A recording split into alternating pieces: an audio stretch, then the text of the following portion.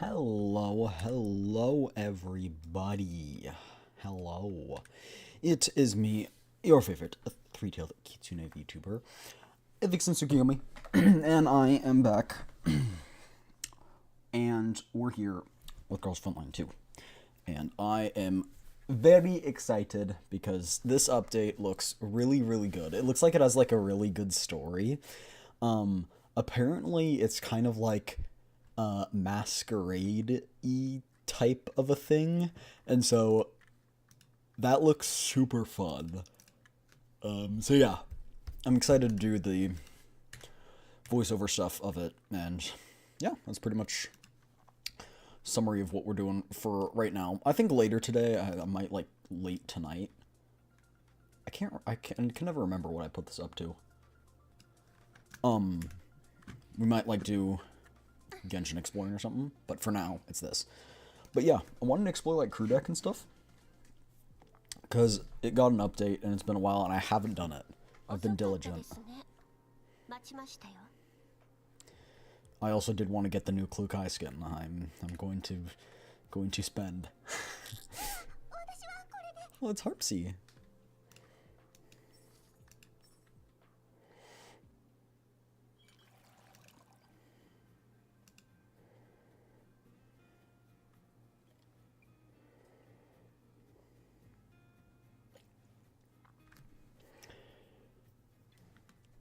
Just one drink shouldn't be a problem, right? About timidity. Have you heard of afraid of your own shadow? No, what does it mean?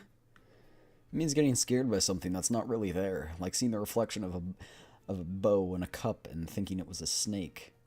And just like what's in this cup right now. Stop it! Trolled.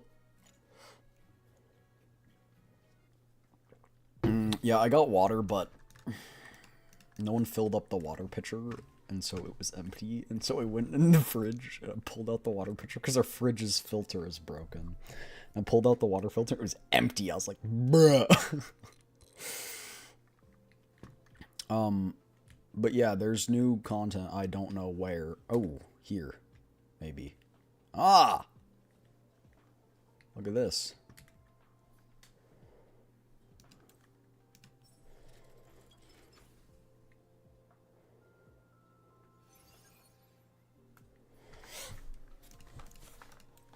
Dressing room, huh? Memory wall. I'm guessing we can put like cutscene things on there, like.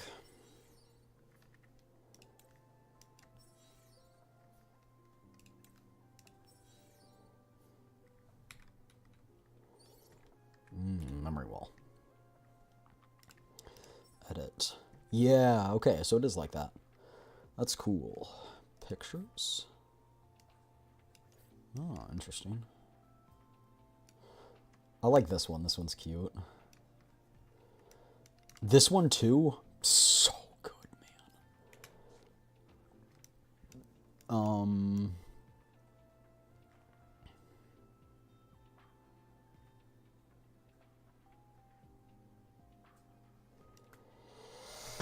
Man, I get so sad when I see things like this one right here. I'm just like, oh. Makes me remember. That one too is really cute.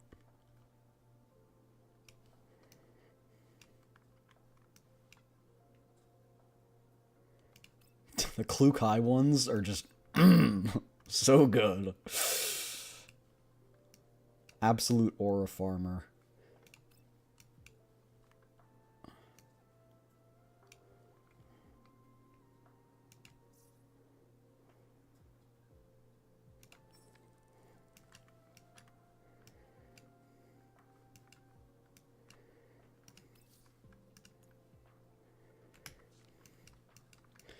Where's, like, this one? I guess there really isn't a better portrait mode for these. But that's cool, I really like that. Digital camera. Oh, you can take a picture. Oh, I can walk around. I can... Okay. Cool. Can put it on a timer? Interesting. Don't really know what that is. Audio visual hub. Oh, okay, this is the music.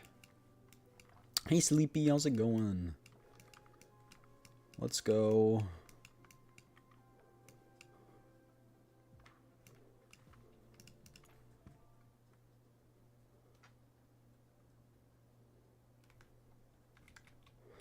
That one for now.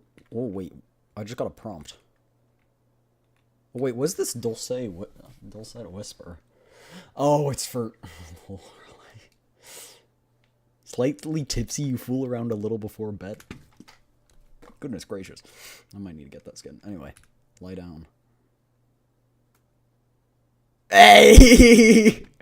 The Aura Farm.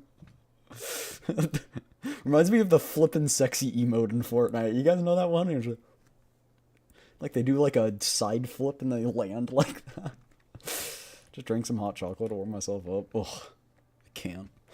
I couldn't. I swear I saw... Oh. Close changing area privacy curtain.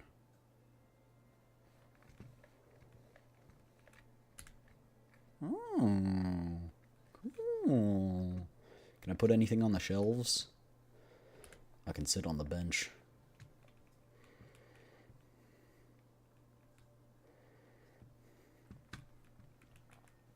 Renewal wardrobe. Okay. Wardrobe. So what's the difference between the two? Oh, it's for me. Right, I think we get a new skin. I kind of want to go back to my OG skin. Parts for my new frame are almost done. What are you, a doll? Just kidding. They're called frames in this game.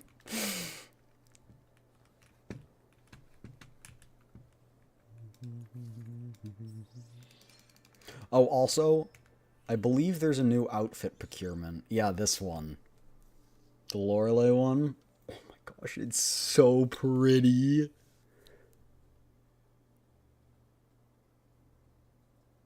I want it so badly. This is the one we're doing for sure. What are the other ones? Like, who's the other gift for?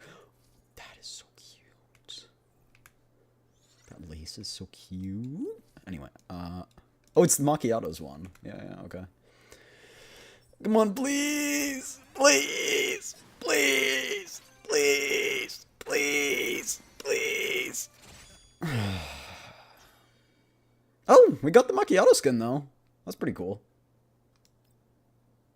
You're buying skins and outfits. I actually haven't bought any yet.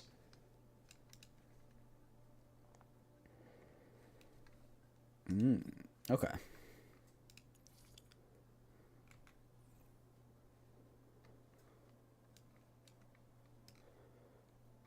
Cool skins. I got Cerulean Breaker. I really don't know what to do with the rest of these points. Whoa. That's crazy. Come on, one more pull. I don't even have Loreley. You have to get Loreley first. Come on.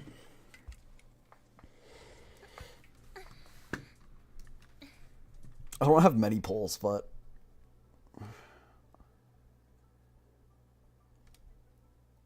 I want to be that guy.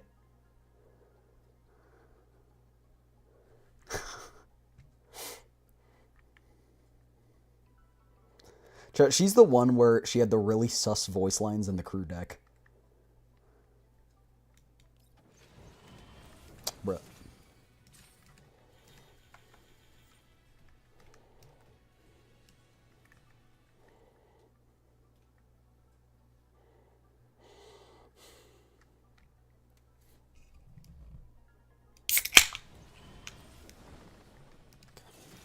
I'm pulling out my trump card. Cheers.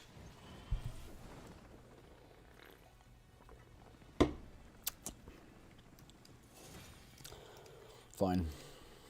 I'll do it again. Cheers. Man.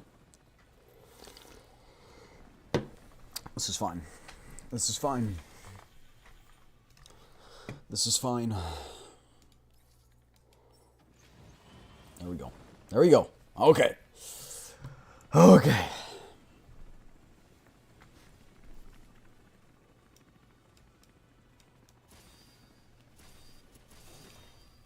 Flashbang.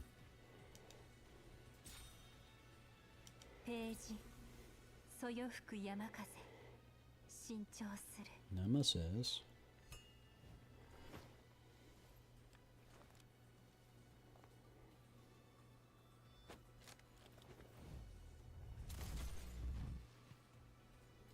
Nemesis is so cool.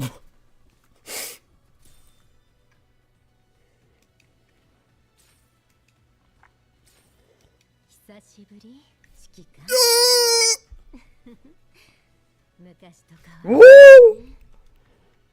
Hey yo, I haven't changed at all. I'm LORELEY now, and I'll ingrain this new name into your body. Pause.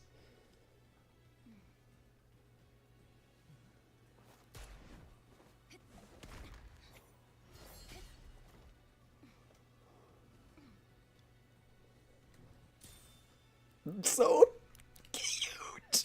She's so hot. Oh my gosh. So adorable.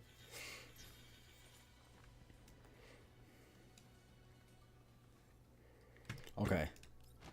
I kind of want to do a few pulls for the weapon. Come on. So, give me what I want, what I really, really want. Bro. Actually, wait. I think I can get some more pulls. That is. I think. Yeah.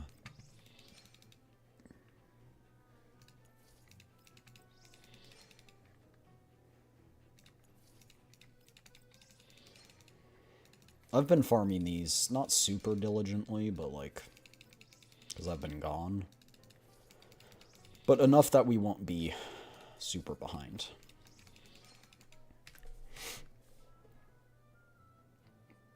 Oh, is this the one kind of sussy mode?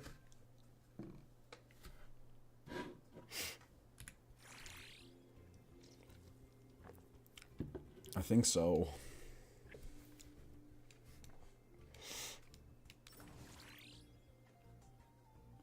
Current opponent is quite tough. Yeah, it's this, right? You gotta, like, dodge. This game actually looks fun, IRL.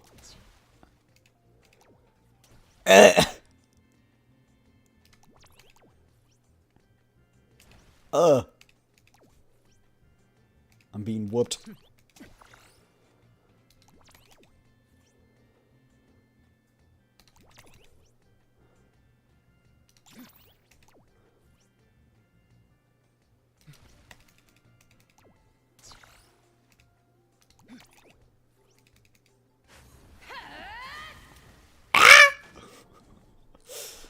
I was actually trying.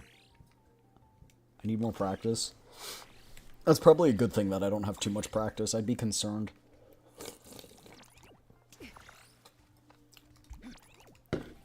This actually is decently difficult. What if I just keep dodging?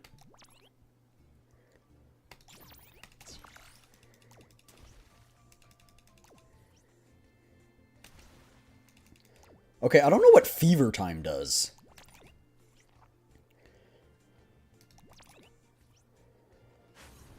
What?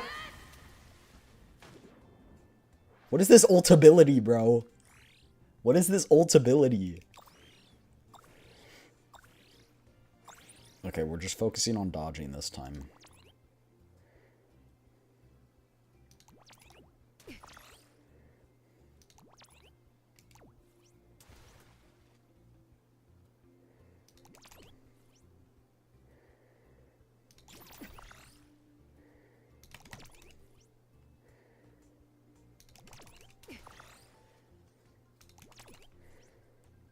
She actually doesn't seem that tall compared to the commander here. Did they nerf her height? Oh. I was comparing their heights, and then... Oh, no. Bruh. I was closer. I think they nerfed her height. Because I think she's usually, like, 7 feet tall.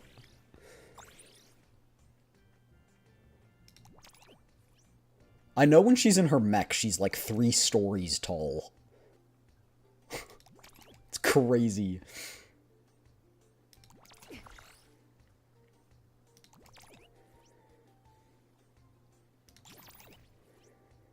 How am I supposed to win this, bro? Also, how have I lost stuff? I haven't been hit.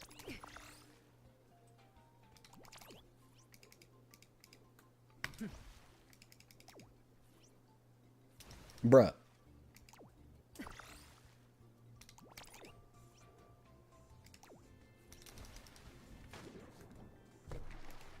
I think I'm missing something. Okay, hold up. Is there a tutorial for this?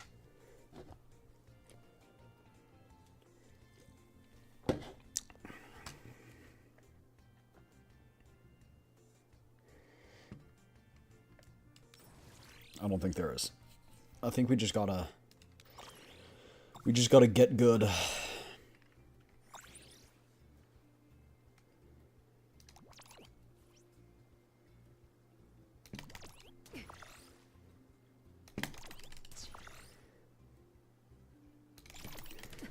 So you just gotta spam click after, otherwise they can still dodge it. I think.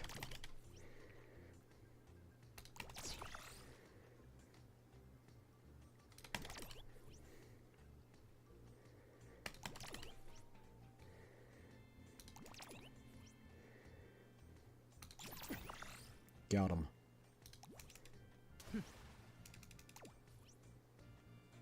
Well, okay. Ah! No! I was doing so well.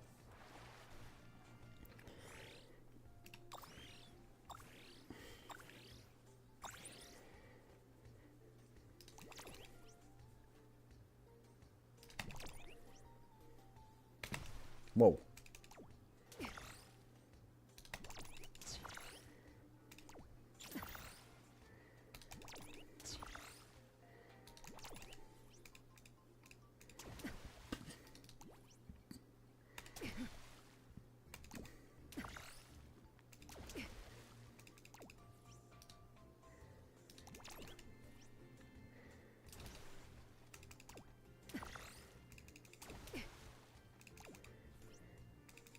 No!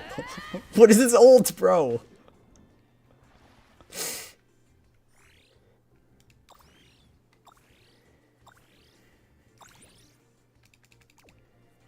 Bruh. Okay. I'm being murked. I'm being absolutely clapped. Oh, I can turn the camera. I'm going from this angle.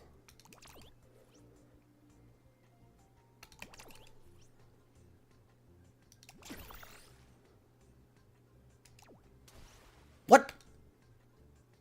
What is this sorcery?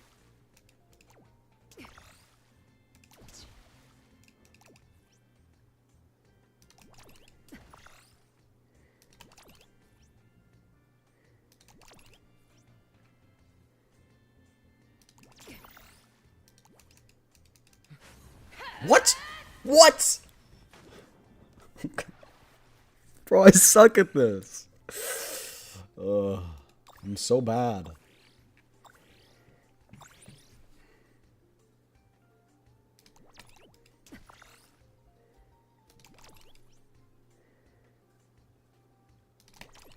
This might be the best angle because you can see, like, as soon as the hips start moving.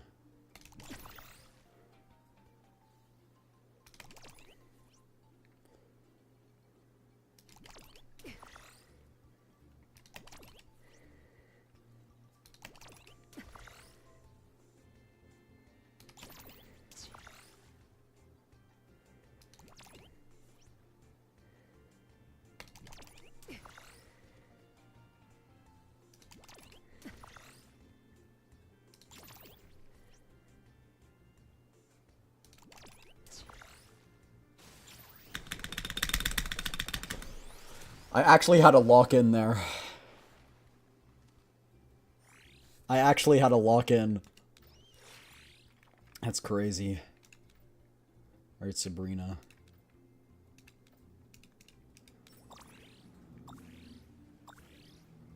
It says she sucks at dodging, so I'll just keep hitting. Okay, never mind.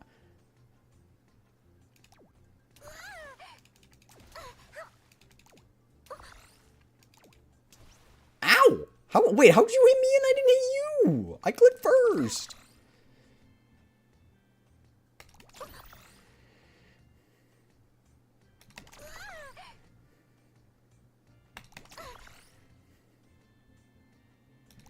How do you even tell? Like, realistically, if you're playing this game IRL, how do you tell?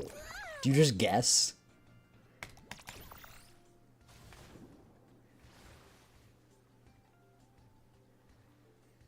I liked how they added animations of them jumping in. That's really cute.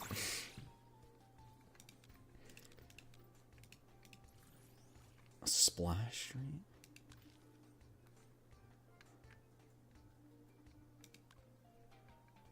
What is this?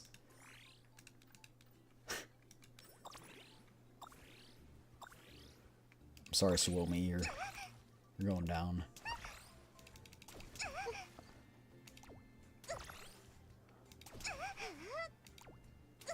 I think if I just keep...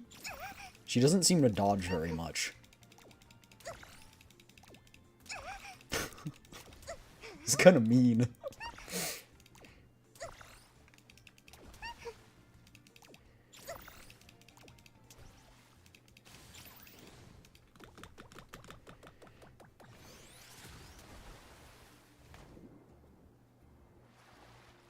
Can she swim? Oh, she can. Oh, okay. Hello. She looked like she couldn't swim. Alright, click eye. Let's do this.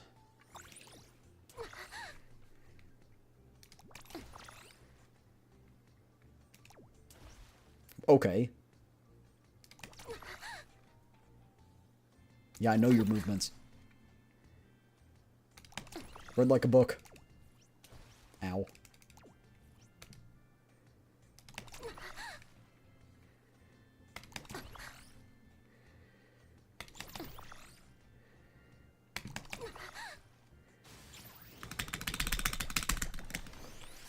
Easy dubs.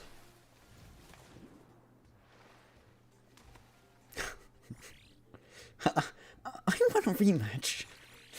Oh wait, I didn't realize people were watching on the side like it was sport. Okay, so what's this?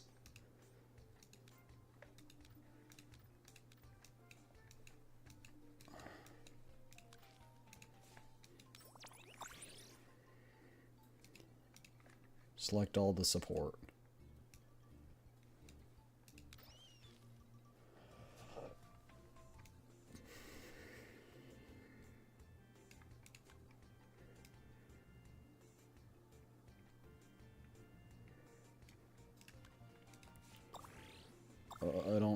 I don't know what I'm doing.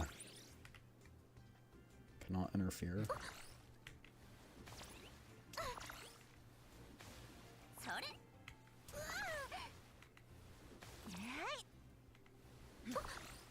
What am I doing?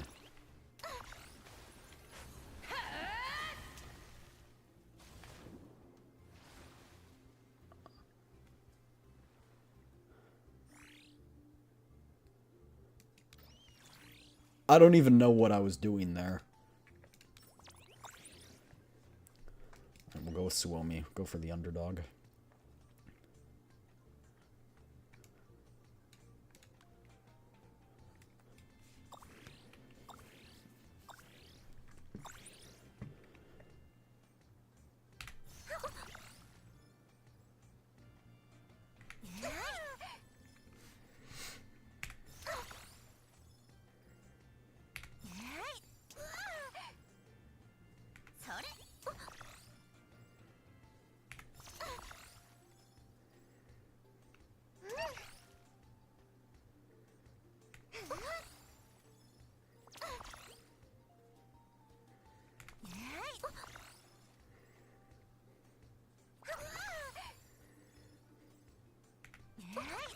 Oh, am I out of them?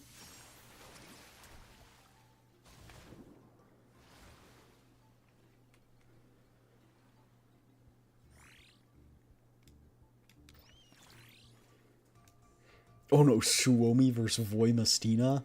That is not fair. That is not a fair fight.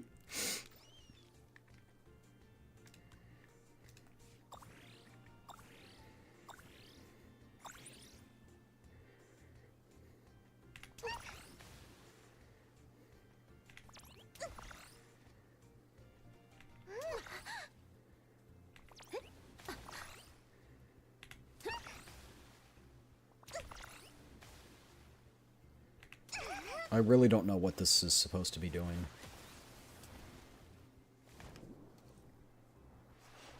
Did you not see what I said? I don't think so. Oh, did you send me something?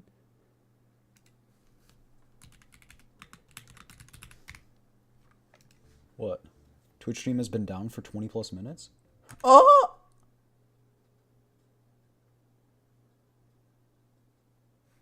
Wait, it says it's fine on my screen. Only Twitch? Is it only Twitch?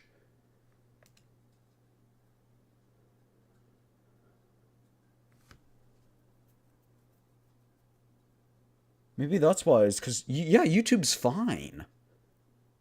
What? This has never happened before. Typically, it's YouTube dies, if anything. I didn't see any Twitch chats. I just thought you left to go do something or something like that. Did you chat and say something? Because, like, I don't... The last thing I see is it just went kaboom. Or did you ping me on Discord? Oh, you did. Okay, you didn't ping me.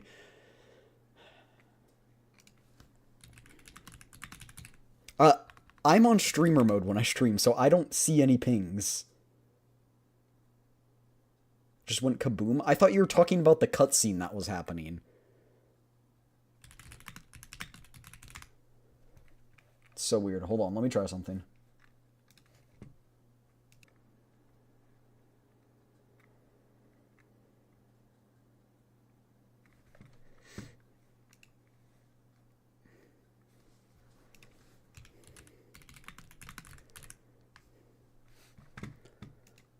That's so weird.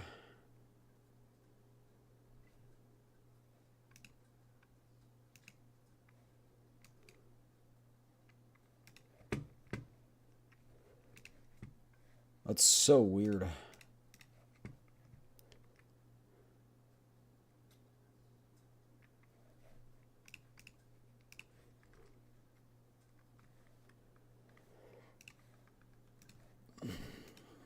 Okay, well, I thought you realized. No, it said it was fine.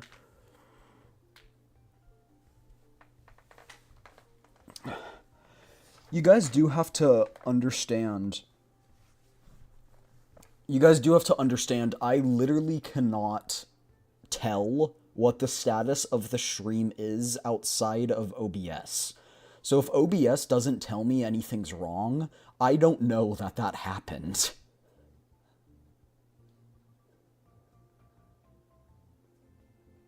But that's so weird, because YouTube was still up. So it must have been an issue with Twitch's connection or something. Because it wasn't my side, because if it was my side, both would go down. That's really weird. I'll try and ping you next time. Just type in the Twitch chat. If something ever goes down, type in the stream chat, because if you Discord ping me, I will not see it. Because I do not get pinged while I'm streaming. OBS enables streamer mode, so I don't get any pings or anything.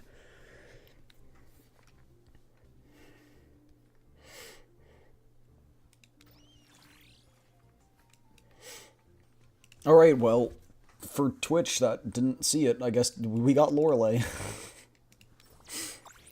I wanna go Suomi. I wanna go with the underdog here.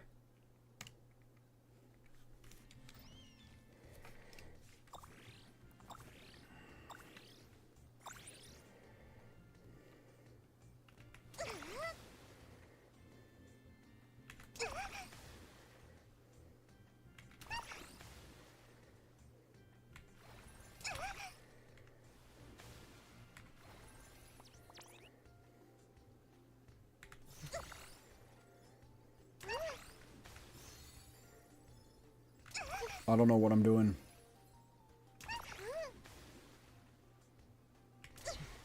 I'm pressing buttons.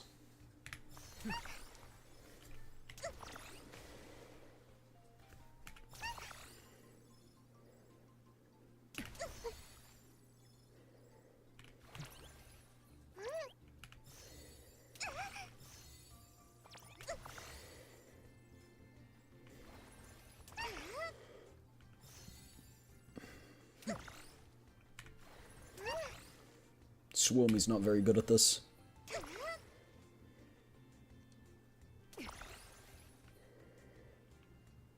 What the hell is this minigame? We're trying to push each other off the thingy. I don't know what I'm doing, though. This is like the one where you're not doing it, because typically it's like you control one of the characters, but this time it's like I can give the characters special abilities or something. I don't know.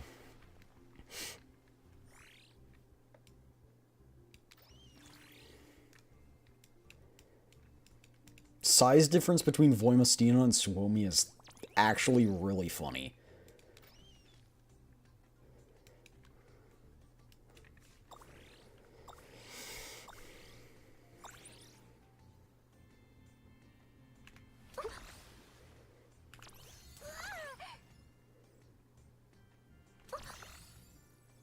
Yes, it's somewhat of a fan servicey minigame. But I'm trying to lock in, because I struggled for like 10 minutes to beat one of these levels. There we go, easy dubs.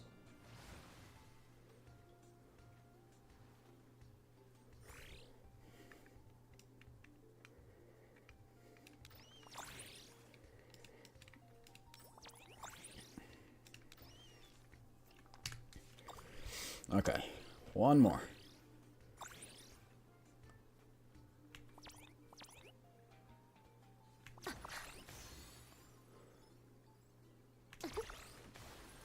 Sorry, I don't know what it... What am I supposed to press?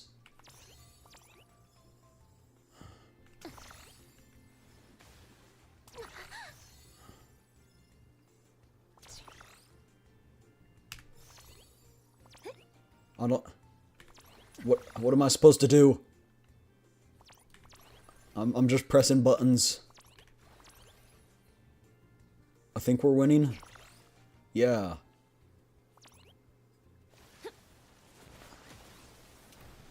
There we go. Okay, now we're done with that minigame. Now we can get the reward, the title. Hi, Reiko. Hi, hi. How are you doing? Thank you for the lurk. Okay. We're kitted out. No matter the time or place, you're always the center of attention. A serene and elegant flash of red in the crowd. Fiery yet warm, like fire burning in the icy night.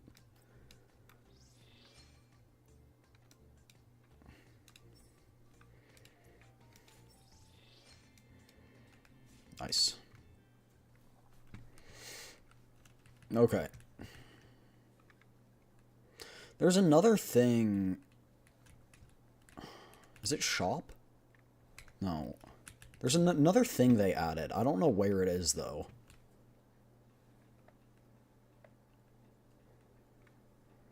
What's good, everyone?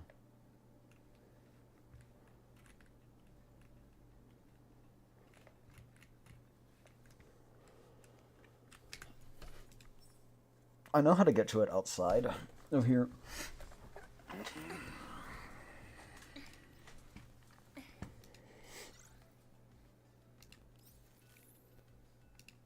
It's like this. I don't... Yeah, okay.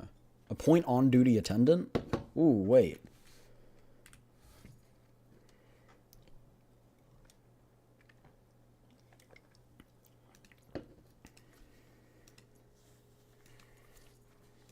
I want to do Klukai. Oh, can I only do people who have high... Or maybe you can only do certain... Oh, Loreley. Also put Bosty and Springfield in the mix. Do you wish to quit? Just save. There you go. Mailing. I didn't know you could have a chat with Mailing. That's cool. Elmo Mart. Oh, should I have been doing this earlier? Oh, just order this. Just purchasing mission. I'm so confused. Yeah, I'll just take the collapse pieces. Actually, I'll take the data connections too.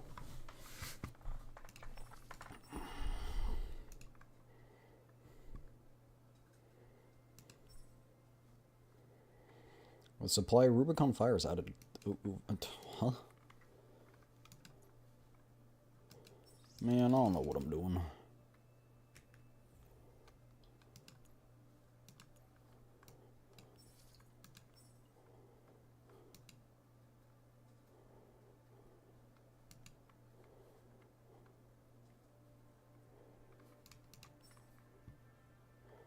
I don't really need any of these.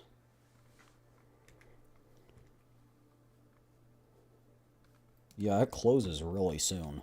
That's actually quite concerning.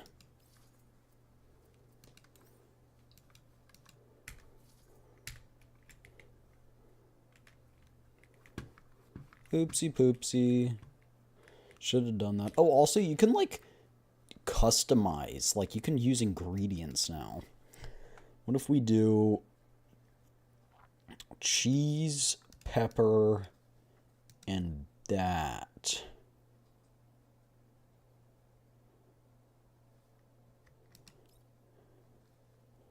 I want to have Lorelei make it for me. Oh no. Oh no. Oh no. Lorelei, please don't poison me. Did I pick bad ingredients? What, ugh. Hello, Peaches. Hi, hi. I'm here early. Nice. I'm here early, too.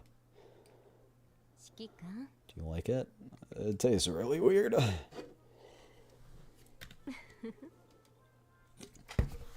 I'm sorry? No, it's not the taste that's weird. What did you put into this? Commander, you'll find out soon enough. What's that supposed to mean?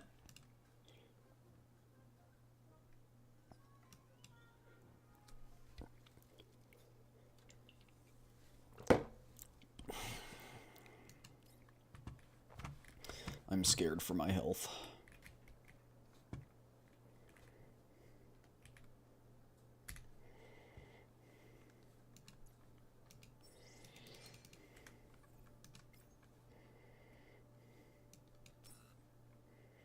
Okay, so I have to select some amount of product.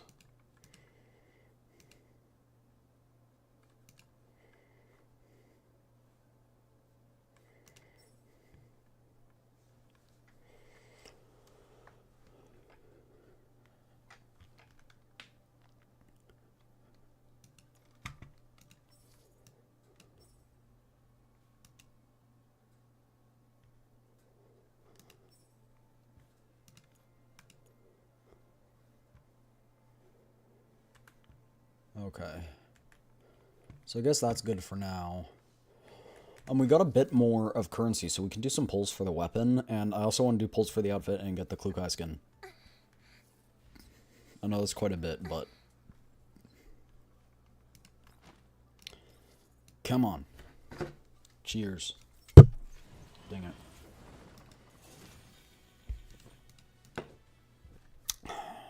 Oh, wait. I thought I might have not bought any in the shop. We can? Let's do another 10 pull.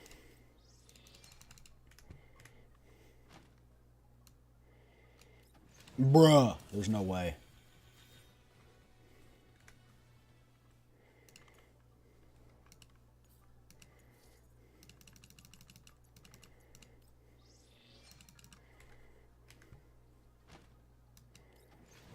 Okay.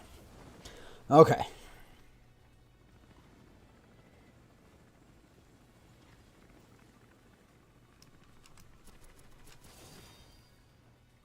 The lucky jiggle. Nice! Yatta!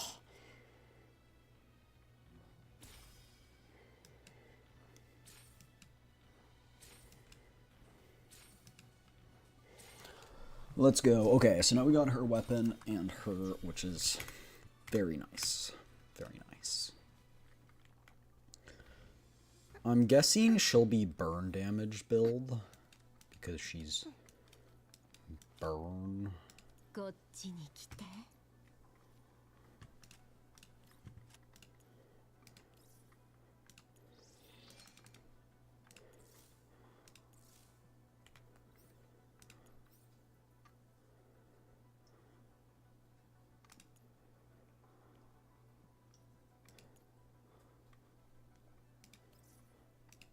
I feel like she'd do a flash hider.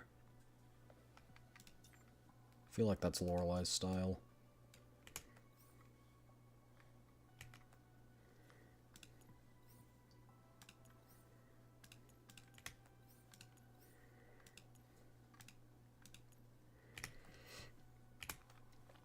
Okay. Oh, I don't think I've grinded out sniper rifle attachments, though. Oh, dang. Wait, what do you want on her?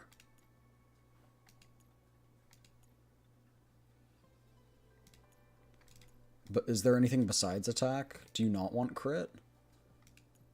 I don't know. I'm putting it on anyway.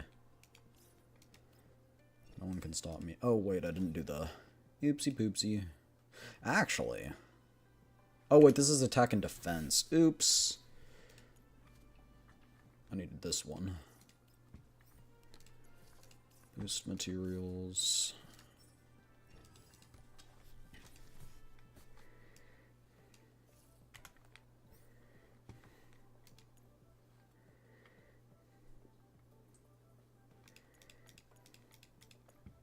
Yeah, I don't have any of the... Oh, well...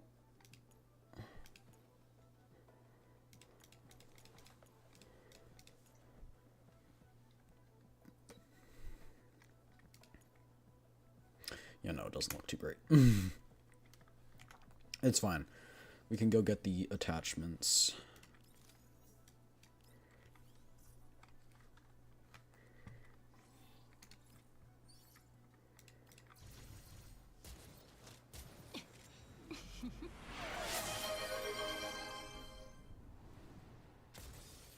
Yeah, oh, the scope is cool. When she's like yours, she's got the needles. Thank you for the headbutts. Wait, did they bork? They should be fixed. It works again? Okay. I looked over after it was redeemed and I didn't see it, but it's good. Oh! That's crazy.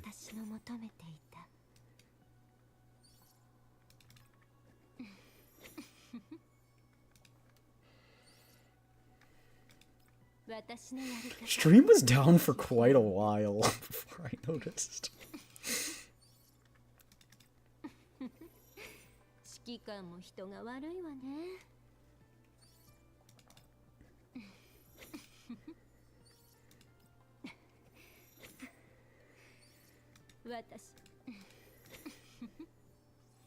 $32? Dang!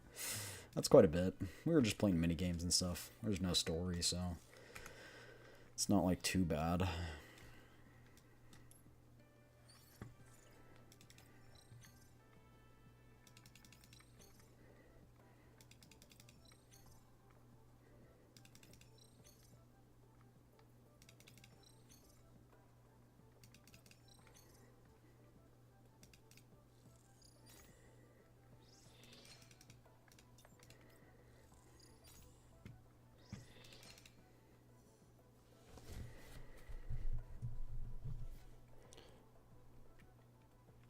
If a normal Elid ends action within 3 tiles of the summon, instantly kills it, that sounds really good.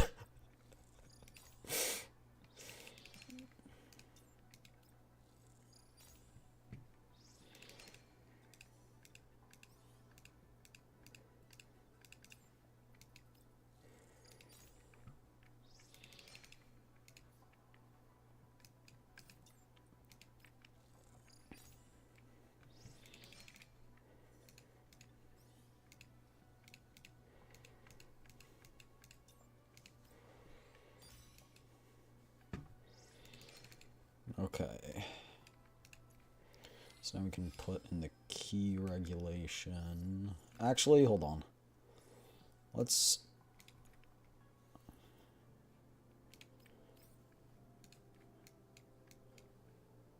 Oh, can you not just... Oh, I thought you could put them in their regular outfit.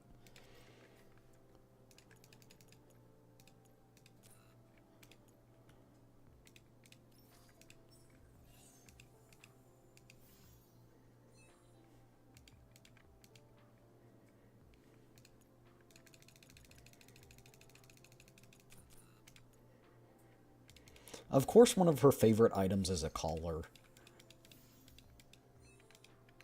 Of course it is.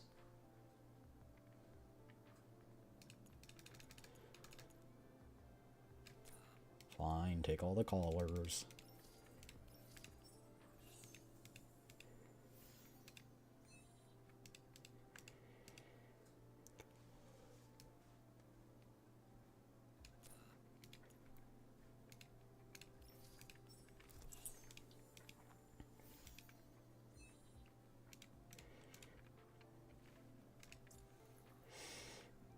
I wish I could Covenant, but I don't have a ring for her, so... And it's $5.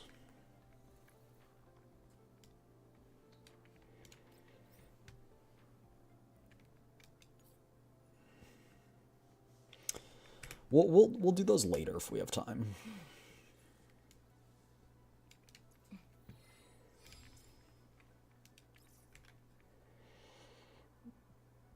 Girls be too. Hello, Tactician. Hello, hello.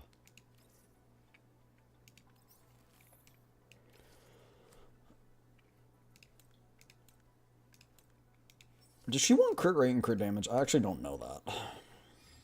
I know she wants attack, but... This one's good.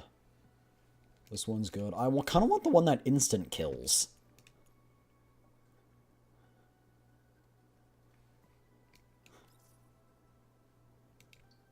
Other girls frontlining there. Good. Stream was down for a bit and I didn't realize. So that was kind of sad, but... Okay, let's see here. Attack.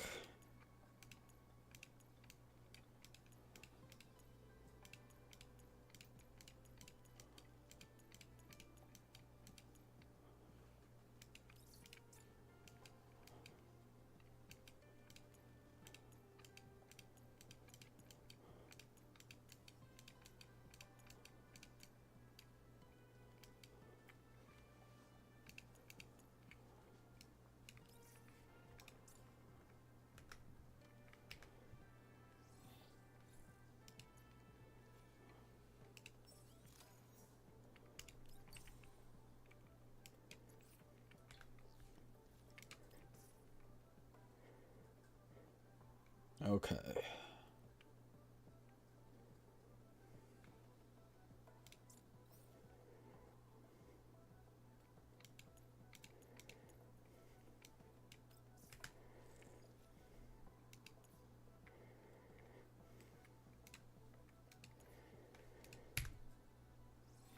That looks good for now. Okay. So, this skin... What is this? Romantic Oath? Whoa! Okay, that's dope. Discount.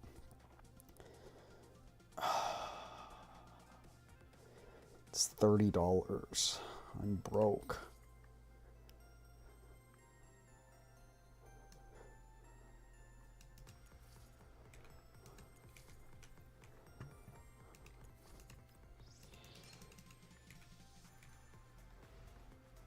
Looking? Hey, don't you look at my wife. Just kidding. And there's this one, which is also really cute, but...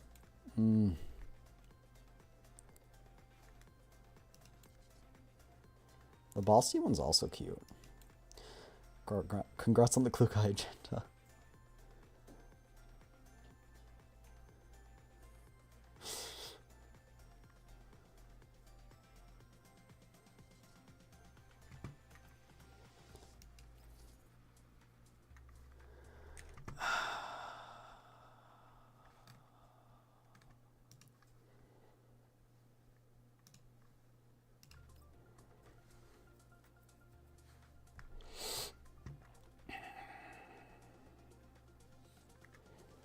First time I'm swiping. Oh goodness, I don't know any of this info.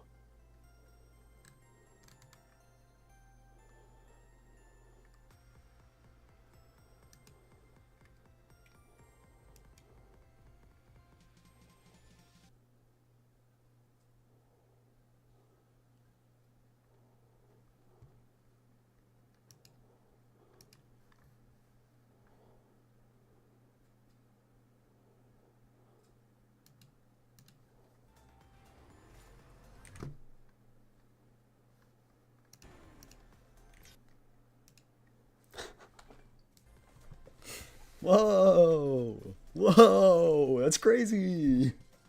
Is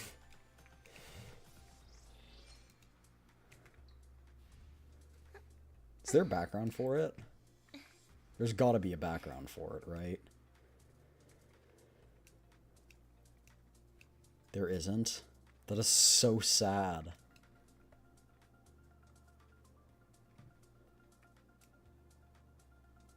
Ready swipe for double $100 prize. I know, but I'm broke. I don't think you understand. There are so many skins and things I want, and I love them, but I'm freaking broke.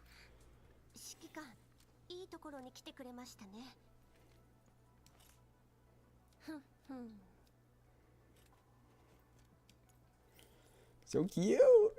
Accessories.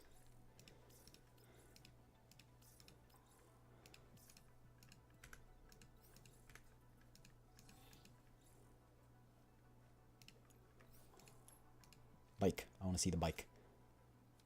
You do have the event on the crew deck? Yeah, I think we'll probably do that later. Can you... Where do you press for the bike? There you go. It's a cool bike. I'm not sure I like the... I'm not sure if I like this one or the other one more. I wish you could randomize it within battles too. That'd be cool. Oh, she got a... Oh, wait, she got an expansion key? Oh. It's a great day.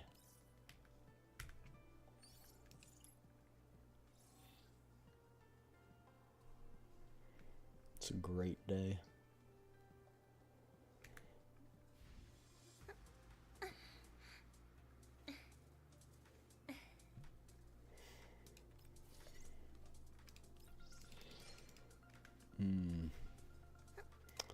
Loreley.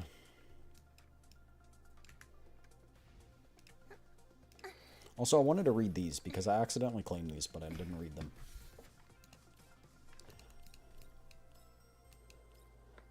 Dear Commander, while I've been to many parties in my time, the celebration aboard the Elmo still managed to surprise me.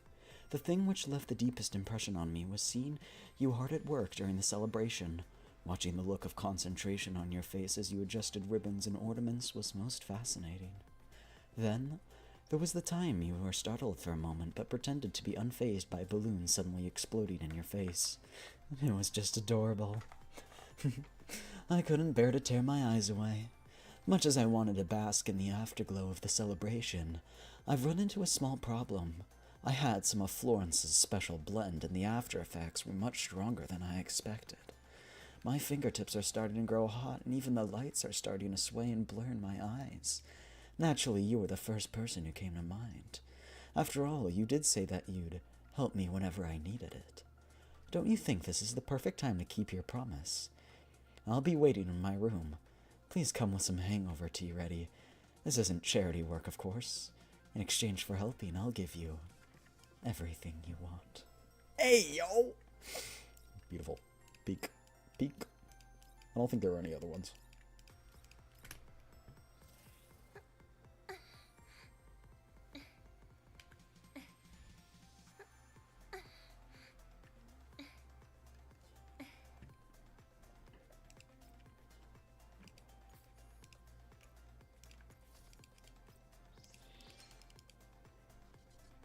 Unfinished gift box. I see. What does it say purchasing open? What's that mean? Content updated. Guess I can view the map.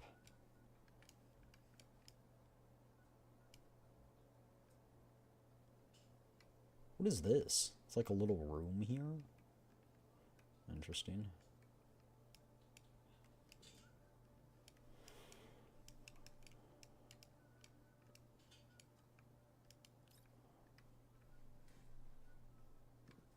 If we took a honeymoon trip. Oh my gosh.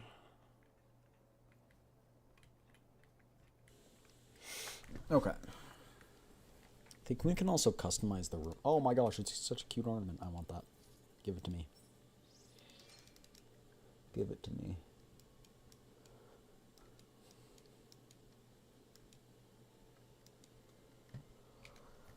Okay, I have quite a bit to spend. Okay, that is crazy pretty.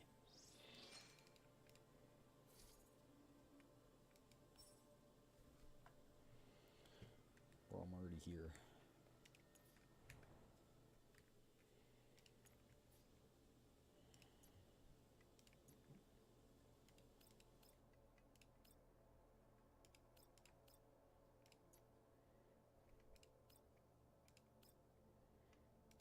Gotta get it all fancy. Oh my. Oh my, oh my. Ooh, that one's pretty cool. I actually like this purple. It's kind of sick. Marcy UI reminds me of Enfield. I thought it was gonna be something too, like a stock trading thing. I'm not gonna lie. No. I'll just keep that one.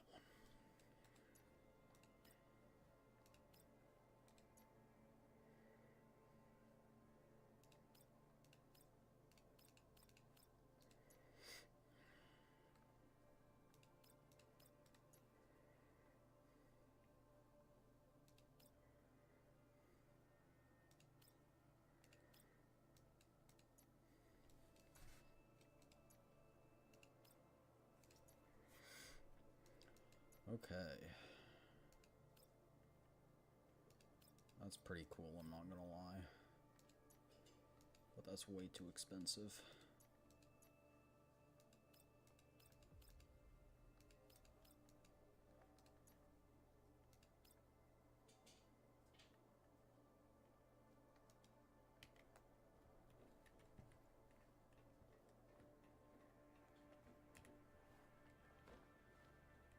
So cool. Okay, fine. Fine. We can go... I want Loreley's skin too, but... I doubt it. What are the chances? Maybe I don't want to know. 1.18. That's not that much less than just the rare one.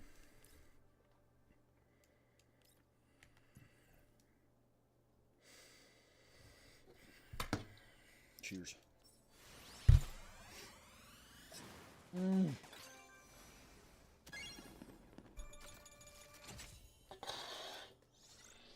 That's sad.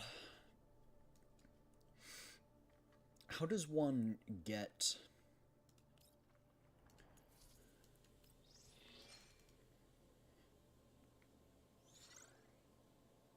one more? Just a single more. I know you can get it through the crew deck, but, like, I've already done all the crew deck stuff, so... Probably can't, to be honest.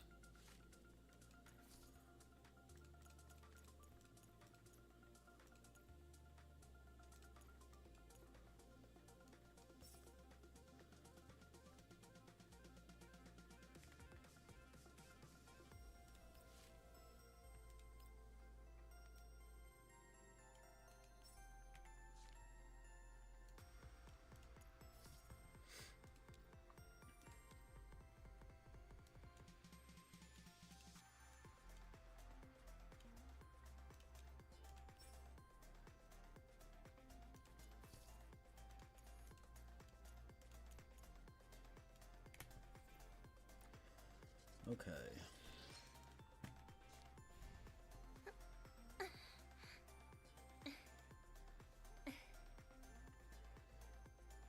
I guess we can...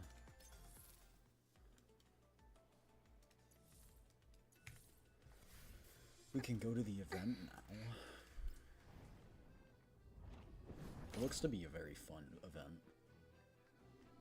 Assault simulation. Oh. Commander, have you been bored lately? I've got a new game to recommend you. MacD and I made it together. That sounds like fun. What genre is it? Relax, Commander, it isn't. We added our own spin to the assault simulation game that's been all the rage lately.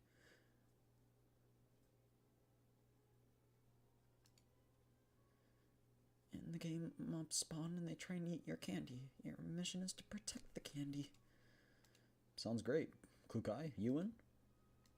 I could be training instead of wasting time on things like this. Well, they do say work and no play makes Jack a dull boy. I think it could be helpful in improving reaction speed during combat simulations. Fine, I'll play around. Speaking of which, you two have been really free lately, haven't you? It was MacD. I've been putting in my training hours. You know, these mobs actually look pretty cute. Their design's my pride and joy. Is Cube supposed to be me? MacD. We're thinking things, it's just a cube. A cube. Okay. That said, I did crib some notes from you when it came to making it feel threatening. MacD. Your leader Victor calling for me. Hoopsie, don't go, don't abandon me.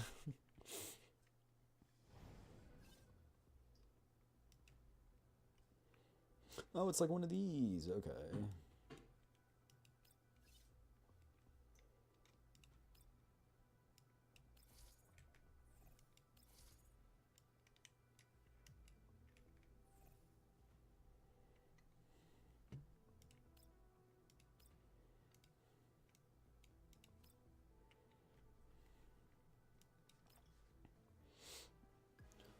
I hate when the server asks why you don't have the new skins. I'm broke.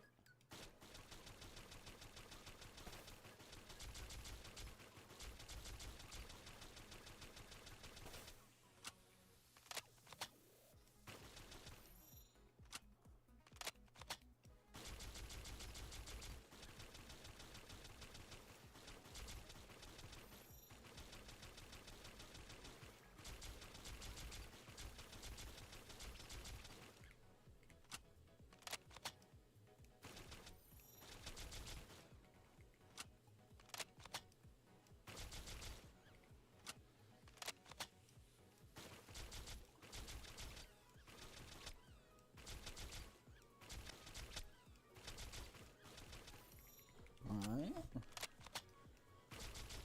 Looks to be a piece of cake.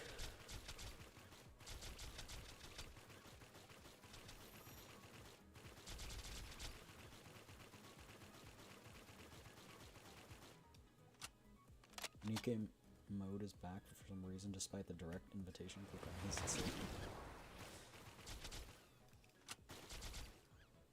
Yeah.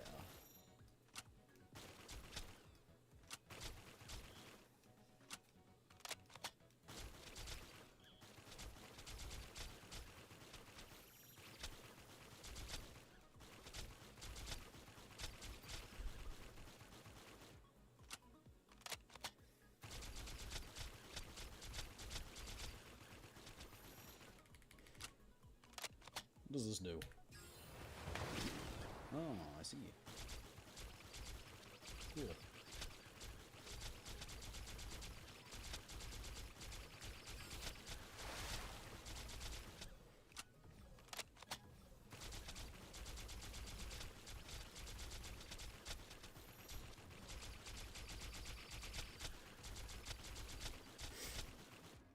Dubs. By the way, the, like, flushing and kind of stuff sounds you hear, and someone's working on the sinks, so. Because they leak.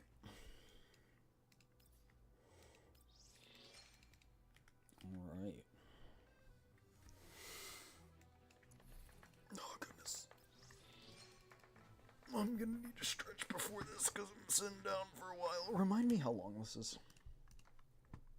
Is it 5? It can't be 5, right? It can't possibly.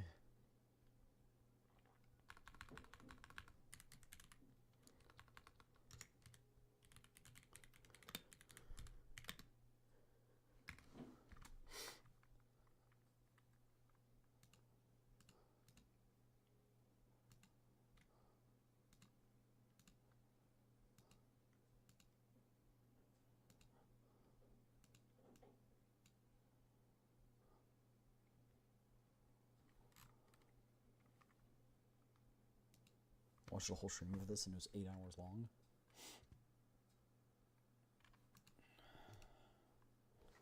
Okay, well, I think that's somewhat of a skill issue.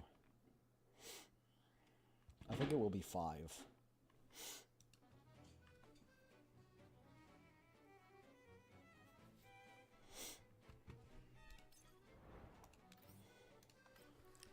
But not 8. If it's 8, we're doing this in 2. A warm wind blows across the community's experimental fields. As planned, tomatoes and purple sweet potatoes have taken root in the carefully cultivated soil and are growing with vigor. I can't help but feel a little sentimental as I met with the sight as I step out of the empty warehouse. Despite the substandard fertilizer available to us with our limited supplies, the dolls have made incredible agricultural progress off the patients on the back of their patience and rigor. Not bad, right? So you suggested collaboration between us because of... Hurried sounds of footsteps break up our conversation before I can finish my question. Litara runs towards us with considerable distress on her face. What is it, Litara? Litara begins riding at blinding speeds before she even steadies herself. Our joint bearing stocks have run dry along with other materials. The precision of everyone's movements has deteriorated due to a lack of maintenance, and our harvest from the fields might be decreased as a result. Yeah, I expected as much. Don't worry, that'll be resolved soon. The brief moment of enjoying the harvest cheer and comfort are short-lived as we get swept up into troubles again. Litara greets me again in text form, despite having seen me just moments ago. There's no need to worry, Commander. It's not a major problem. Please do stay a while longer. Huh? Why is she saying this all of a sudden? I'm a little confused, but I'd figure that it mustn't be anything serious with the firm yet amicable expression on Litara's face. She still notices the sliver of confusion on my face, though, and she becomes a little nervous as she scrambles to write something down. She must be worried that you're leaving, with you coming to check on logistics here so suddenly. As you've seen, the supply availability here might be worse than you imagined. You are bound to form reservations about our proposed collaborations. Why would I... Well, I mean, I've only been staying here to solve the issues. Don't we have a broker dream to realize too? I've gotten things underway, actually. Litara, how much longer can our emergency materials and parts last us? I tallied them just a moment ago. If there are no unexpected losses, they'd last us another week. I've already arranged their usage. A week, is it? That should be enough. In that case, I'll take my leave now. I need to take stock of the viable supply channels. Litara, my dork with a machine gun. Litara turns to smile and wave at us as she goes. Ulrid finally faces me once Litara has turned around for good. You mean to say... I've been searching for buyers for the crops and a source of supplies for us. The sound of an incoming call rings out in a timely manner. I take a look at my terminal to find that the caller is Poludinitsa. She must have a response for me regarding what we discussed. I gesture with my terminal at Ulrid. Looks like things have gone well. Shall I step away? No need. You should listen in too. She nods, falling silent to indicate that I should take the call. Long time no see, my old patron. I've got a little something for you. Her energetic voice immediately comes through the terminal. She's as direct as always, as if any pleasantries would be disrespectful. Something that inspires a bit more confidence than those cans you sold me last time, judging by your tone. Let's hear it. It'd be great if you found a bigger broker hub in a yellow zone, or a natural quarry of collapse pieces for me. Nothing as inconceivable as the products of your mind, but I guarantee you still won't be disappointed. I have a veritable treasure in the yellow zone for you. The call continues to buzz with static as she sends over coordinates and files. Have a look at what I just sent over. Let me have a look. Is this a trade center in the yellow zone? Formerly one of the yellow zone's many lesser settlements, and one that's nearly faded from existence. In just a few years, though, the place has quickly risen up, and its name, Makosh, is spreading quickly among the brokers. I don't believe in quickly rising up nowadays. This is no spontaneously erected morning market. The trade volume there is among the highest of all Yellow Zone settlements, and many of its factories produce goods for the green and even the white zones. The place is no doubt on the rise. Unfortunately, this place is not amongst Mother Earth's favored lands. Due to the amount of daylight, their establishment, the entire area rather, has little luck with agriculture. I reckon you would be able to find a fair few buyers. If you can establish a long-term cooperation, all of your problems won't be problems for much longer. Well, now that you lay it out, this does sound like it's worth a shot. I knew you'd have the guts for it. You wouldn't have taken the top spot on brief bounty rankings. I interrupt Polydenice as she starts to poke fun at me. Okay, enough of that. Any more and I'm going to suspect that you're calling me just to sell me out for my bounty. How could I? I'm just helping out another client. You helped out my business even with the price of your head. I would have to be an idiot to throw such a client away. If there's money for you, there'll be money for me. No? Polydenice contacted me immediately after I became wanted and provided a variety of resources not easily accessible. She's one of the very few individuals deserving of my trust. You don't need to say it. When have I ever done you wrong? By the way, you can relax. I know the position I'm in, and I won't just go strolling in. It's good that you know yourself. A most plentiful harvest to you in Makosh, then. With a simple farewell, Polydenice prepares to cut the call, but she suddenly appears to think of something. Right. Is Mei-Ling with you? She's on the Elmo, most likely doing her daily maintenance. You got something to sell her? Of sorts, yeah. That'll be all from me, then. Leaving me with that, she ends the call. Who knows whatever that was? I notice Ulrid's gaze still on me, and my mind returns to agricultural matters. I extend her an invitation. How about you come with me? If the deal goes through, the supply situation will probably be mostly taken care of. The crops you put so much effort into can go somewhere too. That's a beautiful future you describe, and certainly an important matter for this place. But I must ask why. The power plant blares with an alarm before Ulrid can finish. The alarm shrieks for the briefest moment before abruptly ceasing as if it had broken down. Don't tell me that's broken too. Commander, it's Suomi. Suomi runs at us while waving her arms, trying to say something. With the volume she can manage, though, I struggle to make out what she's saying. I only manage to hear her clearly when she gets closer. Commander, Big Sis, exit 2 to the north. Elids, a batch. No, even more than that. The automatic defenses aren't functioning? Most of them are overloaded due to the age of the repeater. We're doing what we can. Commander, we... I understand. Prepare for combat. Suomi, Ulrid, let's go.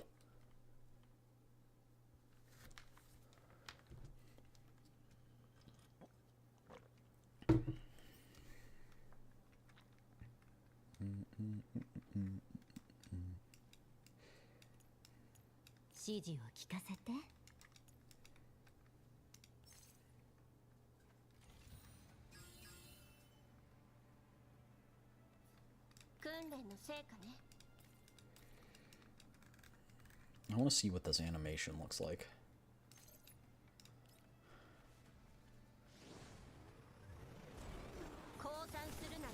Oh, it's a new one. That's cool.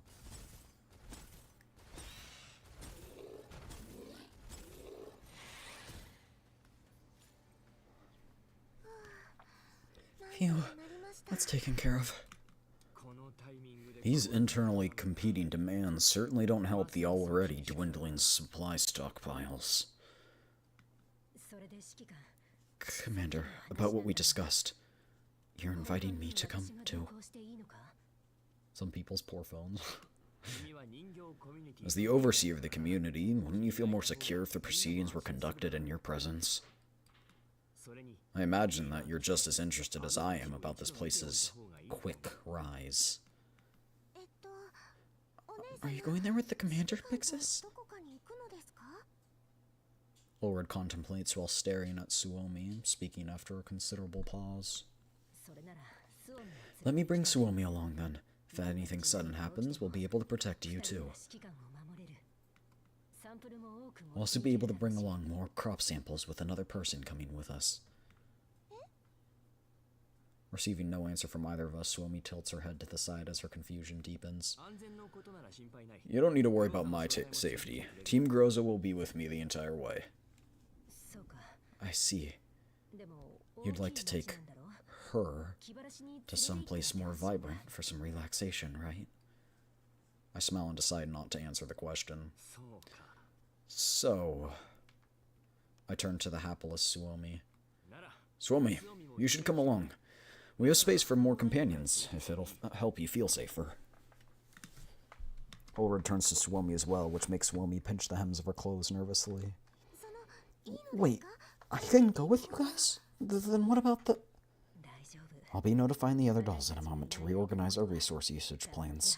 Things will operate as normal while I'm absent. Alright, but where are we going?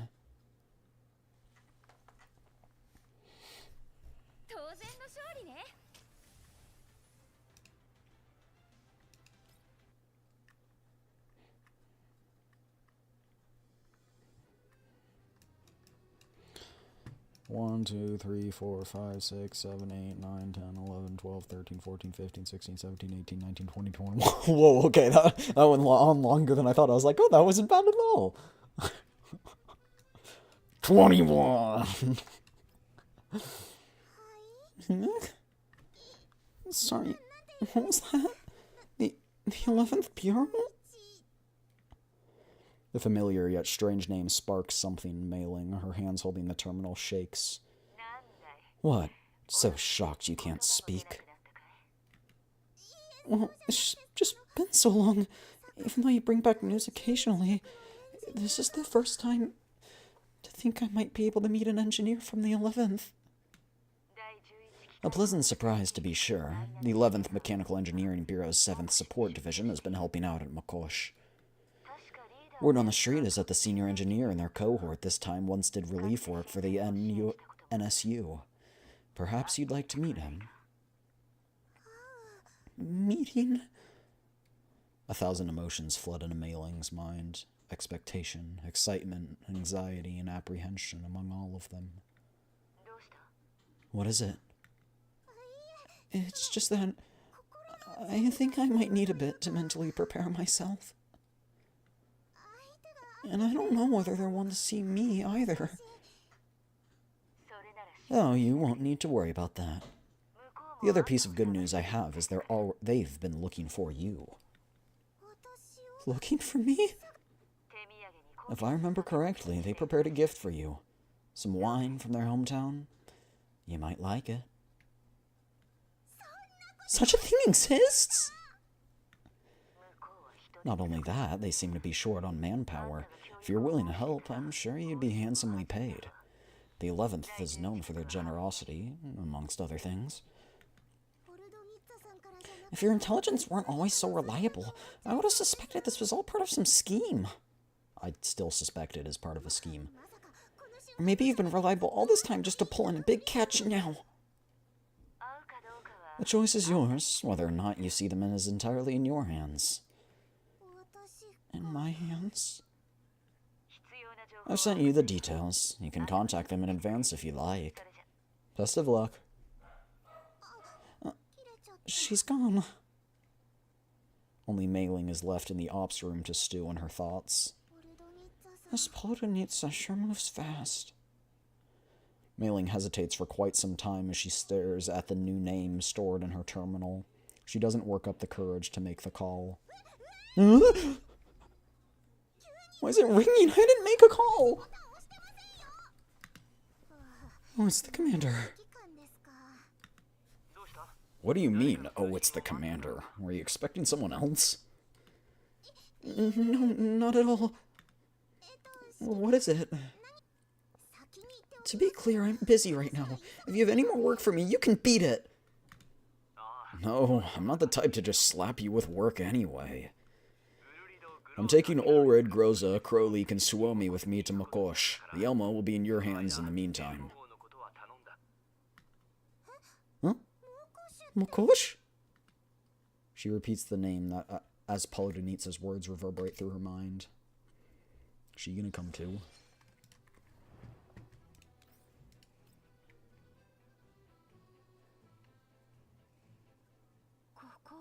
This place looks like it's kind of... It's way too extravagant! We finally arrive at Makosh after crossing a vast desert. From afar, the place is nothing short of a lurking metallic beast. A dome forged from metal covers the skies, and the radiation nearby is kept out by the natural barrier of an aged dam. Several colossal elevators handle the flow of traffic, like giant metallic tendrils endlessly swallowing and spitting out the surging crowds. The space is clear as day, despite being underground. Painfully bright floodlights are arranged in rows, extending endlessly into the depths of the man-made flood discharge tunnel. The humdrum of music from advertisements resonates as the sharp tones of synthesizers stab in eardrums like countless needles. An exceptionally commercialized district is filled with the cries of countless vendors, all wearing the same numb tiredness on their faces. Folks of different accents and skin colors mix together before the stalls.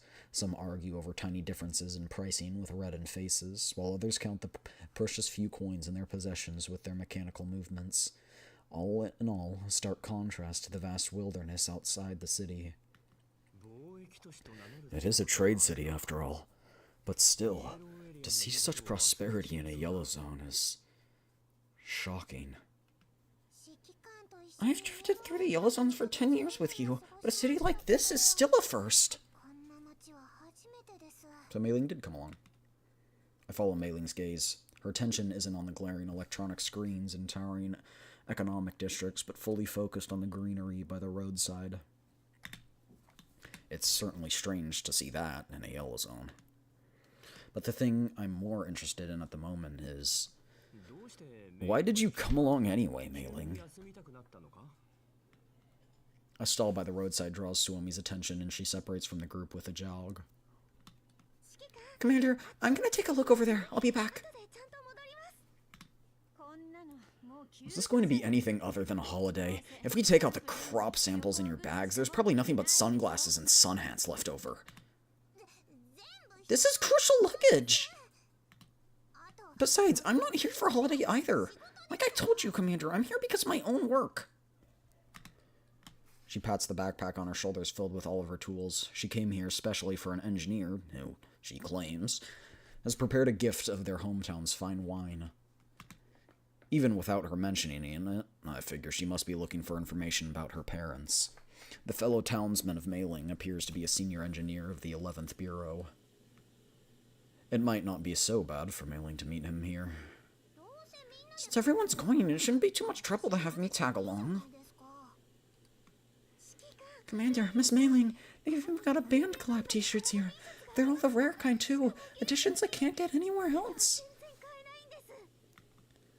Mei Ling follows Suomi after hearing the call, and they wander off towards an oddity peddling outlet selling a smorgasbord of curiosity. Might as well take it as a holiday. Let's take the chance to relax a little. There really has been too much going on lately. But I have to remind you all to remain alert. Remember who you are and don't expose yourself. That includes you, Mei Ling. That applies to you the most out of all of us. Suomi, help me keep that merchant where he is. Mei Ling and Suomi dive into the store, leaving me behind to go over our current identities again with the dolls still around me. The uncrowned king of tomatoes, successful brokers and produce specialists of southern Sarne, the Sosa family, is currently enthusiastically expanding into the western area. In other words, we have a whole lot of money and nowhere to spend it. Right? And our business is a family one. You are, respectively, my younger sister, older sister, and... daughter? Groza watches as the gears in my head get stuck and kindly drops me a reminder. She looks at Mei Ling and Suomi with a smile as the duo busy themselves picking out wires.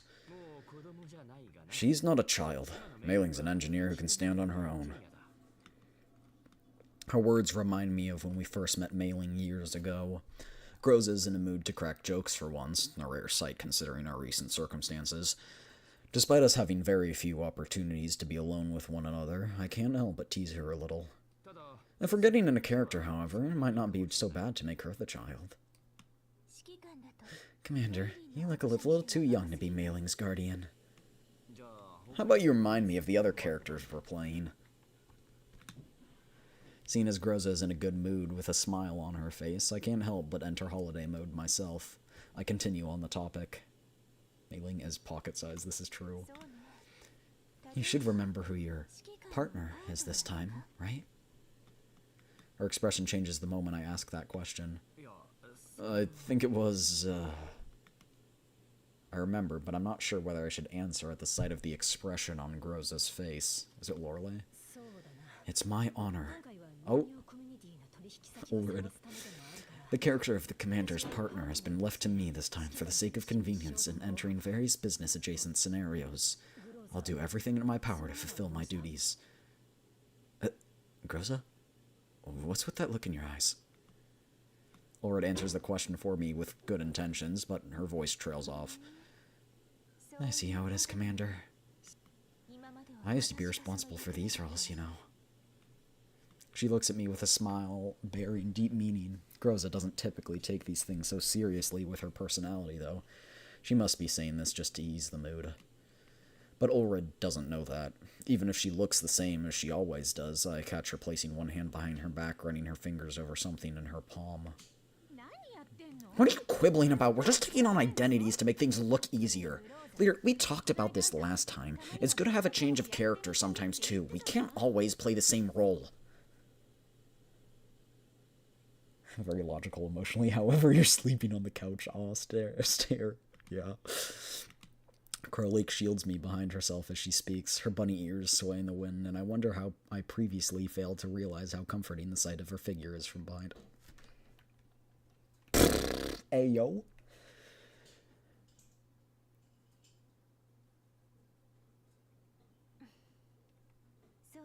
That's true. Perhaps taking on the role of Commander's elder sister will help me gain a greater understanding of him. I place a hand on Crowleek's shoulder and gratefully give it a pat. Crowleek, aren't you going to take a look around? There looks to be a lot of stuff here you can't get over at the community. Commander, appreciate the bakery later. Mission's not finished yet. Why are you so keen to mess around like the others? Look, Crowleek, aren't those ears over there rather nice? I've never seen those models before. Huh? Wait. Hold on. I don't remember asking you. I'm not interested in that. Who's the one having a holiday here? Whatever. I'm gonna go check on that place out if you're going to be like this. Tell me immediately if anything happens. Without another word, Krolik also plunges into the motley mass of goods on sale. I take a brief look around. This market is unprecedentedly large as far as the yellow zones go, but there are precious few stalls selling produce. The offerings on display from the few open vegetable and fruit stalls cannot compare to the fine crops of the community. I think the market here is going to be considerable. Then, Mr. Broker, will you be perusing the goods with your sister, whom you've relied on since your early days? That's right, Commander. You always advise others to relax, but you're constantly high-strung yourself. Rich coming from you, Ulrid. Since we set off, you've squeezed that rubber pig of yours a few dozen times, have you not? If I remember what Litara said correctly, that's one of your stress toys. We can't have our potential collaborator seeing that, right? She awkwardly touches the tip of her nose. Strictly speaking, that's only the second time. I am a bit nervous, though. Most people aren't like you, Commander. Her gaze lands on the store that Suomi and Mailing entered. I sigh, then turn to Groza, who's by my side. You've noticed too, haven't you? Just to the left of that store, I clearly see several people lurking nearby. They're holding makeshift firearms made of miscellaneous parts, their rusted shells glistening with mottled light. I'd love to enjoy my holiday, but those two might be in danger. Being dragged into such an incident just as we arrive in Mokosh is hardly a good omen. However, before I can even think through the situation, Orlar's hand is already on her sword's grip. These are the humans I'm familiar with, completely dominated by emotion, ready to commit themselves to violence they do not understand.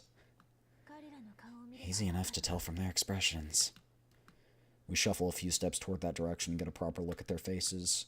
Sunken cheeks, swollen skin, and feeble bodies.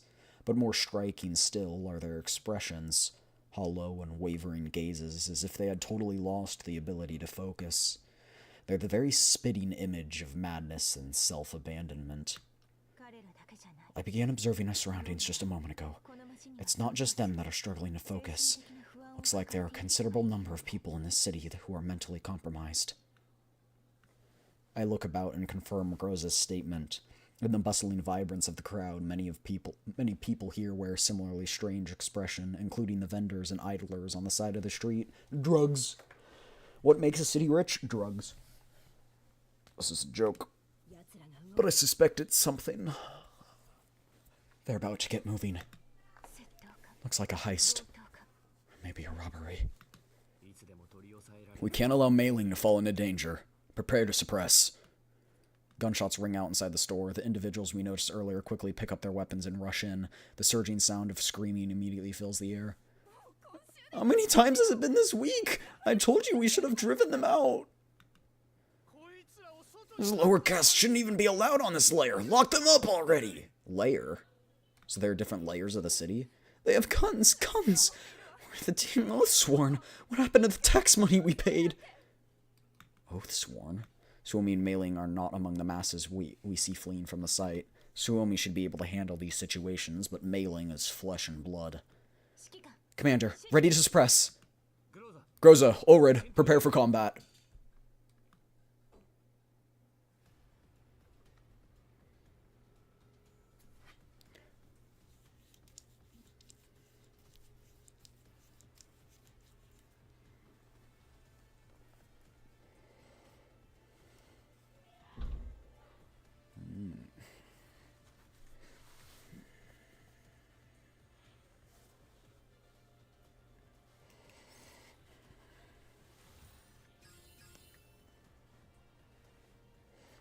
My two wives, Klukai and Loreley.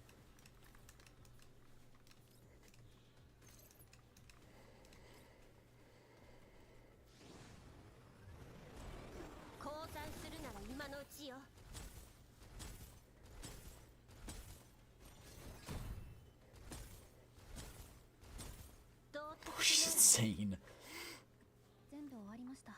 The situation has been taken care of, Mr. George. The chaos doesn't continue for long. As one would expect, a squad of armed personnel named the Oathsworn quickly move out to settle the commotion, not unlike a well-secured green zone. Judging from their movements, they've clearly received rather comprehensive training. I have a feeling we're going to make some enemies here. What are you doing, Thea? The woman named Thea looks at those put on the ground with some uncertainty. Those executing the robbery with guns in hand just a moment ago are now restrained by the Mokosh Oathsworn.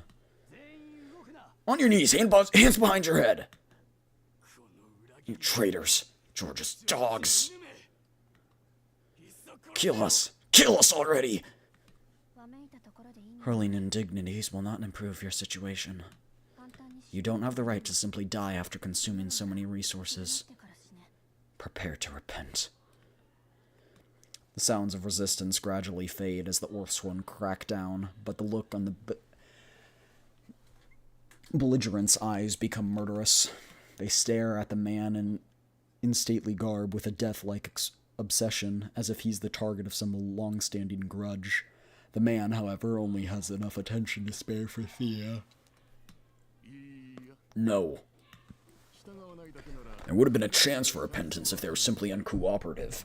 However, making a mockery of the Order in Mokosh before our guests is unforgivable. Get rid of them. Yes, Mr. George. Hey, hold on. Don't go, it's dangerous. My shout is a moment too late. In a single moment, the belligerents all receive a bullet through the head. They cease all movement on the ground, the scent of their viscera mingling with gunpowder and spreading through the district air. Oh. That's pleasant.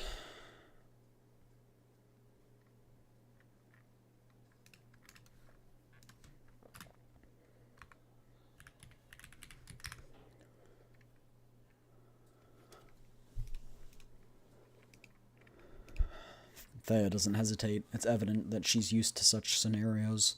She neatens her gloves and continues her work as if the corpses on the ground aren't even there, and she acts as if she hadn't even heard my call. All taken care of. Apologies for my oversight. I thought we still had vacancies in the underground prisons. Prison space has never been the issue, Thea.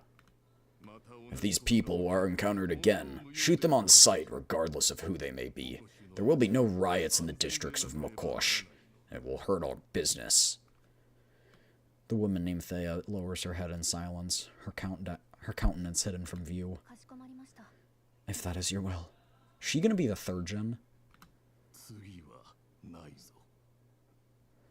Do not make me remind you again. How dare these barbarians make us look and publicly execute them.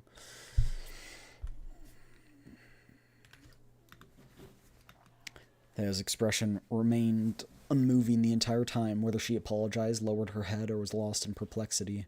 If there was anything that indicated any emotion, it would be her hand that periodically moved to caress the accessories on her person. Finished with his rebukes, the man named George turns his attention to me. My guest from afar. What you gave your orders now was most notable. Leaving his point half unfinished, he takes a look at Ulrid. A hint of smile appears beneath his cruel eyes. And so are those who travel with you. I assume you must be the reason I am here today. His lips jerk into a smile. I must say that I did not foresee owing you a debt for assisting us with these terrorists before we even begin to discuss business. You know me. Of course, the uncrowned king of tomatoes, successful brokers and produce specialists of southern Sarne, the Sosa family, who is currently enthusiastically expanding into the western area. He literally said it word for word. They must be your family members? That was the report I had received. He remembers the pitch even better than I do. It's an honor to be remembered by one such as you. You must be the overseer of this place with how knowledgeable you appear. Foremost leader, to be clear, but you may call me George. Someone who established themselves in the Yellow Zone through agriculture has the right to do so.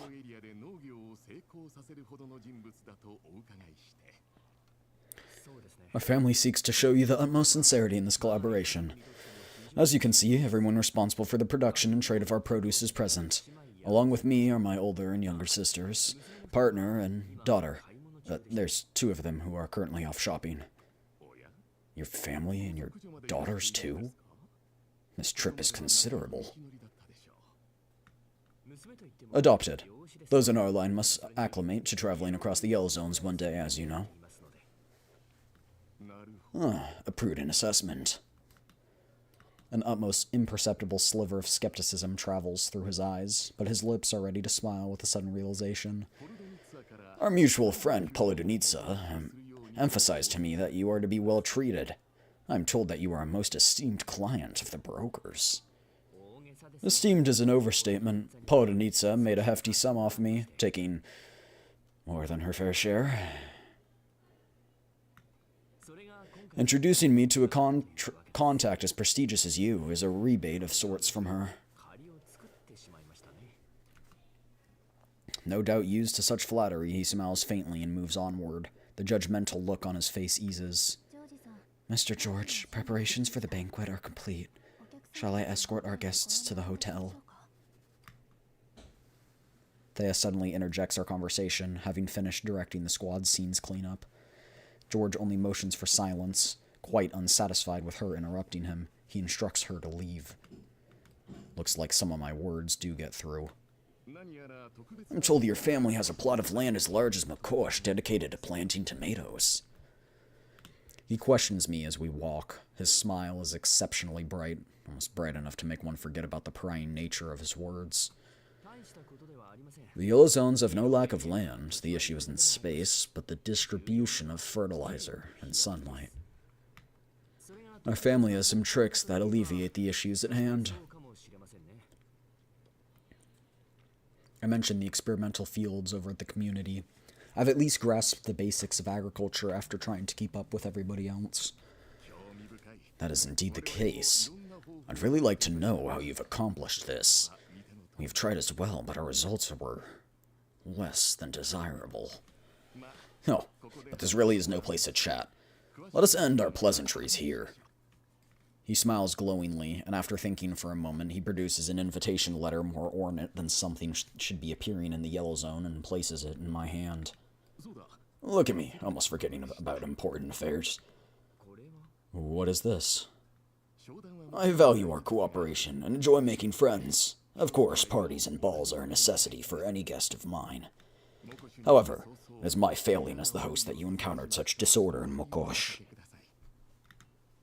So please, receive my hospitality for the time being. We shall begin with this welcome ball. How about it? I'm certain that such an arrangement will be most fitting for your family. He takes a long and deep look at me, at my family, a knowing smile spreading across his lips. The discomforting look on his face makes me doubt whether or not he really has a passion for these parties and balls he speaks of. Even if he smiles like he were my childhood friend reuniting with me after many years, I'll never forget the ruthlessness with which he ordered the deaths of those people mere moments ago. I'm sure he knows that, too. Or are you not so fond of such social occasions, perhaps? This is an invitation, not a necessity. If our guests respect us, they will receive nothing but the best in return.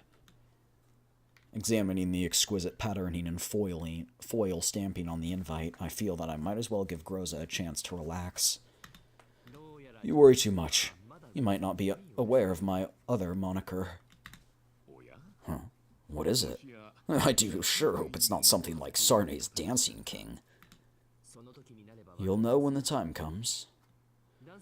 I'm looking forward to discovering Makosh. I hope your ball will not disappoint me.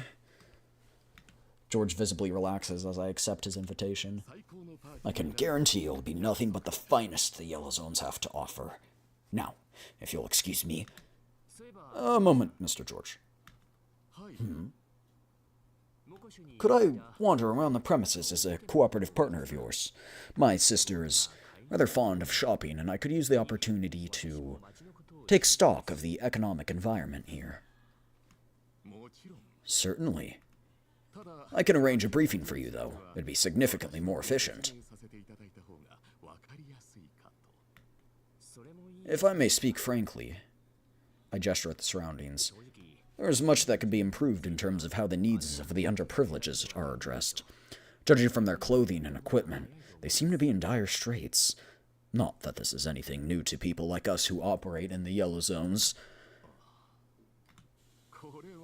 Well, you've caught me.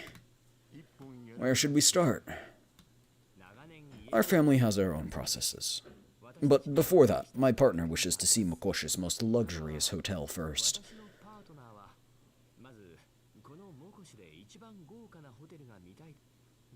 If it's not too much trouble, Mr. George, might you accompany us there? Partner. Sure. I'd be a terrible host to have you manage these affairs yourself. I've prepared a deluxe roof suite for you. I intend to escort you there after the ball, but now is no problem either. Your most generous host, Mr. George. After you. This way, please. George raises a hand and makes an inviting gesture, ignoring the hints of brigado. What in the world is that word?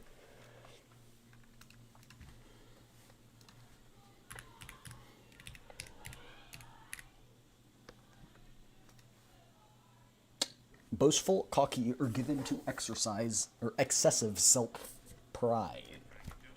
Braggadocious. Oh, like,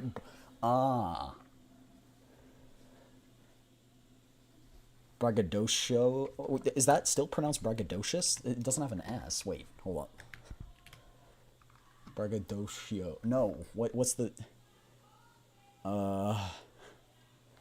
Braggadocio. How do you... Empty boasting. Okay. I don't know. Braggadocio. We follow him deep inside the winding streets. Quite noticeably, even as George proceeds with easy steps, the people on the street all display expressions similar to the armed criminals from just a moment ago. Each and every one, vendor and passerby. So the people don't like him. Hi, 4 tokens. Hi. How are you doing? Loreley, my sweetie.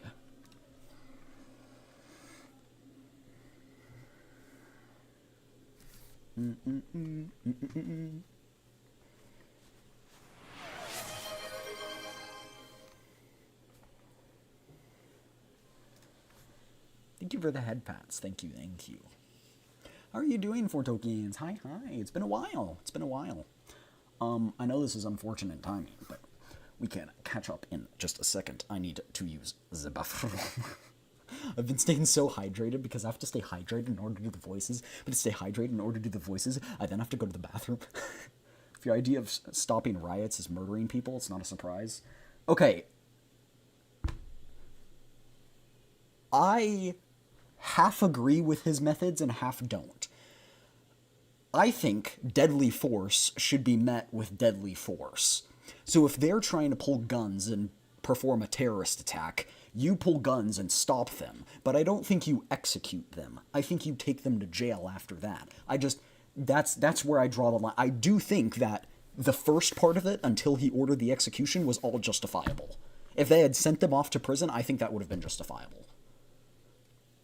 I think the execution is the only thing they did wrong. Because it was an armed riot. Like, if it was a protest, no. You know. But, like, it's a riot. A riot is inherently violent. So I think in that case, it's justifiable when they use deadly force to put down a riot whose people are also using deadly force. But I do think you're right. It's not a surprise that everyone hates him because of all of that. So, anyway, I will be right back, okay? Be right back. Need to put my BRB on, okay? Baby.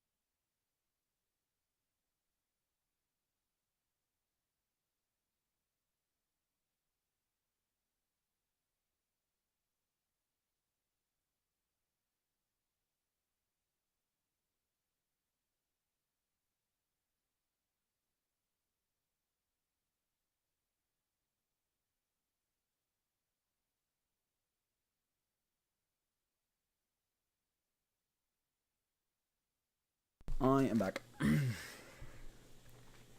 Sorry about that. But yeah, I think you're totally right. I wasn't meaning to, like, disagree with you, Tactician. I was just saying, like, I think the first part and how they handled it was fine. I just think the part where he was like, execute them, that was not. Like, that, no. But, like, the first part of how they dealt with it up until he ordered the girl to execute everyone, it was fine. Up until that point. After that point, it all went down south quickly. What just happened?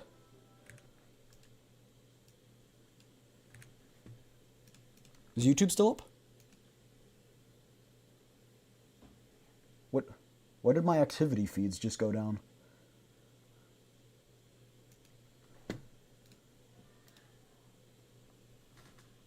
What in the world? You know what they say about socioeconomic factors and such. It's so weird.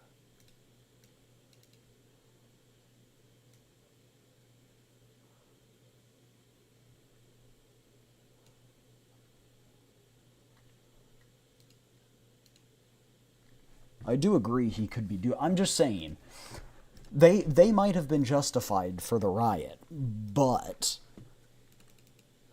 how else do you want to suppress a violent riot? Like, with words and stuff? Like, I don't... That's weird. My dock for YouTube chat just broke. Why is everything breaking today, huh?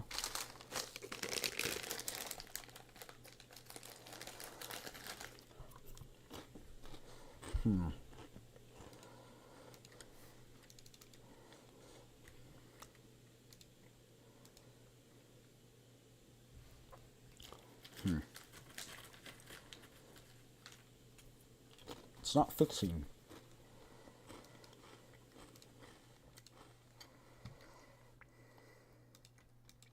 Oh. I just deleted the dock.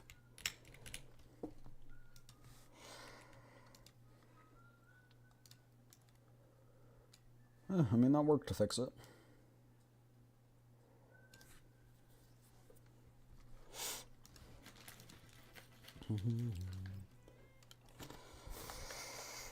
After George left us at the hotel, we tidied ourselves up before we stepped out on the street. Because of the work Mei Ling mentioned previously, she was so keen to come here that she made preparations to come here by herself. For safety's sake, however, we ended up deciding to come together. This place sure is a contrast from the hotel. I can't help but exclaim at the difference between the two environments. Inside the lavishly grand hotel, everyone present seemed radiant and lively. They wore smiles on their faces as natural as those of any White Zone resident, and the rooms were decorated with similar finery. There were even more carefully chosen little gifts laid out for us. On the other hand, the street we now find ourselves on is filled with those taken by pain or madness. Seeing as our goal is to survey the area, though, we do need to see all the places Makosh has to offer. It's better to get a more complete understanding of the place. Ulrid and Suomi are off preparing for the ball and tallying up the crops we brought. Only Groza and Krolik are with me, but Mei Ling appears a little off compared to yesterday. She's constantly looking around as if searching for something. Don't worry, I'll protect you if anything happens. Mei Ling's preparations might have been mistaken for uncertainty regarding the security of this place, but Krolik tries to comfort everyone in her own way. Commander, it seems you don't trust that man named George at all. I can't help but feel that this place isn't quite so simple. Have you noticed that even the most luxurious hotel here is still a little... not glamorous enough? It's not quite what you'd find in the green zones, but it's still pretty good. There are no issues with it at all. It's perfectly up to green zone standards. But the only place where we could find goods for daily use was at the hotel. There aren't any similar shops in the area. It may be a trade zone, but the business we see being conducted is in the place where we came in. I don't imagine that the high trade volume Polonitsa mentioned takes place entirely in that place. So you mean there's trade going on in places we can't see? She surveys the surroundings and takes in the sight of the dilapidated district in stark contrast to the hotel. Well, it can't be this place. I wouldn't be caught dead doing business here. That's where the problem is. We continue moving forward as we travel through the broken buildings. This street is maybe only 1/5 as well lit as the street where the hotel sits, with only a few scattered light sources illuminating the silhouettes of our surroundings. We decided to escort her together to the meeting, as we're totally unwilling to let Mei Ling move around this city by herself under any circumstance, and serve as part of our investigations into the city anyway. Mei Ling opposed this overly protective course of action, but she still clings onto my arm tightly, feeling a little fearful.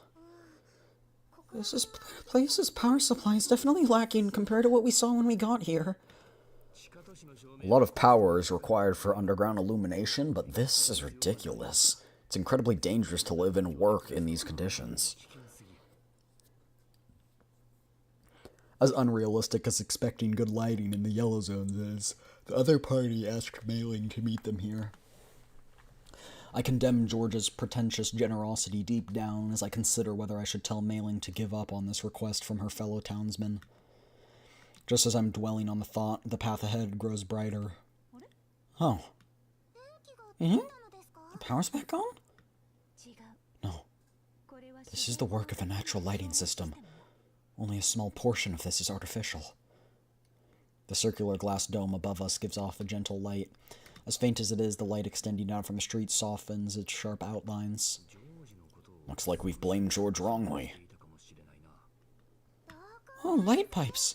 Must be a pain to set these up underground.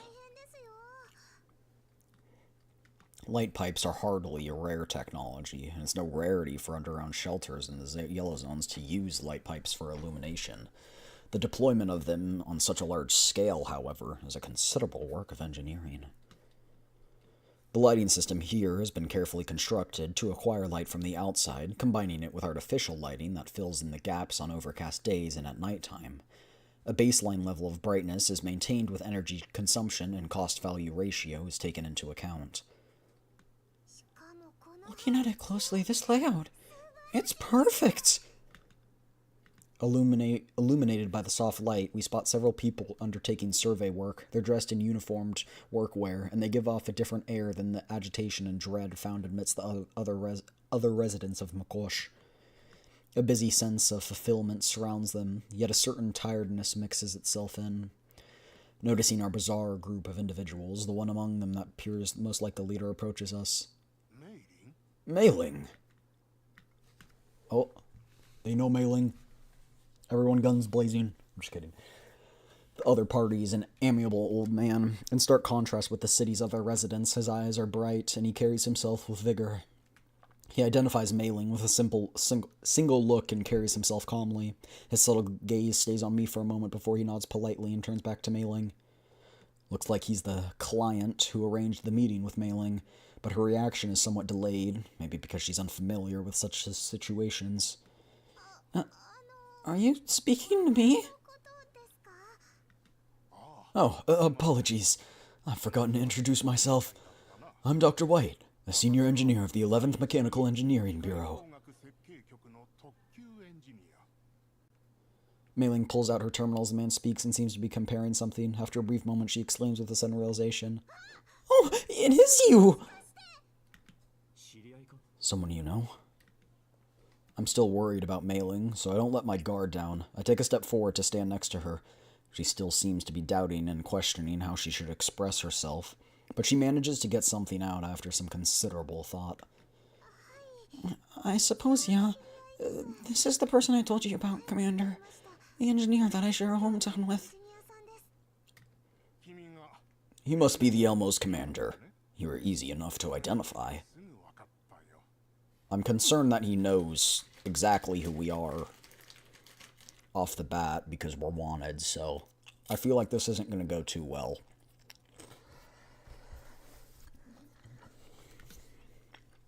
Seeing that Mei Ling is hesitant, He removes his protective gloves and offers me a handshake before I question him. His sleeve is newly stained with machine oil, and his hands still bear marks made by cabling. I wonder if it's due to his similar appearance to Mailing, but I don't feel any antagonism toward him. If he knows, he should know. Yeah, it also could just be because he knows Mailing, because Mailing's also probably wanted, maybe. Probably not. I don't know. Oh. I don't know any commander, I'm afraid. I still offer him my hand even though I deny my identity. My name is by no means suitable to bring up in a spontaneous conversation, but he does not treat me like a wanted criminal and offers me the same civility. Don't worry, I won't do anything to jeopardize your interests. I only wanted to see Mailing, Commander. I turn to Mailing, seeking her opinion. She nods. Yes, Miss Polydinitsa introduced me. Something about assisting with the work here in Makosh. She turns to the engineer after explaining the situation to me. So what sort of project did you need my assistance with? You've seen all of it already. What are your thoughts on such work? Dr. White turns somewhat to the side, gesturing for us to look behind him. The light we were so thankful for a moment ago comes from the most important illumination system on this side of the city. The work that Mailing was about to accept was related to this the whole time. The lighting system here was constructed by you? The elderly man shakes his head with a smile. He only tosses a look of praise backward to see the team working behind him. The gathering of sunlight here requires an understanding of the geography, and the design still needs to be drafted by a local. I only initiated the project. Did George invite you here? The 11th Bureau in Makosh established a cooperative relationship many years ago. An invitation from George wasn't necessary. In any case, it's not like the current Makosh wants to be on the 11th Bureau's bad side. I look at his jacket, and I find the 11th Bureau's mark, and even the organization's operational goals emblazoned on it. Relief efforts for humanitarian goals. If I'm remembering correctly, the files Polydinitsa mentioned that the dam Makosh depends on for its existence was constructed by the 11th Bureau for free. So does it mean you're providing relief to this place as a charity? It sounds strange, I know, but I think this is necessary. Makosh's sun only reaches its surface, but its roots deep in the earth still need light to grow, even if that light is borrowed. That sounds meaningful enough for me. Rather, please let me join you. She leaps at the opportunity, even forgetting the fear in her heart as she stops holding on tightly onto me. Huh. You really are like your mother. A moment, Mailing. Out of some things I'd like Dr. White to clarify first. I stop Mailing from getting ahead of herself. Perhaps she hasn't discovered the trick yet. Rather than a side job, this request is more akin to an interview. The old man in front of us is surely hoping that Mailing will return to the organization her parents came from, which isn't necessarily a bad thing for her. The 11th Bureau's work is no doubt meaningful and would make proper use of her talents. I come to the resolution that Mailing would be the one to make the decision herself. I would only make sure that she is not tricked or misinformed. Oh, what do you want to know? Forgive me, but if this is intrusive, but could you provide proof of your identity? I don't mean to be distrustful, but these matters concern Mailing. I'm sure you can understand how I'm feeling with how important she is to you as well. And as you've seen, taking on identities is at times necessary. In Makosh, just as I'm doing. His approachable smile doesn't lessen at all as I put forth my suspicions. There'll be no problem at all. In fact, I expect exactly as much. Here are my documents. You may verify them as you like. You have no need to hide our identities. He passes me an aged engineer certificate from the 11th Bureau. The leather covers are visibly aged, yet well preserved, and it still gives off a gentle gleam in the light. can tell you treat your documents well. The 11th Bureau's documents are quite plain, speaking about nothing but the organization's glory and meaningful history. Alongside the 11th Bureau's certifications are StateSec-issued URNC Specialist certifications, nothing I haven't seen before. His identity is guaranteed by the URNC, and his safety is ensured by StateSec with his ultra-high security clearance. Is that all? I'd be happy to answer any other questions I can. Seriously, Commander, I'm making all this fuss. Are you finally treating me as someone important? Mei Ling peeks at me and mumbles lightly. I swear she's smiling ever so slightly. For the sake of fairness, I'll make my stance clear as well. You must be ready as well, Commander. Of course, I don't mind. We both have Mei Ling's interests in mind. But what you said just then, do you know Mei Ling's parents? As this topic's brought up, Mei Ling becomes a million times more nervous than she was previously, and she starts pinching at her clothing. Shin and Aichi, members of the 7th. They came with me to the NSU after World War III to assist in relief efforts. They were important, valued members of the 11th. And so when they gave themselves for something larger than themselves, making sure that Mei Ling would be safe was a duty they could never reject.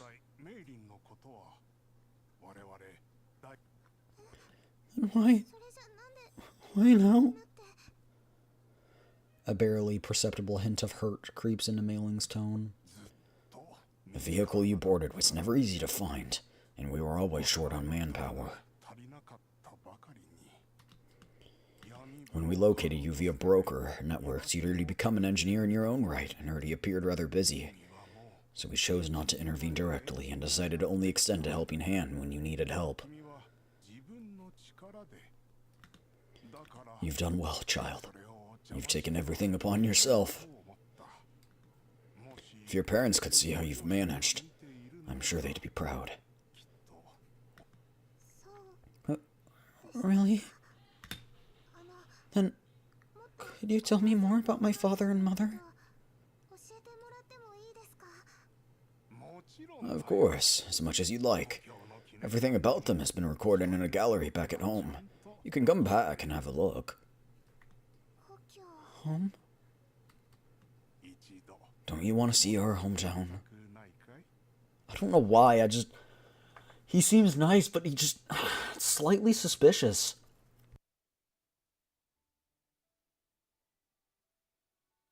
Cheers, stay hydrated.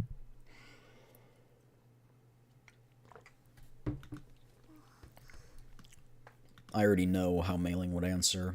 After all, I've seen her ruminating with her parents' notebook in hand on more than one occasion. But now she hesitates. The answer that should have left her mouth in an instant turns into silence upon her lips. All I can do now is what is best for Mei Ling. I'm sorry, but I'd like to know exactly what her work would entail. Commander! Mei Ling likely tugs at my clothing, perhaps frustrated by me speaking on her behalf without permission, or simply hoping to direct the conversation herself. Maybe a mix of both. I should have been happy that Mei Ling was making her own decisions. All I hope is that she'll make her choice once everything has been made clear. A conversation with a third party will help her gain a more objective perspective.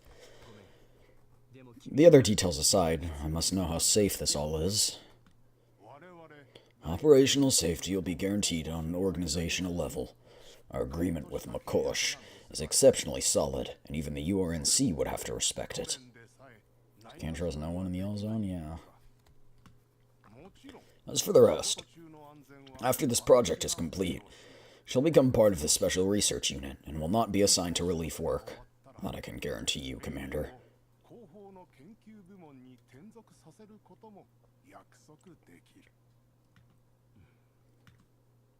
My expectations becoming reality is less of a shock than I expected. Groza and Crowley look unsettled with the sudden realization, and they look at me nervously as if waiting for me to turn him down. For Groza and the others, Mei Ling is more like family than just a companion. The same goes for me, too.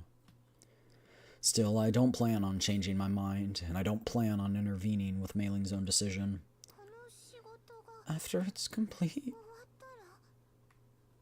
Mei Ling appears confused, but she reacts quickly and gets nervous again. I more or less understand now. Who'd fix the Elmo if she leaves? I don't know. We'd have to get, what's his name? 404's engineer. I'm blanking on his name. I can picture his face perfectly in my mind. We'd have to get 404's male engineer to come on board. He'd be my homie. But the 11th Bureau's real goal this time is to take in Mei Ling, isn't it? Dier, yes. I haven't even extended a formal invitation yet, Commander. But I do hope that Miss Mei Ling Shen will join the Bureau. Oh, Shen is her last name?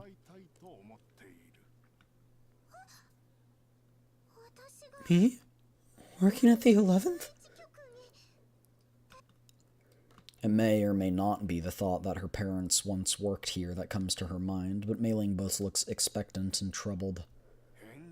Don't worry, I'll give you plenty of time to think about it. There's no need to give me an answer now. You can take this project as a trial. If you like what we do, you can change your mind. After soothing Mei Ling's emotions, Dr. White turns to me to ask for my thoughts. What do you think, Commander? Considering Mei Ling's circumstances, this does sound like a fine plan. However, this is Mei Ling's business, not my own, and her thoughts are the most important here. What do you think, Mei Ling? Up for a change of occupation? Well, I don't know. The Elmo is already far more than I can handle, even with overtime. And well, with things that busy, the commander will really miss me. If I could just have a few nice bottles of wine, I definitely might stay on the Elmo a bit longer. She speaks with no small amount of apprehension in her voice as she looks back and forth between Dr. White and me, but I detect a little bit of something resembling anticipation in her eyes. I suddenly begin to wonder if Mei Ling is looking forward to a potential new life or something else altogether. Dr. White slowly begins to speak, as if he's intuited what's on my mind. Commander, with your Elmo being treated as a terrorist threat by various countries, you should understand this well. Mei Ling is being drawn into dangers she shouldn't be a part of. The organization will not allow this. In times of need, we will intervene to protect our martyrs' descendants.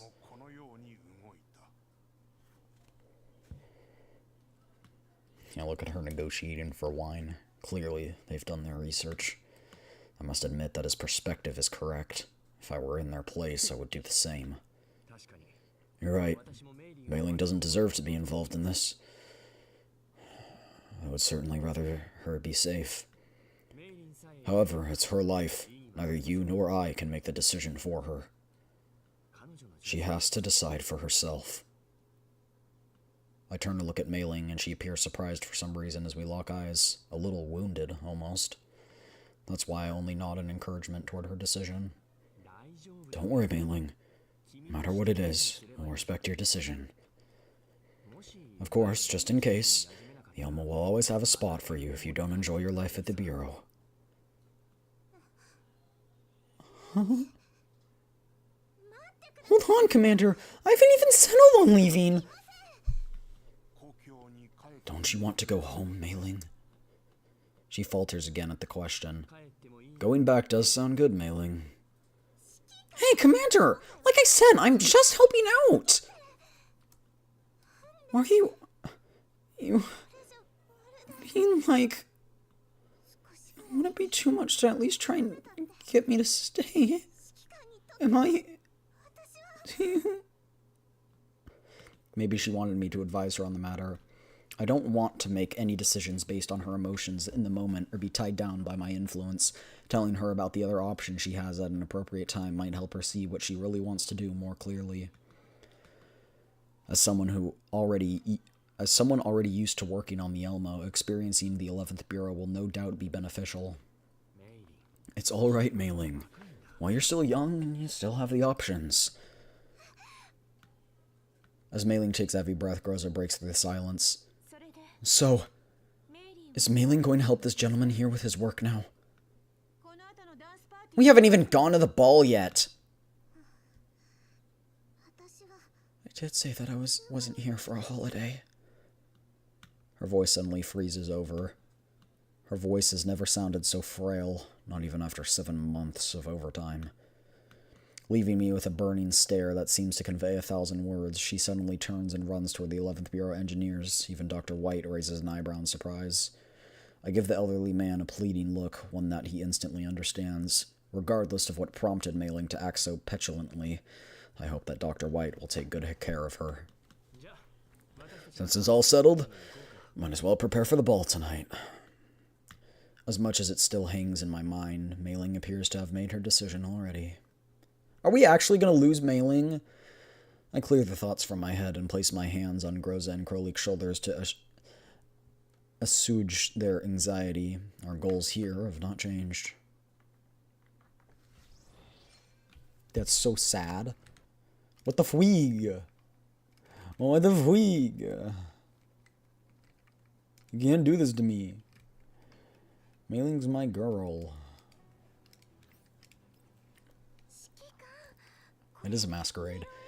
Commander, this sure is a rare sight in the Yellow Zone. Suomi looks so cute. No need to repeat yourself for every single place here. The tables are draped in exquisite lace, a luxury that feels wholly out of place compared to the harshness outside. Suomi picks up the arranged cutlery and cake on the table and presents it to me. Tell me, Commander, all she wanted was to hear how important she was to him. I know, I would have just said, we'd love to have you stay, but you can do whatever you want. But I kind of understand where the Commander's coming from, too, or we're coming from. Not wanting to influence her choice.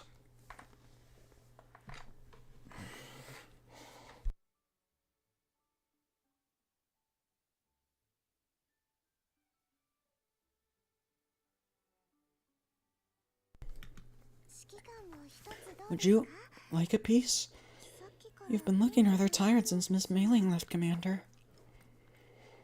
The chocolate garnish on the cake's cream looks incredibly rich under the room's light, and the dessert's aroma draws my mind away from the events of a few moments ago.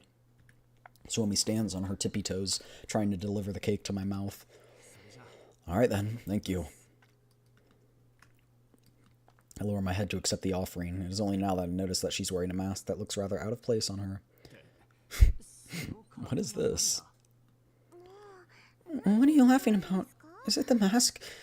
It doesn't fit me very much, does it? We discover that these masks in the gift box left for us in our hotel rooms. By coincidence or otherwise, everyone managed to find the masks that fit them, saving us the trouble of having to shop for them. Groza found a warning upon the bottom of the boxes, writing, "Beware of trickery." It was obvious enough that the gift giver was not the individual I thought it was, leaving plenty to chew on for the mind. Unfortunately, the present moment required my undivided attention as the banquet was about to begin. Suomi covers the mask on her face with a hand and turns to the also masked Krolik. It looks good on Miss Krolik. What?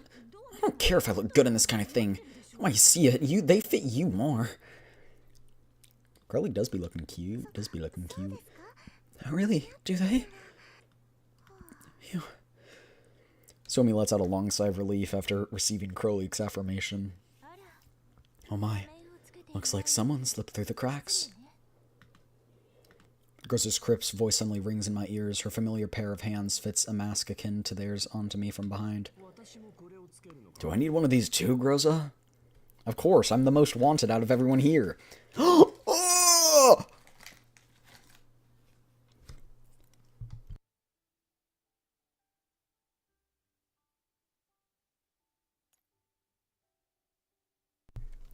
She's so pretty. Her eyes seem to be glittering, and it is only then that I remember how at home she is in such occasions, no less than how she is on the battlefield. However, I've also had a precious few opportunities to see her like this in the past 8 years she's been with me. Of course, everyone else has theirs, and you wouldn't want to stand out, would you? She whispers gently and naturally wraps herself around my arm. Huh. Apologies. I've forgotten I'm supposed to be your sister today. She begins to loosen her grip around my arm, but I grasp a hold of her. It's no problem. My dear sister, might I have a dance with you later? Groza appears rather satisfied with this role play. She gives me a smile so gentle I swear she is my real sister who has taken care of me for many years. My older sister can't be this cute. Oh, you. You know I've never been able to turn you down all these years. My other arm is snatched by another familiar pair of hands. Oh no. Guys, don't fight over me. Don't worry, Groza SKK has a sister complex.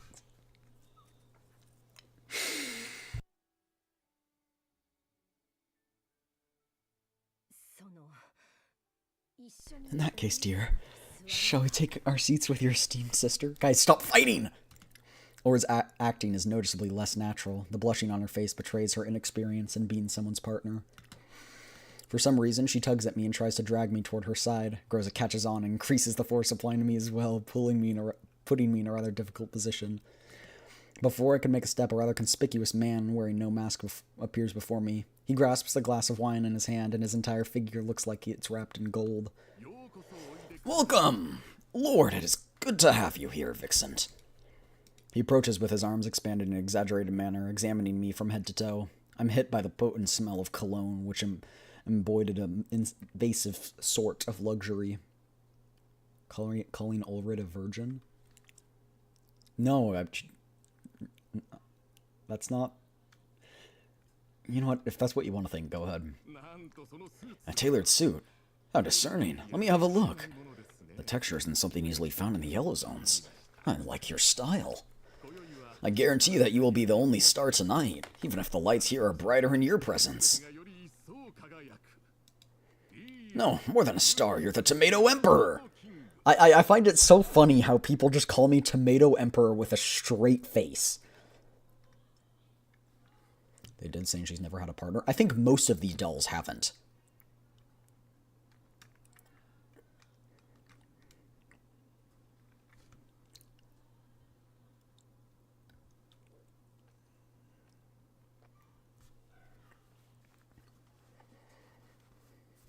At least that's what it looks like. So it's not unique to Ulrid. He even upgraded my title. The title sounds rather silly, though. Is this just how brokers do it? So, are you satisfied with the arrangements here? How honest would you like me to be? Don't worry, speak your mind. I'm not a humorless man. To be truthful, this is a lovely ball. But it's not as quite the same as the one I enjoyed in Sardinia once on holiday. If they were to add a hydro massage pool on top, then it could be truly called a high-class banquet. I get tomato because her style's red, but I still want to be a potato emperor. I know, I freaking hate tomatoes. I reject this title. I'm quite fond of this hall, though. It's hardly cramped even with this many attendees. The one who prepared this event must be experienced. Groza's attention is focused on the center of the stage. Judging from the attendants' garb, chances are that many of them are not locals of Makosh like us. I can see that you're used to the Green Zone's entertainments, but these Yellow Zones have their own allure, I assure you. I can guarantee that the lack of the pool will be made up for in spades. Give me a private room with each of my dolls, and I will consider it even. Ask your broker friends if you don't believe me. Brokers make the pilgrimage to Makosh, drawn as much by business opportunities as the unparalleled luxury Makosh has to offer. I've heard similar things, that Makosh never lacks for business. But if I'm being frank, my friend, my deals have never been renegade on. I enjoy your confidence! As you know, Makosh is one of the few settlements in the Yellow Zones that can be called a trading city, which naturally attracts visitors. You, however, shall be the most special of all my guests tonight. He's right. The Yellow Zone's circumstances force people to congregate. The intermittent collapse storms, elids that strike at the most inopportune times, Vyaharger muzzles, even a sword of Demikos hanging over the heads of those living here. Survival is only possible by coming together. However, surviving is not the same as prospering. Makosh's abundance is all the more impressive considering the Yellow Zone's desert-like conditions. With its radiation-blasted surface, non-existent foliage, and groundwater stuck many hundreds of meters underground. Fruit that resolutely grows out of barren soil, right? I will say, Ulrid does look very, very pretty. I'm guessing we're going to get skins for all of them. George looks at Ulrid approvingly. His mouth turns upward slightly as his pride spills forth, but not before a touch of unease slips out. Yes, exactly so. Allow me to clarify. Makosh did not rise quickly. I'd prefer it if you were to refer to it as currently rising. Your ambitions must be even greater, then. It's natural for so many to seek collaboration, you see. When the returns are stable, why would you not join in early? I do not joke when I say that there are many White Zone conglomerates seeking to invest in me. I know Tactician's going to get all of them, but I can't get all of them because I'm broke. I can appreciate your aspirations. Yellow Zones may only ever be a wasteland in the eyes of those from the White Zones. They see little difference between you, me, and those refugees. Yet, it is we who grasp the true way of survival here. This place forges the strong. Aha! I knew you were someone who knew the ways of the world. In any case, I do enjoy the liveliness. If everyone seeks cooperation, then we can all have a talk together. A fine arrangement, right? He offers me a toast, and I bring my glass to meet his.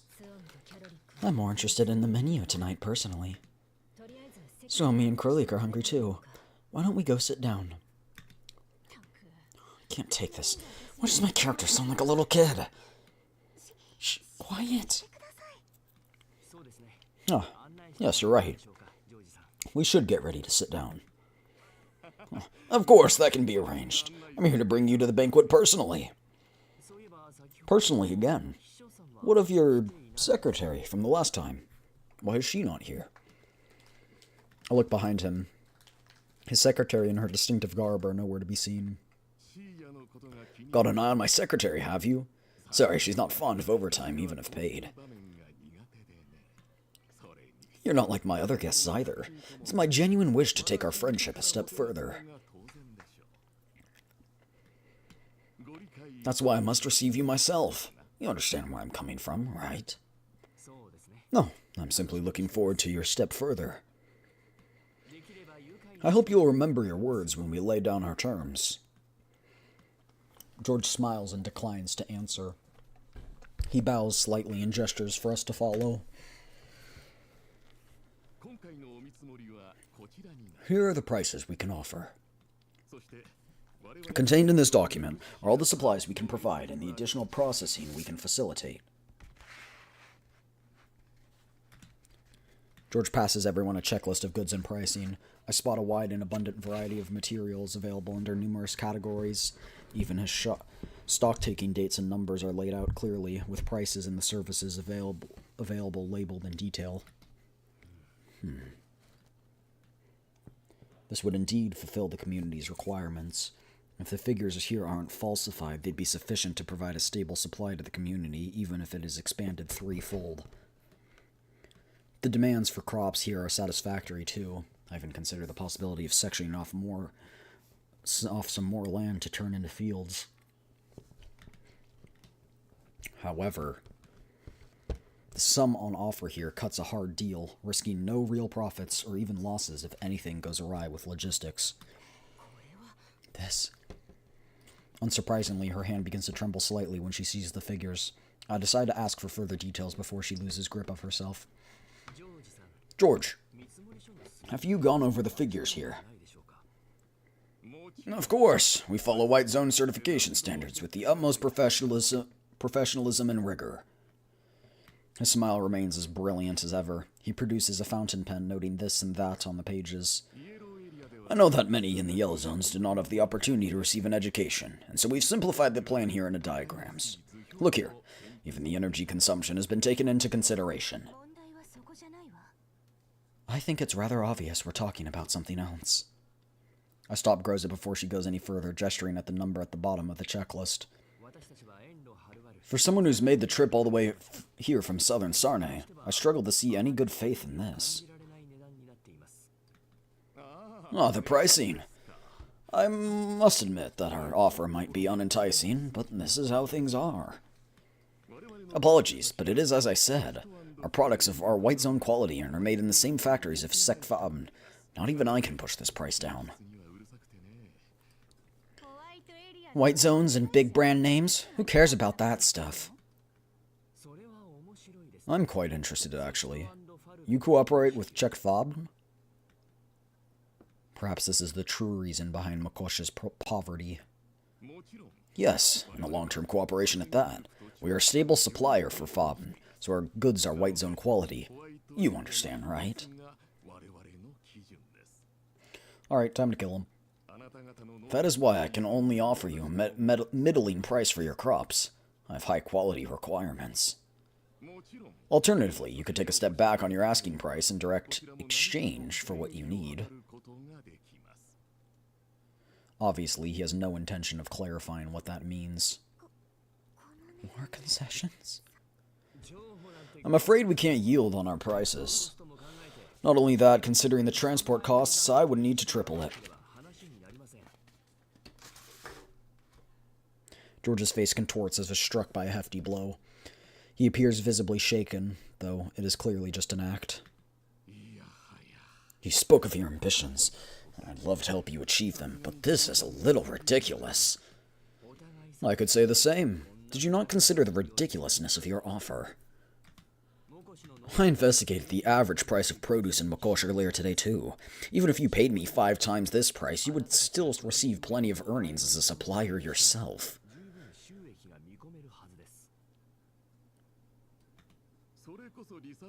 They pick on you for being an outsider. Let me tell you about the real prices. He pretentiously moves to take back the papers he handed us, but I smile and stop him. I'd like everyone here to profit, but we must treat each other here honestly. I'm using an actual file I have on my desk.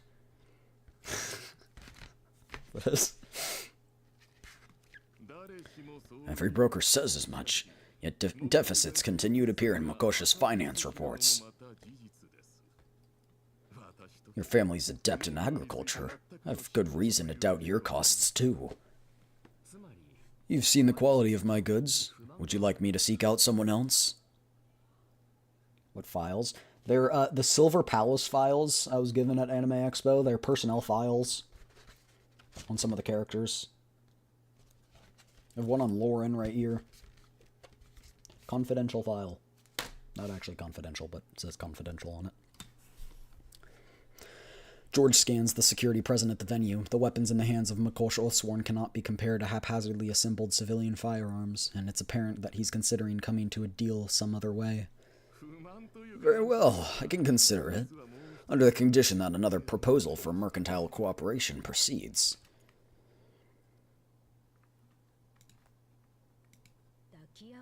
A combined agreement. We're not here to be abducted like this. Come, dear. Let's be on our way if we can't reach an agreement. I stop the red-faced Ulrid as she suddenly rises from her chair. I continue to communicate with George, trying to see this cooperation through no matter what. Much like her, I do not enjoy added conditions. However, I believe that any suggestion from you is at least worth listening to. Of course, once you've heard me out, you'll thank me for sharing this with you. See, I've been particularly interested in dolls recently.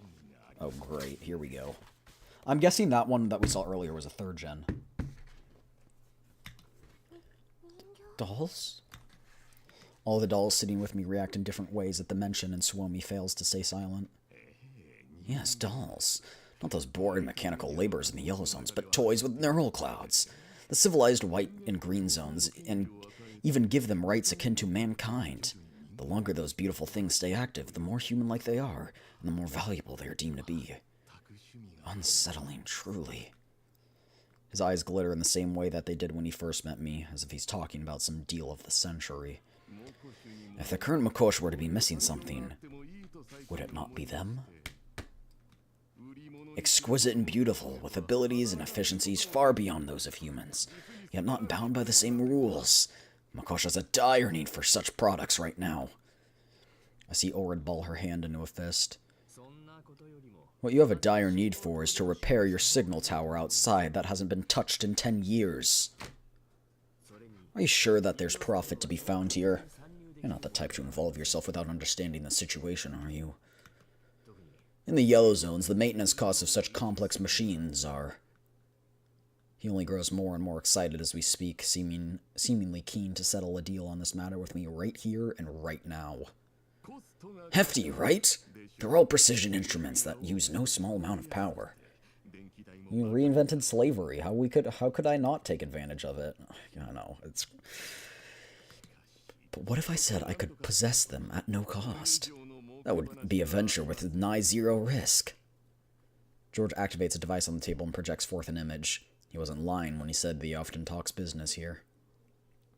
The subject matter he presents us with, though, is nothing but unnerving. The outskirts of the LORELEY power plant. I cannot tell you the exact coordinates, but I have reliable intel that there is a massed gathering of unknown dolls here. I intend to claim this place. I'm told that your family commands powerful armed forces. How about it?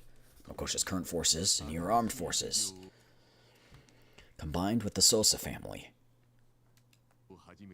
We could work together to claim these resources and develop a new industry.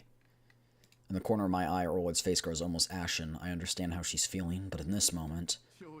To speak frankly, the quality of your crops is excellent.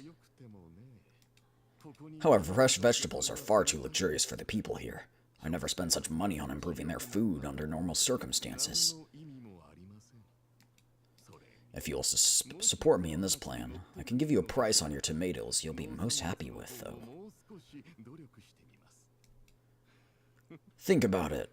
There might even be some high-level models amongst those unknown dolls that will pique the interest of the corporations in the white zones. George continues to put forth ideas, fanning the flames of Ulred's fury. Her hand lightly trembles as I hold it with mine. No. Splash. Oh. My apologies.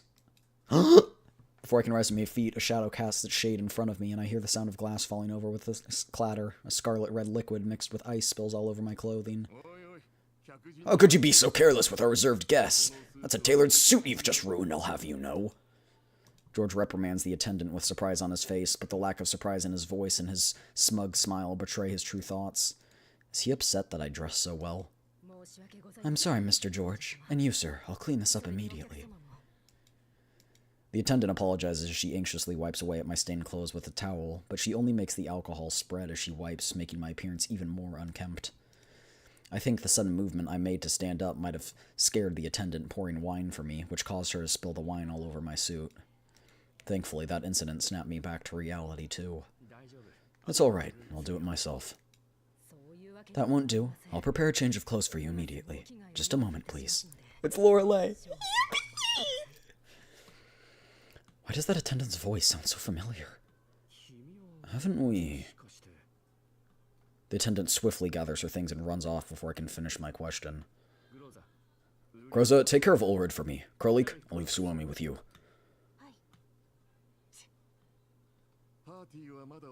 The ball's not over yet. Won't you stay a while longer? Unfortunately, the dress code here is exceptionally strict. I worry that if you step away, such a state, an oathsworn responsible for security will get in your way. His tone is overwhelmingly apologetic, but I sense deep down he would love to see me embarrassed. Ah, you're right. In that case, I'll have it go getting taken care of right now. I'll have to ask you to take care of my family in my place. I gesture at the still expanding stain on my clothing.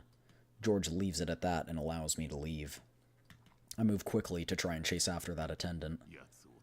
Capture her. Hold on! I end up moving quite a significant distance from the dining table without realizing it. I only spot the attendant once I approach the dance floor, her silhouette distinct amidst the crowd of people clad in formal attire. So insistent on me, even with so many people by your side.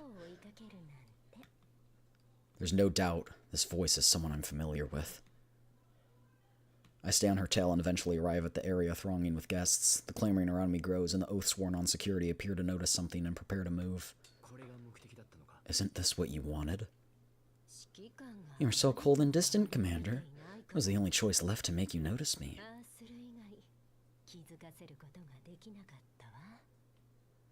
I fend off the other guests gesturing at me with nods, but my attention remains fully focused on her. What do you mean? Well, that's a secret. I can only tell you when my lips are right next to your ears.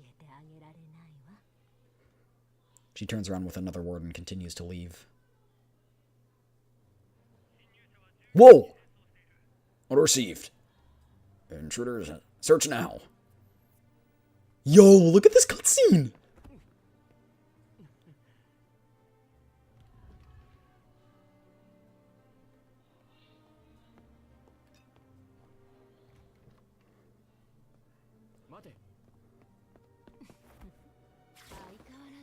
Still as passionate as ever, Commander. Long time no see, DSR 50.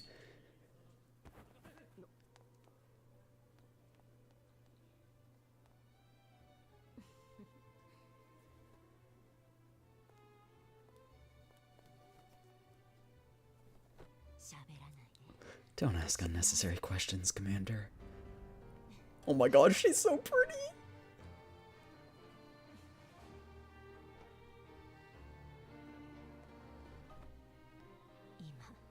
Right now, I'll give you what you want most. This is... Did she just bite my ear? Oh my gosh, this is...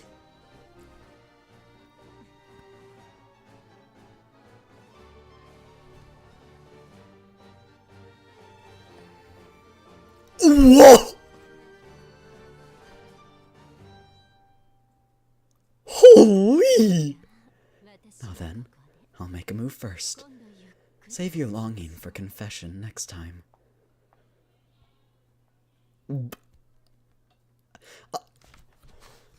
I'm not gonna lie, you guys. She might be contending with Klukai. I'm not gonna lie. Like, I'm straight up transparency here. She might be contending with Klukai. Like, I've already loved her design from the start, and now she's just...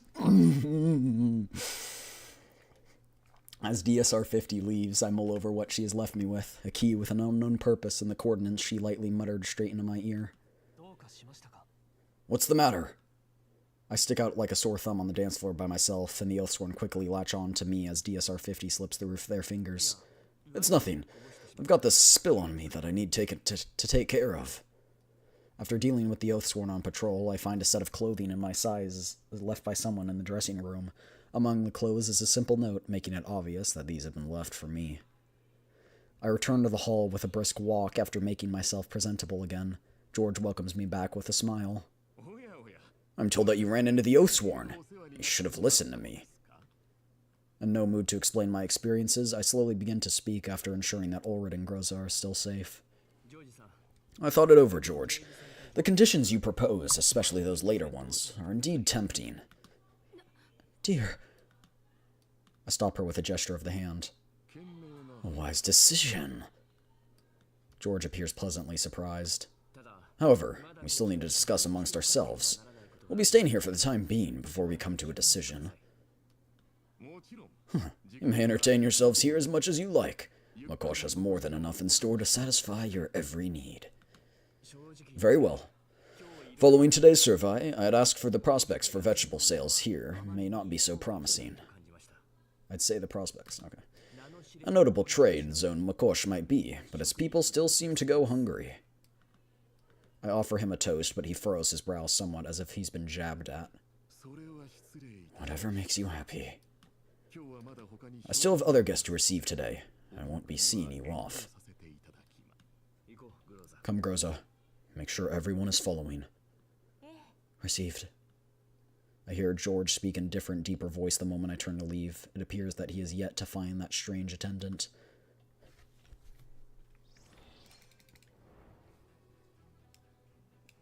Oh my gosh.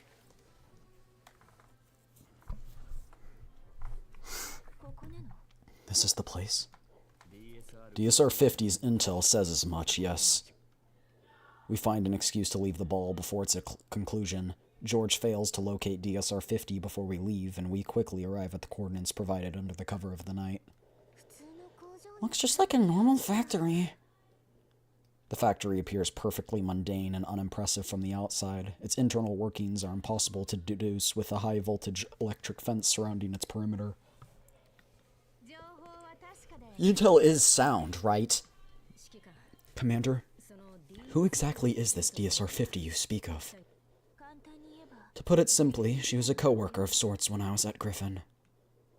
Unsurprisingly, mistrust remains in Groza's tone. With no memories of her time at Griffin, I had to tell her about the bare basics.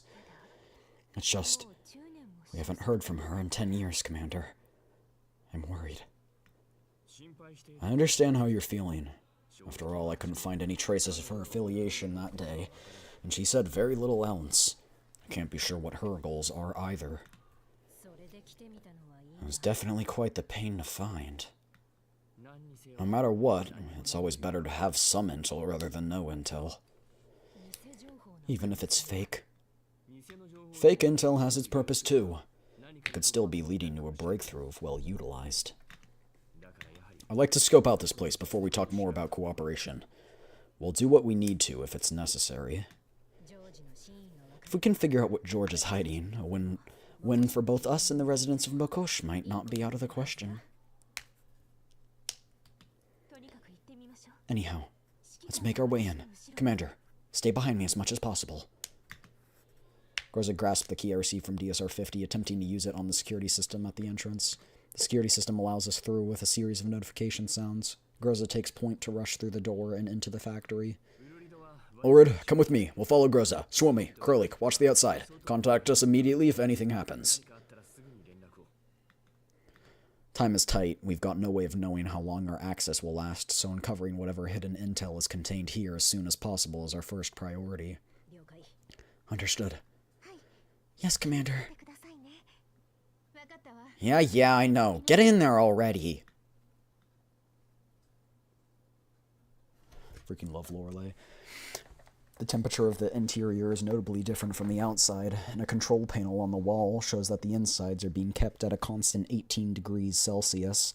The factory's regulations and procedures were emphasized to us many times as we entered, even though we had no intention of observing them. Over here, Commander. That's... I follow Ulrid's gaze and spot a mechanical arm packaging transparent bottles. There are countless such production lines on the factory floor, which span many thousands of square meters. This looks to be a factory for pharmaceuticals. A very significant one at that. I had a look at the delivery dockets on the control panel, and these are going to checked fob. I flip through the shelves next to me, and I find ingredient barrels marked with FOB's logo arranged in tidy rows. The screens nearby display quality inspection reports that appear incredibly professional. Well, why isn't there anyone here? I didn't think George was being truthful about everything he said last night. Ulrid, look for production logs. I already found it. I'm reading through them now. I approach the production lines with Groza to try and discern the contents of the bottles. Commander, these trademarks are indeed checked FOBs. No wonder this place managed to make something of itself. No one would be lacking for funds when cooperating consistently with big white zone corporations. Any way to tell what the contents are? Not for the moment, at least. These are most likely special supply pharmaceuticals unlike anything we've ever seen before. Take 2 bottles of samples. I'm sure we'll be able to figure something out once we get back. Check the stocking matching rate while you're at it. Understood. As Groza and Ulrid busy themselves examining the produced material and production logs, I begin to walk toward the hydraulic press behind the cold storage unit. I'm gonna have a look over here. You continue with the searches. I'm gonna get grabbed by Loreley and, like, tugged into a corner. As she sloppily makes out with me. Sorry.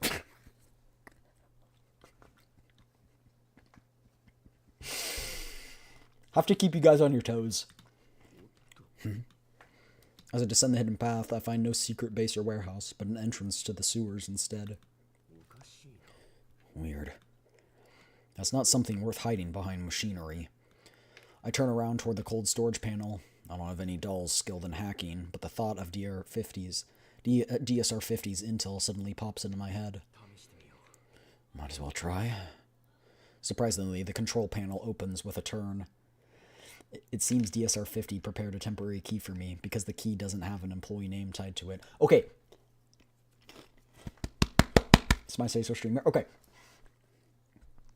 Dancing like that, I want to dance like at a proper like ball on the floor like that with someone like they did with Loreley. That would be so much fun. That is a dream. That is on my bucket list. Like, I'm not even kidding. Let's see what secrets lie inside. Just as I focus on examining the contents, Ulred's excited voice rings out. Commander, I found some dirt in the production logs. What is it? I emerge from the cold storage and go over to Ulred. A series of numbers are marked on the production log Ulred is examining. The lights above us illuminate the pages as we flip through them, making the marks harder to see. This log might as well be a lead left especially for us. The ingredient consumption and total output don't match up at all. The difference is massive. And there's another thing. This might not be important, but the employee data here is a little odd. Only a little. The turnover rate is rather high, though it might be due to the high population in the yellow zones and the size of this factory. The amount of people coming in, the factory employs around 500 people in total. And none of them are here? 500. But we haven't seen a single one. Okay, thank you, okay. I suddenly remember something, then I call it to Groza as she finishes the task at hand. Groza, do you remember what we saw earlier?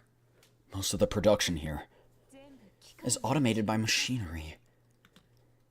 Where are the workers, then? Another thought comes to mind. I saw a list of names earlier in the cold storage, Ulred. Come have a look. Do any of these names look familiar? I haven't gone through all of it yet, but there's almost a perfect overlap with the employees who have left their positions here. What's this a list of? It's not written on it, but there's data beneath the names. Take a copy of it just in case. Make it fast. We could be seen here at any moment. Understood. Have you checked the contractual manufacturing license, Groza? Ask for an update from Groza as Ulred proceeds with copying the list. I have. This place is indeed registered as a pharmaceutical factory. If the records here are indeed what they say they are, then collapsed radiation vaccines should be on the production lines. We look down at the products we took off the line just a moment ago. No matter how you look at them, they're nowhere close to vaccines. Groza, what are the odds that they're actually special supply vaccines, by your estimation? It's not quite 0%, but it's no more than 10 either. Thank goodness I'm not the only one who thinks this place is off. Considering Ulred's discoveries just a moment ago, I pick up the bottle on the table again. What are you planning, Commander? I don't make a fuss, and I hand the medicine over to Groza, considering how worried she is. Relax, I'm not going to put it in my mouth. I asked Mei Ling to make this for me previously. I demonstrate its usage simply. Groza learns quickly, and she pays careful attention to the vapors as she inserts the medicine into the device that I brought. Unsurprisingly, some of the contents are unidentifiable, but from what we can analyze, it's similar to... The substance ignites a certain deja vu in Groza. She observes it closely in detail without a hint of fear, and she even removes a portion of it from its packaging. Similar is perhaps not the way to put it. A partial familiarity would be more accurate. A considerable amount of Erdis was seized in the amusement park after we rescued Florence, and this substance before us is stunningly similar. I knew... What did I say as soon as we got there and they were like, yeah, the people of empty faces? I'm like, drugs. I said it immediately. I was like, drugs. Drugs. It's drugs. Erdis, right? Just as I find myself surprised at how in sync Groza and I are, I find a strange look on Groza's face. No. It's a look I've seen before. Her eyes drop in and out of focus. Oh no, I've never seen this on Groza before. I mean, I've seen it once, but it's a clear sign that her neural cloud is overloading like it's about to crash. It'd be difficult for her to even answer a simple question in her current state. Red. Red? There's no time to think. If something were to happen to Groza here... No, It's not something I can allow. Wake up, Groza! What's going on? Groza!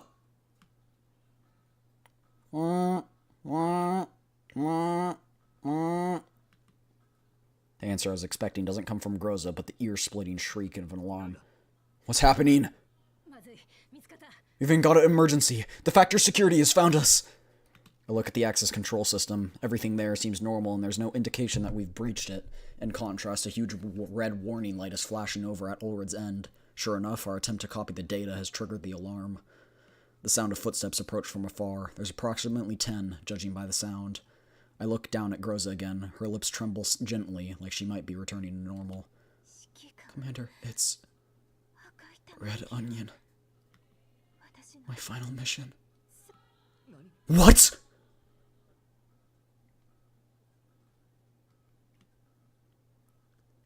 The name of the specter haunting Groza becomes clear. I think I remember. I was wondering when we were going to get more about Groza's past. Her voice trembles, but not with excitement. It's evident from the empty look in her eyes that she's already thoroughly incapable of processing anything. I need to take Groza back as soon as possible. Okay, I got it. Don't stress too much, Groza. I'll listen to you in detail when we get back to the hotel. There's no time, Commander. Enemies are half a minute.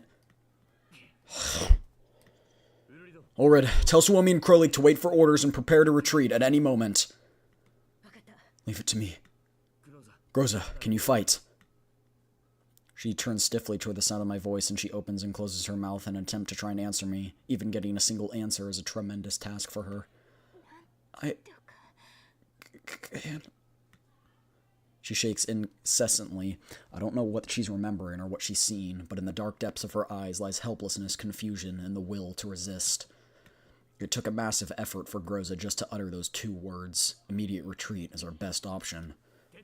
Prepare for combat. Create an opportunity to retreat. Orders received. Don't make Groza fight. I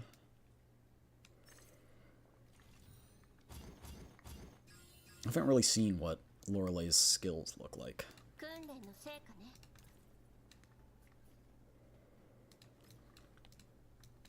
Oh dang, this is pretty short range. Okay, and like... Oh, an empty tile. Okay, I see. It has to be empty. Summons Ranger Mark II. If Mark II exists, resummon it. Loreley applies joint immortality to herself and the nearest allied doll. Does not die upon taking fatal damage. If the other unit with this effect dies, the unit immediately dies. Lasts for 1 round, considered a burn buff, cannot be cleansed. And removes infatuated. Wait! That's crazy! So you can just use her as a tank. No?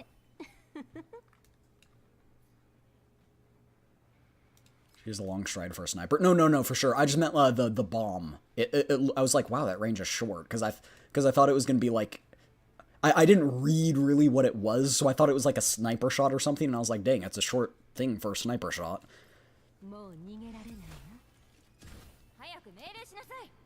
And plus, this thing just... This Ranger Mark II just shuts off this area entirely. Like, no enemy can go through this area. Because if anything comes within 3 tiles of it, if any normal Elid at least does, it instantly dies.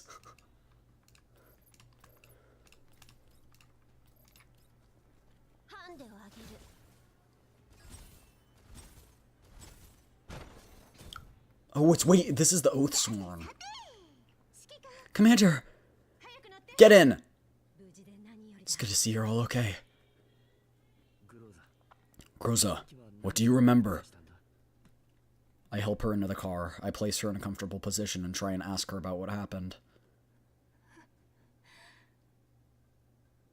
It's clear that she's no condition to do anything. It must have been a real struggle for her to push through a battle in that condition. I can't help but feel worried. Sorry, Groza. It's alright if you don't want to answer. Have a good rest and save your energy for the next battle, at least. The key is so specific, any low-rank Elids just die, it doesn't deal any damage, it just kills them. Yeah. Oh, Commander. She struggles to speak. What is it? Blood? What? Her hands quiver. Blood. On my hands. My body. It's all blood. The smell. Gunpowder. I can clearly feel everyone in the car catch their breath at these words. You're seeing things. There's nothing on your hands. Calm down, Groza. I don't want that anymore. I don't know what's going on. No, Commander. Commander, get away! I'm dangerous. Dangerous? I stare at her face, hoping to peer into what she's seen in her mind. Her eyes are filled with terror as her hands shake constantly, the illusion of something on her hands taking over. All I can do is tightly clasp her hand in the hopes that her condition will stabilize. Listen to me, Groza. No matter what you're seeing, none of it is real. Commander? Commander? She stops answering me and only grasps onto my hand tightly. She gradually relaxes before she falls into a peaceful sleep on my shoulder. I know the most about Groza's situation out of anyone. For a long, long time, despite her best efforts, her neural cloud has been in turmoil. She's good at keeping herself together, but I can hardly just sit and watch. Part of the reason I brought her out was so that she could relax a little. More importantly...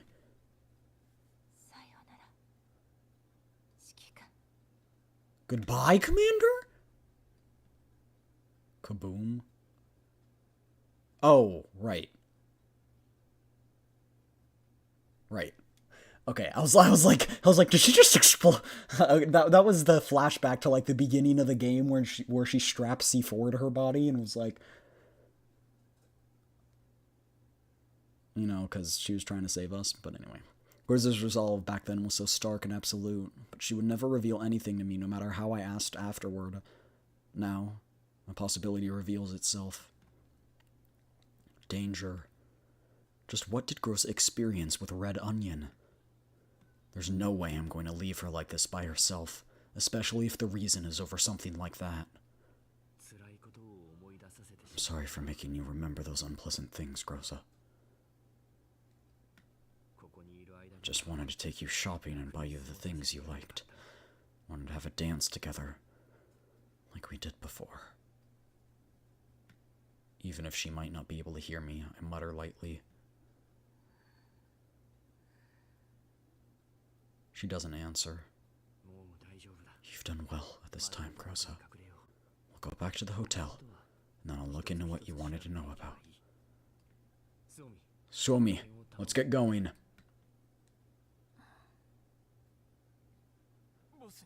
Quickly, tell the boss that the commander's found out. Stay quiet while you're being treated. I'll help you recover. Like Mr. George will give you a performance bonus for thinking about such things when you're like this. Mr. George, it's me, Thea. Yes, your esteemed guest has found out, but I can't be sure about how much they already know. But I did discover they took away production logs, delivery dockets, production licenses, and 2 bottles of Red Onion. Thea's emotionless face twitches almost imperceptibly when she hears the response from the other end of the call. Her left brow raises ever so slightly, like the shift of a single pixel in a video game. Would you like that to be carried out now? Is she gonna... Did he command everyone in the room to die? No, I have no objections. I would like to remind you, however, that I have less than half an hour left in my workday. You'd like me to take care of it within an hour? She subconsciously runs her hands over an accessory she wears.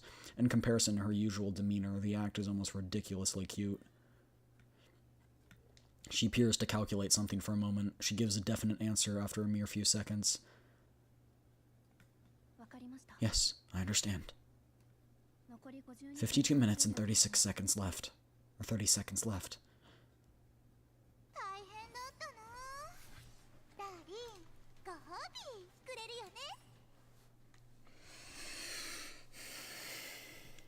To avoid the Oathsworn's pursuit, we race along the road after escaping the factory.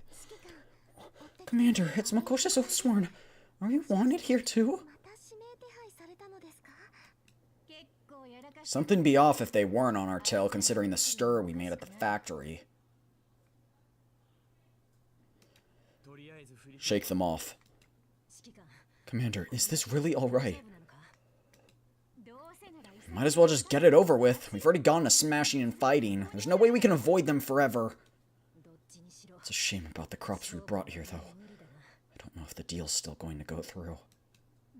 You're still thinking about that? I don't think it could be more obvious that everything's gone down the drain. But isn't that why we came here? The tomatoes didn't do anything wrong. Suomi furrows her brow in a sulky manner, as if sad on behalf of those beautifully cultivated vegetables. Commander.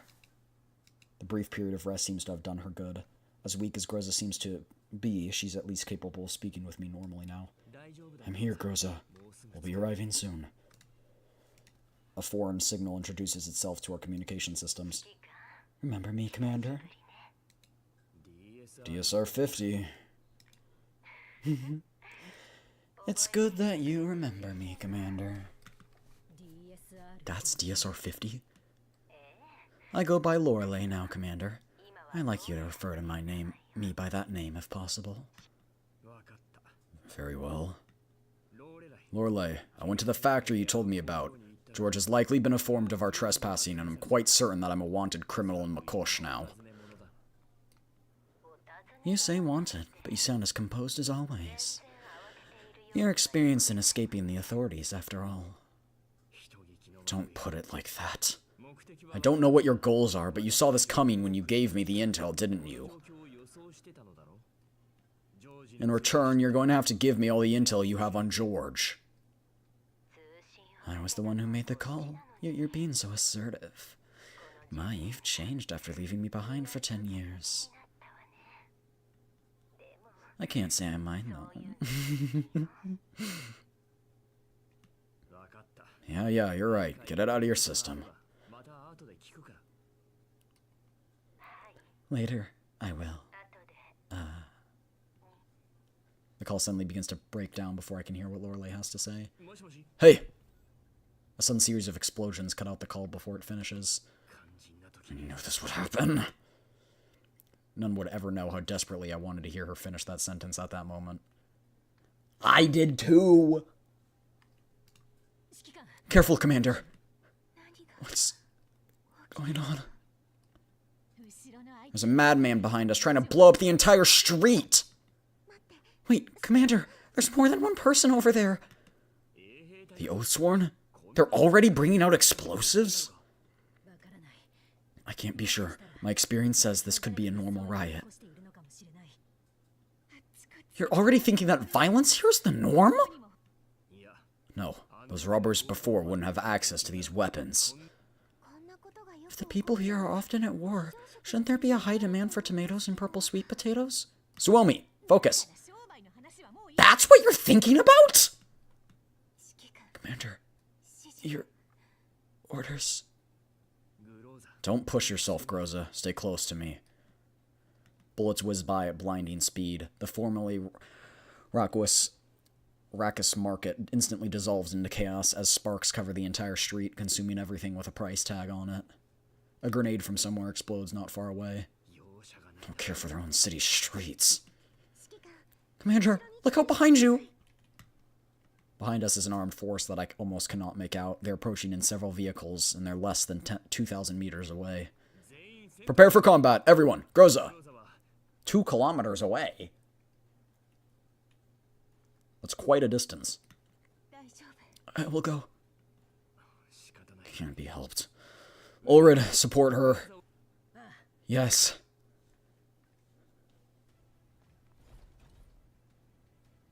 What the freak is this riot shield mania?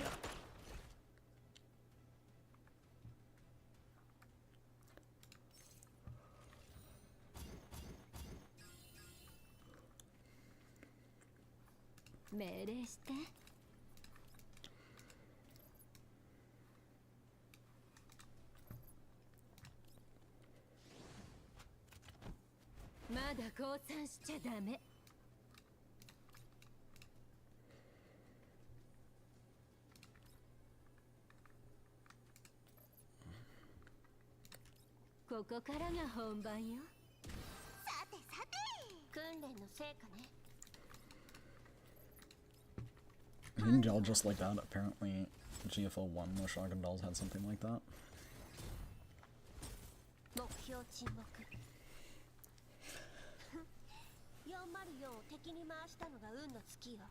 Oh, she's so pretty.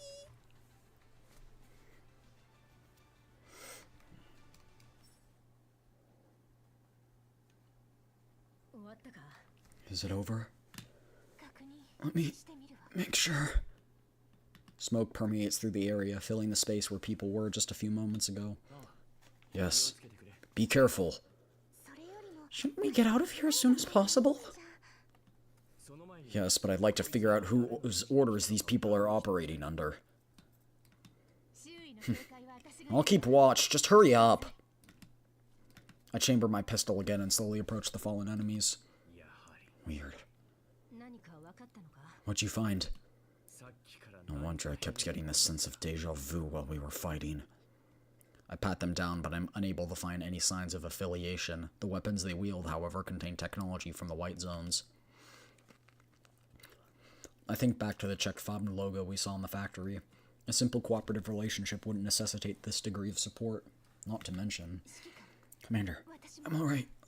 Let me help. Don't worry about me. Go look for any wounded residents nearby and call for help. It's strange, isn't it? The Oathsworn were on the scene pretty quickly that time. Why are they still not here? Perhaps the answer lies in the objects before me. I try another body and search again. Commander! This one feels different to the touch. Sorry about this. Scatter! This one managed to slip through. They grip my hand so tightly after pulling the pin on a grenade that my joints begin to creak. All I can do is tell the dolls to spread out. 10 seconds? Looks like I made it. Groza, what are you doing?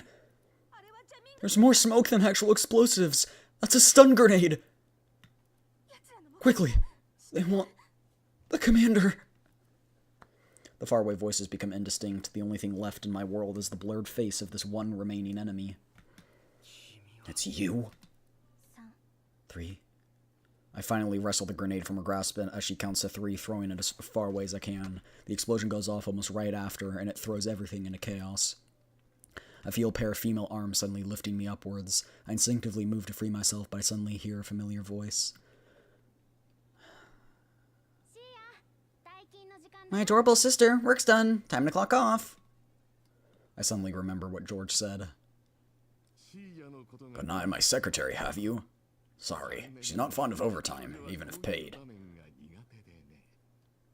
They working for him? Is it over? I think I heard a weird voice just now.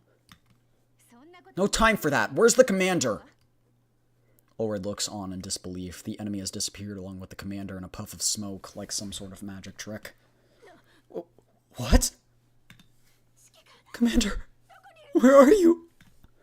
She fails to hide the panic in her voice as she stumbles back and forth across the battlefield. She searches and searches, looking for any trace of the commander. Commander, if you can hear me, please respond. Suomi, expand the search radius. Yeah. Commander, please respond. Groza tries the last communication channel available to her as the search remains fruitless. The only answer she receives is a deafening silence. Commander. Commander. The silence she receives in return only amplifies the turmoil in her already unstable neural cloud. Commander, please, come in. Commander.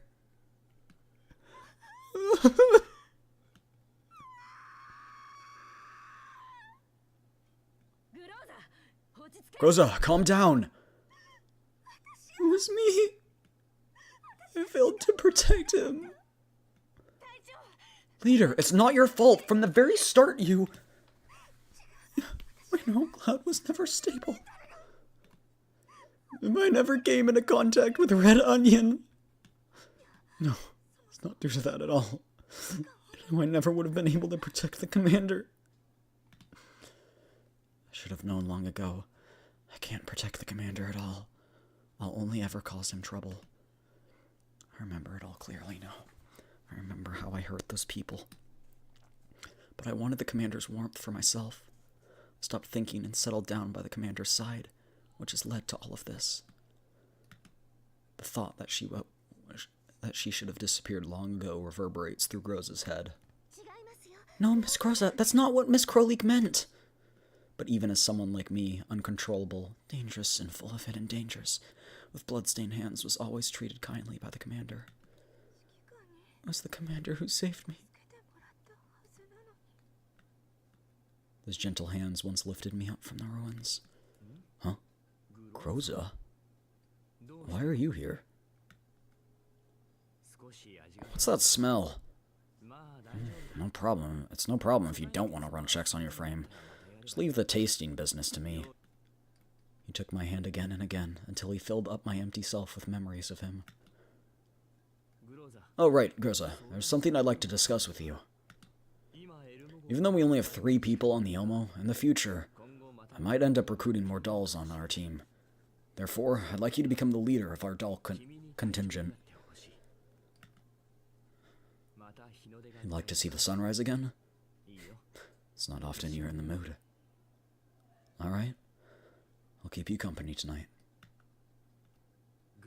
Groza, as long as you want me to, I'll find the truth for you someday. Oh, without the commander, I can't. The streets begin to spin. In contrast to the sheer fullness of the memories of the past 10 years in the depths of her neural cloud, the street before her appears completely empty. She stumbles a few steps further. No matter how she tries to steady herself, the feeling of disorientation in her neural cloud keeps dragging her down. There were many times when she wanted to leave in fear of hurting the commander the same way she hurt others. But now that the commander is missing, Groza feels the sky crashing down on her. Just as she's about to crumple to the ground, a pair of hands reach out to steady her by her left shoulder. Groza, I know you're being hit while you're down, but we need to retreat right now, even without the commander. Ulrid's voice is trembling slightly, too. Not far away, the sound of vehicles is approaching. Clearly, more enemies are on their way. Big Sis, I finished the search, but I couldn't find him. What do we do? If we can't find him, then Don't say the depressing things. The place is only so big. We'll find him even if we have to start digging straight down. Groza, Suomi, Crowleek, I promise you that I will find the commander. But we need to get out of here before we can call for help. We'll only be able to call the commander if we remain free to take action. Yes, Big Sis. There's no more time for hesitation or explanations. The sounds of enemy footsteps and bullets being chambered happen in quick succession. Crowleek, take care of Groza. Hang on tight, leader. There's nothing more important than getting everyone back to safety, at least for now. Everyone, prepare to retreat.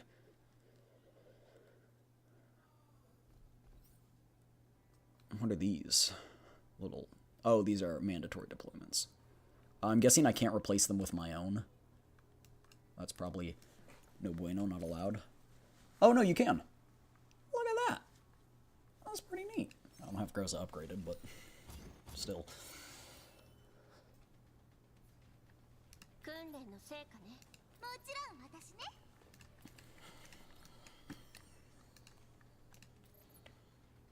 Dang, that's a wide area.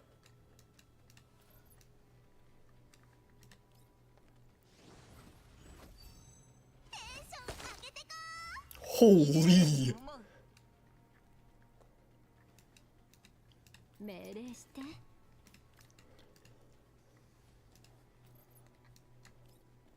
Oh, heroic mode, the preset all seems to be stronger than my own. Really? I thought they would have made them, like, kind of bad, but...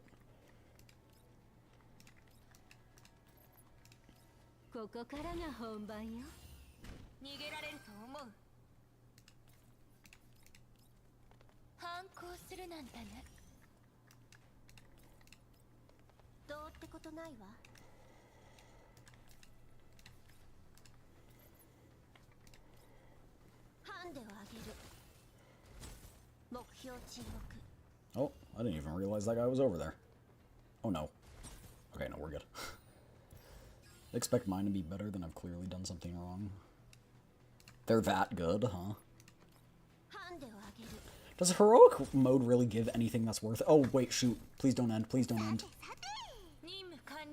Poop. Actually, wait, no, I can just confirm and then do it.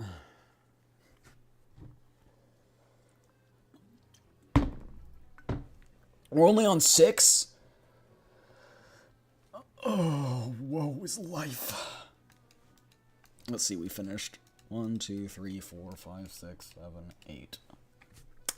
We're about a little bit more than a third way there. 3 hours in. More than 3. More like 4. It's 3 and a... It was 3 and a half-ish.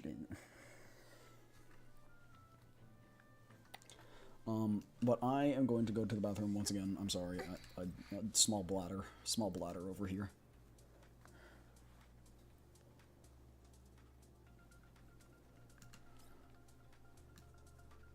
I'll turn this up a little bit.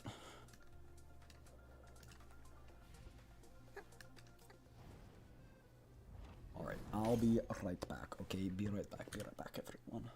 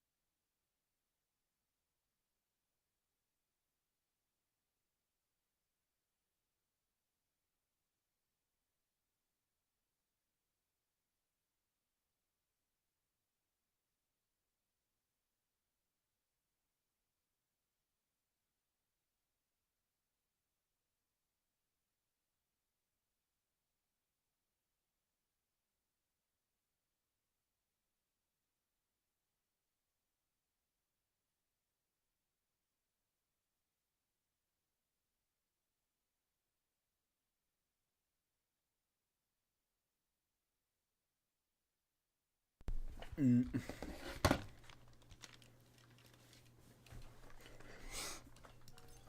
27% done with the story. I'm back.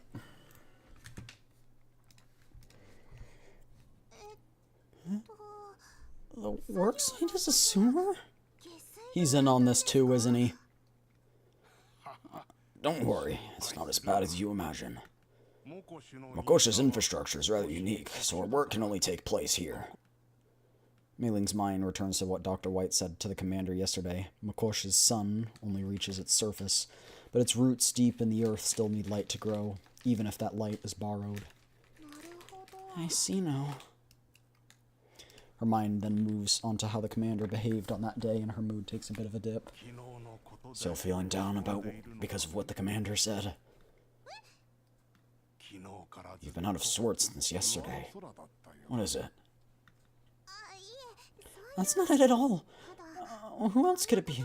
The way you spoke sounded like I'm not important at all. No one would be happy to hear that. Is that how you understood it?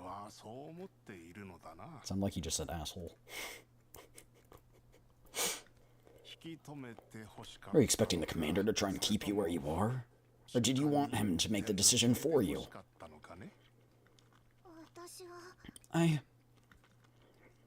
What exactly was she hoping for? She lowers her head to contemplate the question, and she also slows her pace subconsciously. I don't know. Rather than not knowing, it's more that she doesn't want to contemplate it. After living with the commander all these years, she understands that the commander is someone that would only ever grow more distant. Really? We're here. Mei-Ling is taken aback by the sights before her. Amidst an underground labyrinth made of colossal cement pipes, putrid wastewater sputters from shattered alloy tubes. Above it all sits a completely isolated conveyor system, intact and functioning despite its visible age. An underground logistics tunnel. Worry not, its positioning and protective measures are specially designed for this place. The wastewater won't come into contact with the conveyor even in the flooding season. We might not be so privileged, though. Make sure you put on your PPE. Yes. Mei-Ling steps into the elevator after ensuring that she's properly protected. These things can be built in the sewers? She was clearly expecting the commander to kneel and plead for her to stay. Exactly.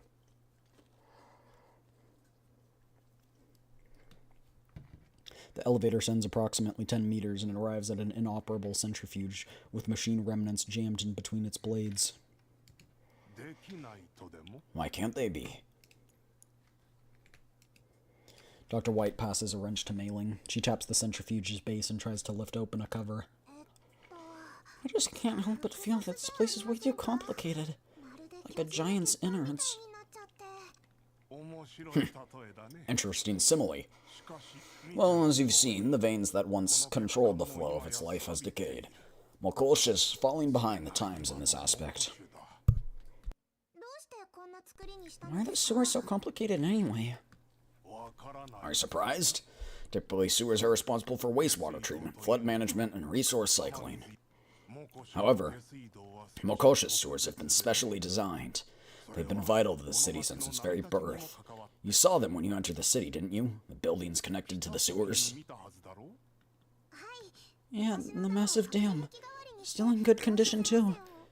It shielded this city from collapse storms, right? So these sewers were a part of the flood control systems?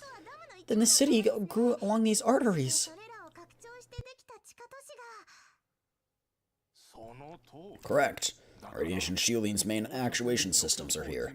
This place also handles electricity supply and ventilation. I was gonna say, you can use the water for energy.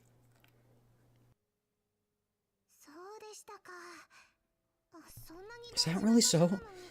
I'm afraid you're losing me a little here. If these are the city's arteries, then why haven't they been maintained and upgraded like the upper base layers? No, wait. The upper layers aren't anywhere close to well-maintained either, other than the glitzy commercial areas. Is the planning not complete yet? Judging from the layout of the pipelines, they should be part of something encompassing the entire city. What sort of person do you think planned and designed these structures? It was your parents, Mei-Ling. Plot twist. Watch it happen. Mei-Ling takes another look at the complex machinery still functioning in the sewer, raising her head with confusion. It's rather confusing. There's clear attention to detail, but everything's been left unfinished. It's because her parents dropped everything to try and save her. Someone very eccentric, I think. Different people view him in different ways. Calling him eccentric isn't necessarily wrong. To me, he's a fine engineer and an idealist with the passion in his heart. Do you know him well? Huh. I suppose I do, yeah. He studied under me for a long time.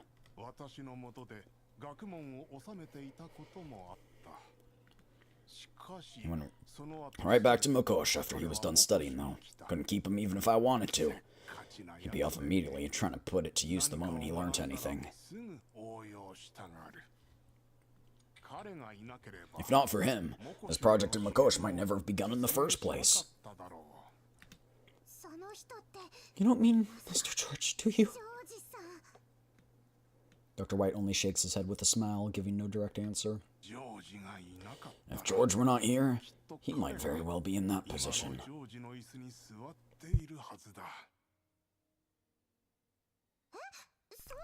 Really?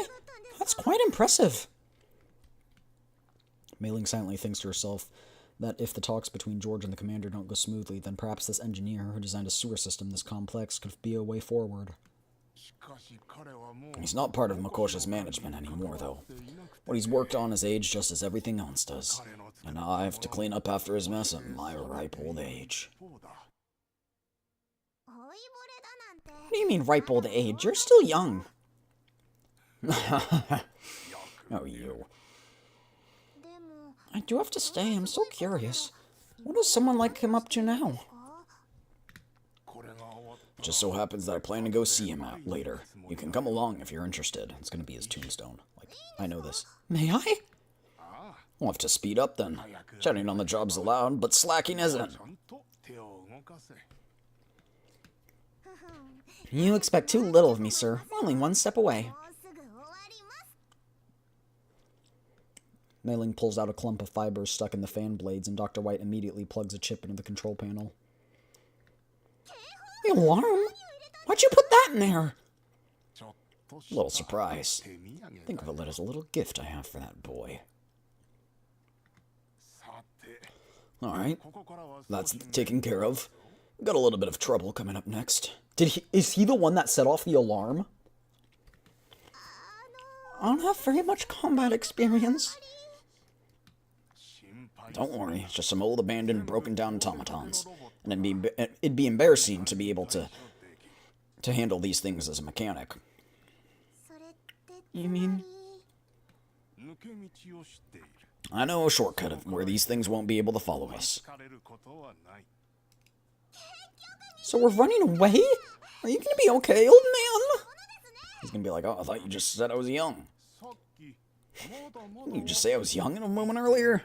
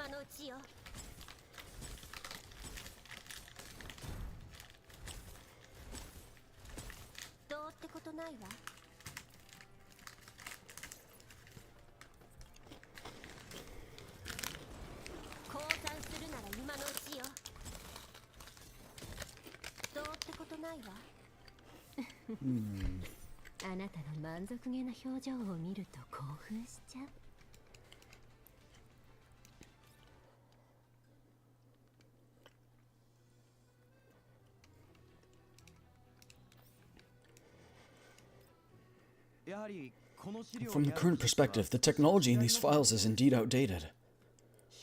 There's nothing of use here other than cheap materials for light pipes. It's already quite impressive that you can glean this from decade-old books. No need to look so dejected, Vasily. You know how things are in the old zones. These books might as well be older than me. Still, it took me a tremendous amount of effort to scourge them up for my settlement. Reading and verifying them took quite some time, too. Oh, but I do have to say, the face of the young man named Vasily immediately lights up with hope, and the melancholy from a moment ago is nowhere to be seen. It's fantastic that I met you. I plan to record my experiences in a few new books. Then what I've learned can be passed down to any people who have need of it in the future. Still not used to life here. The opposite. Too used to it. There's so much good food. There's my favorite noodles and spicy... And even the fried chicken is better here. To be honest, I'd stay here my whole life if I could. Weird. I could leave a spot in the 8th Division for you, but you might have to work for another 3 or 4 years before I can request special permission.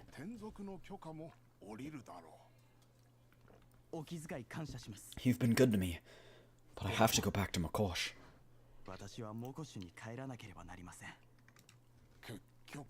All that time buttering me up, and there's still a butt waiting for me at the end. You weren't there back then. The entire place was nearly picked clean by Elid. The light leaves Vasily's eyes as he thinks back to his escape. Before Vasily escaped Makosh, the place was nothing short of hell on earth. No, perhaps being born and growing up in the Yellow Zone places you in hell already. I've always wondered whether I was the coward, the deserter. Burdened with barren soil and an inhospitable environment, the living things here have to fend off the Elid menace while still suffering from collapse radiation exposure. However, the value of human resilience and unity shines through in these circumstances. Small settlements eventually form in the Yellow Zones, offering assistance in a united front against the Elids. Most of the time, Elids move by their lonesome, but what if they began to move in groups as well? 2 years ago, the settlement I was a part of, Makosh, was attacked by a massive horde of Elids. We lost many people. Even worse, the disaster they brought wasn't momentary. Elid spread like the plague, and spread through Makosh.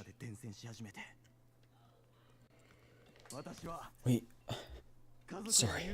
I was powerless to do anything for our sick family and friends. What could bring more despair than being made to watch powerlessly as darkness descends? Luckily or not, I was never infected. My friend suggested that rather than sit and wait for death to claim us, we should send out someone reliable to seek a way out for everyone. Back then, my entire family, not just my family, those with no way to leave willingly sold their diseased bodies to Paradius and the brokers to carve a way out for me and everyone else with their lives. I managed to make it out with what supplies we could scrape together, and the collapse pieces bought at the cost of everyone's lives. You want to go back to save them. Vasily's mouth twitches and he forces himself to smile bitterly. Save? I don't deserve that. Even something like help would be a gross overreach for me. If we really had to put it some way, then this is just what I owe them. Those who helped me back then, they're not with us anymore. I will never be able to pay back what I owe. But Makosh still stands, and their children might still be in peril. At the very least, I will do what I can for them.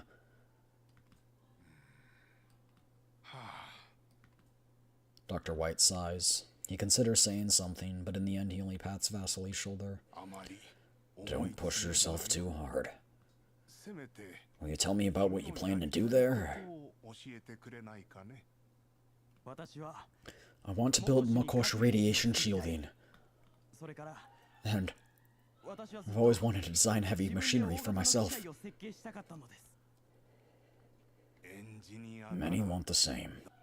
But I want more than just machinery. I want a moving fortress, capable of fending off Yellow Zone Elids and executing complex underground rescue operations. I want to shield the people of Makosh from the storms. The help I've received cost many lives to realize. I want to carry it on and turn their sacrifice into a power that protects Makosh forever. Do you need a temporary support group? You would do that for me? Thank you. Oh, I'll have to write a letter immediately and tell George about the good news. You're hardly giving me a chance to reconsider my words. Is George the one you write to most often? A brother of yours? More or less. He's my best friend. It was his idea to look for outside help in the first place. He's someone with more ideas than me, and I'd like to find out what he's discovered recently. I see. Got it.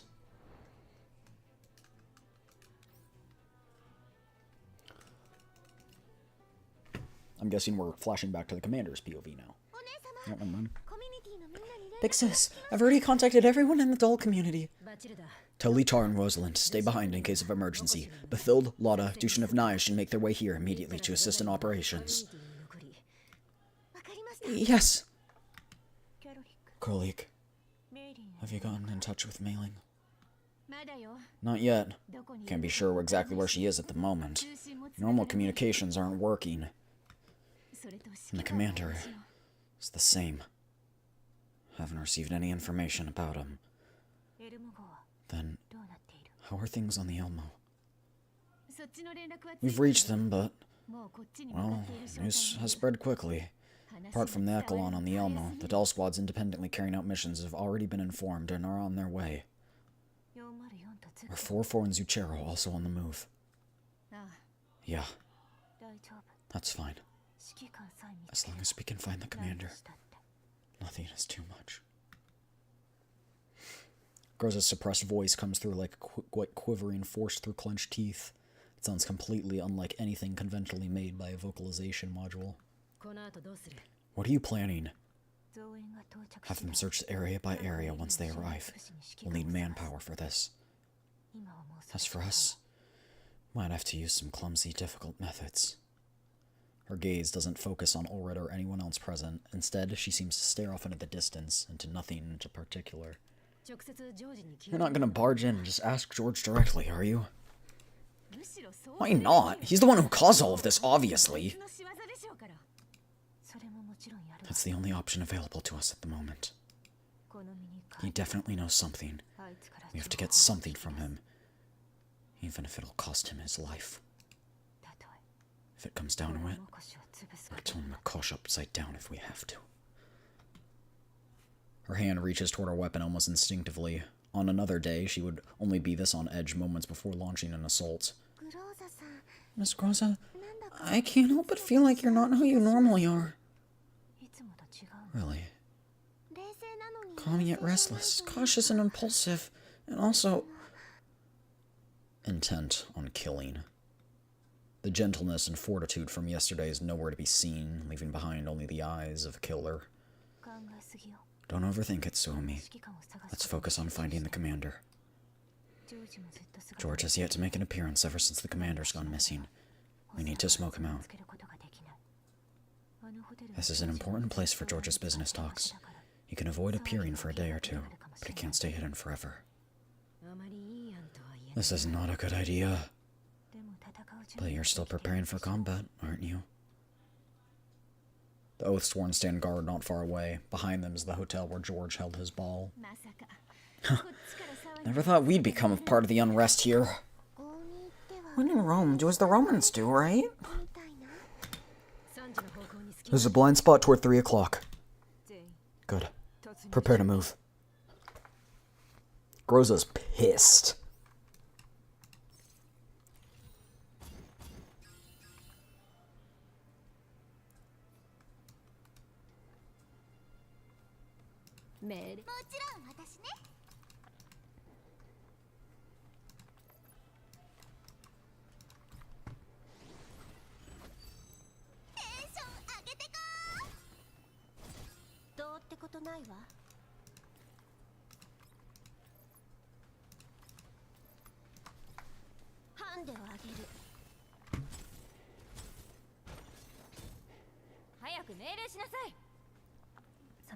Mister, it's me, Thea. I've come to report on the issue relevant to that commander. Apologies. Mr. George's rashness was a failure on my part. However, that commander has already discovered Red Onion.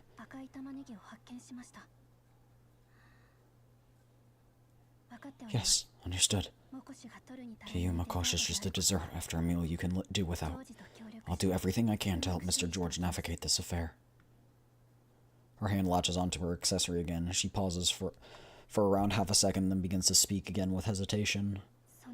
Sir, about my sister. I mean Gaia. Commander's missing. All the doll echelons dropping their missions and heading to help. Yeah. It's not the first time we've gone missing. The call ends before she can finish. Her busy superior appears to have no time for her questions. Her first attempt to add personal emotions into her work communications had failed, if she had any, that is. Miss Thea, they're here again! Thea remains emotionless as always. She only takes another look at the time. I've made sure there's at least some time left before your working hours end. Understood. Send 2 squads of support before I come take care of it. Do not allow them to disrupt Mr. George. Yes. Just in case, check up on the commander again.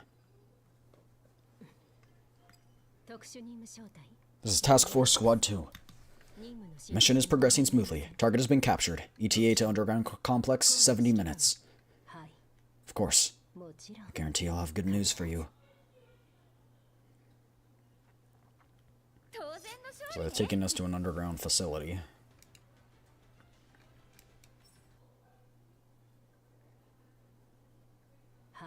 Of course. Guarantee I'll have good news for you. The others on the vehicle seem to pick up on something from the conversation. They all turn toward their superior on the line. I sigh as their gazes slide off me. Apart from me, there are countless other carefully packed parcels taking up the space, preventing me from properly stretching my limbs. Any new instructions from Miss Thea? Huh. She just wanted to check up on mission progress. Well, progress is normal. What are you staring at me for? Give me an ETA. Like you said, 70 minutes. They're E-lids, so we may be delayed for around half an hour. She begins to hum to herself a little upon hearing the response. Is that Loreley? She might have noticed my tired gaze on her because she throws me a beguiling look through a protective visor. I want to give her an affirmation for our future cooperation, but the bizarre circumstances force me to ignore this ludicrous act of hers. It is, okay, it is Loreley. A call from Thea begins to ring out on another squad member's terminal. What's going on? Miss Thea is so overly cautious. Why does she trust me so little? She cuts off the connection in a timely manner before the call goes through. Everyone present catches on to the abnormality and trains their weapons at her. Who are you? She's not one of ours! Stop the car! We have an intruder! She no longer needs to care about her gear with her identity now exposed. Loreley, who clearly wasn't fond of her disguise anyway, swiftly discards it and reveals the dress underneath, the very same one that I saw at the banquet. Thea really is vigilant. I wanted to keep up this act to the very end. Commander, I'm snuck in here for your sake. Help me out, won't you? I think I'm kind of bound down. I don't know how you want me to help you out.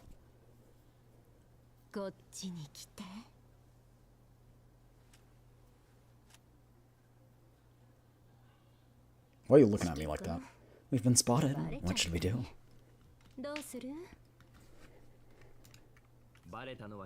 More like you were the one who was caught and they were always planning to capture me anyway. Wouldn't it be more fun to work with me rather than be arrested by them?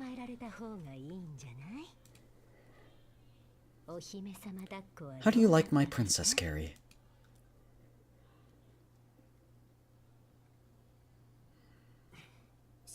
Let's take care of this as soon as possible.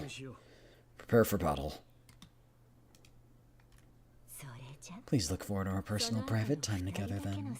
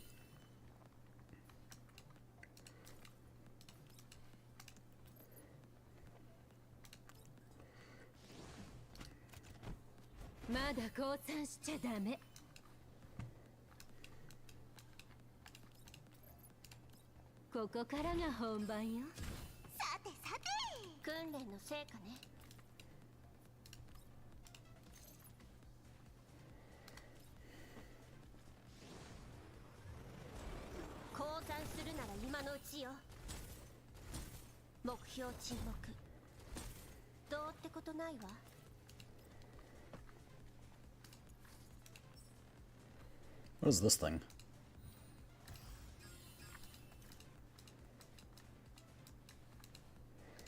I do not know.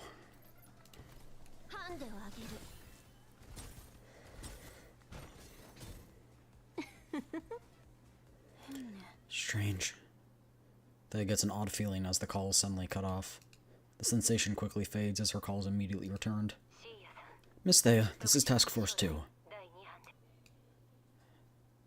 Loreley gathers all the enemy's communication terminals and calls back immediately. Mission successful thus far. ETA to Underground Complex 60 minutes.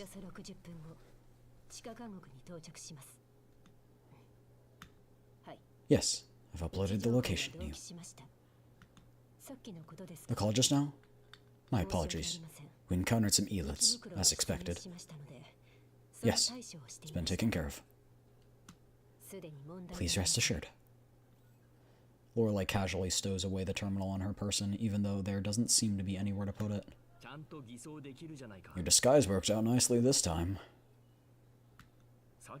Was all this part of your plan?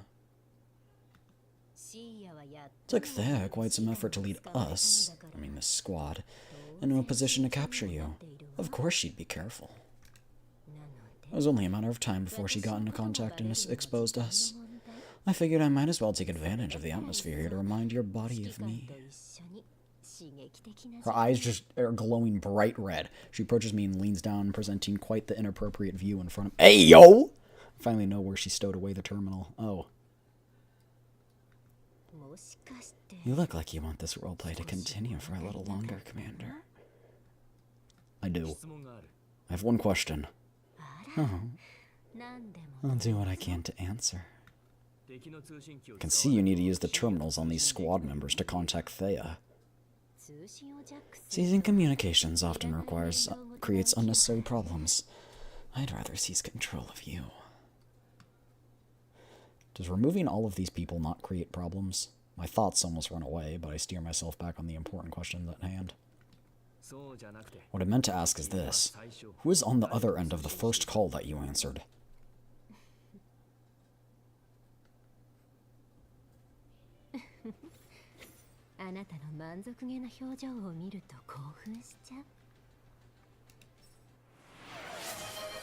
Hydrate, sleepy. Cheers.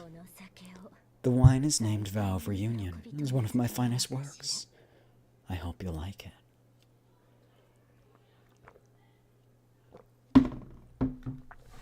The journey to our destination can hardly be called long, but Loreley is clearly prepared for the trip. She pours her prepared beverage into a glass and garnishes it with a red flower for a sentimental touch. So you just came up with that name? Sounds like something straight out of one of those upscale White Zone host bars. Loreley passes me a cup of the red liquid, its contents looking like a scarlet gem against the moonlight. The drink's rich, fruity aroma spills forth, no doubt for the sake of concealing the beverage's high alcoholic content. I think it's a most fitting name for celebrating the occasion. If we get the chance, though, I'd like to freshly mix something for you. In my room, of course. She chuckles when she notices my hesitation to drink. Relax, Commander. I'm rather confident in my craftsmanship. I've always known how to please you, haven't I?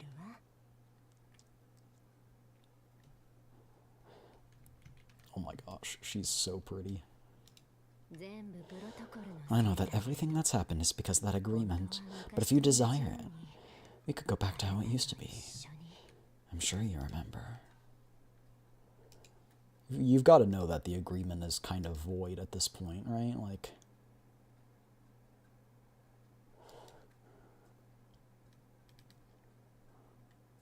Oh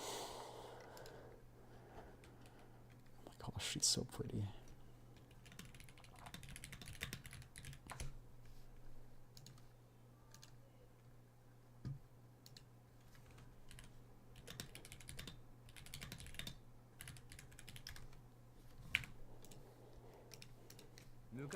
Before we start reminiscing, shouldn't you answer my question?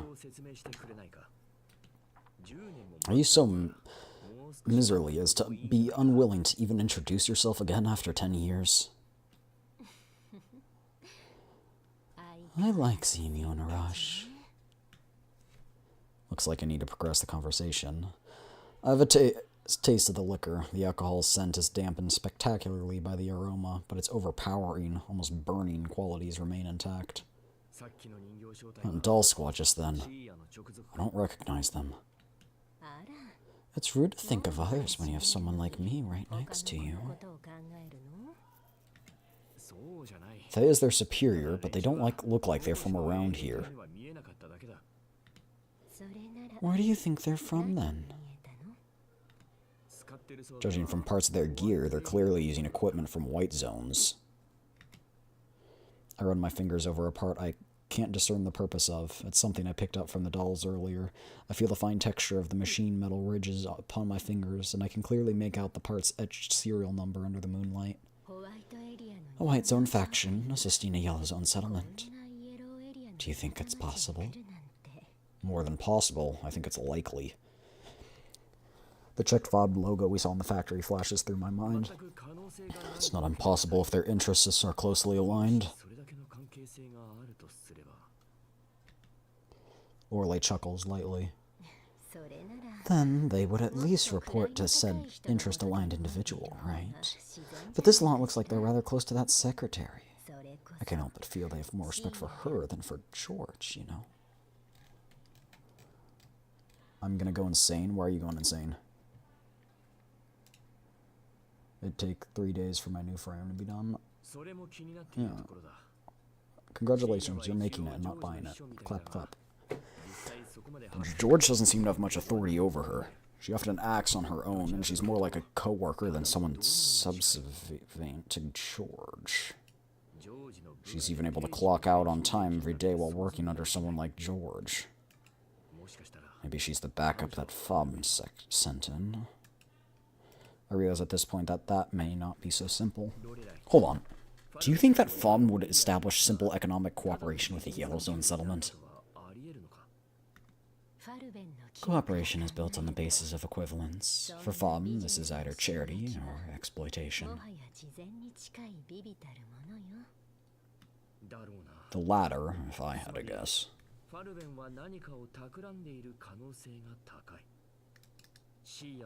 They is likely here not to just to assist and oversee, but to an extent control George's administration. My. Things have gotten complicated then. You were only looking to do some business, weren't you, Commander? How long has she known about me? That's certainly trouble if Fob's involved. It's not like we haven't dealt with him before, though. I like it when you're so confident. She's just so flirtatious. Every sentence is... she's trying to arouse me. That's kind of crazy. But that brings another question. You're not with Fob or Makosh. Who are you here on behalf of? I came here for you, of course. You didn't come to Makosh to actually have a holiday, did you?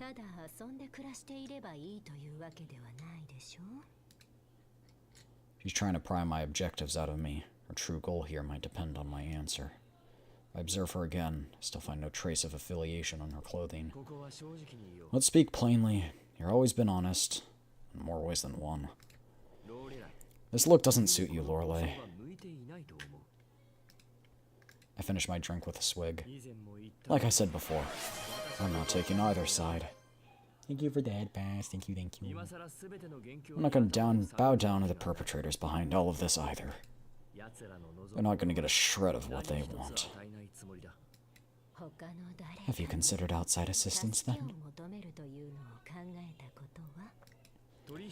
Assistance or exchange? Nothing comes for free in this world. Oh, don't give me that look. Perhaps we can discuss terms. How about it? Her brow twitches and her hand snakes itself up to my shoulder. She gives off a seductive smile. What if I told you I want more than just what others would want? How so? I have plenty of produce if you want it, if nothing else. You. That's the problem Makosh can solve for you. The thing I can help you with if it's bringing it into being. Are you sure? There's still a chance of cooperation with George at this stage? We don't necessarily need George to work with Makosh. What do you mean? There are many things I can do, Commander. I turn to find Loreley's face unbelievably close to mine. Her voice is like a captivating song, like a siren drawing me towards some ultimate decision. Who gave you the power to do these things, then?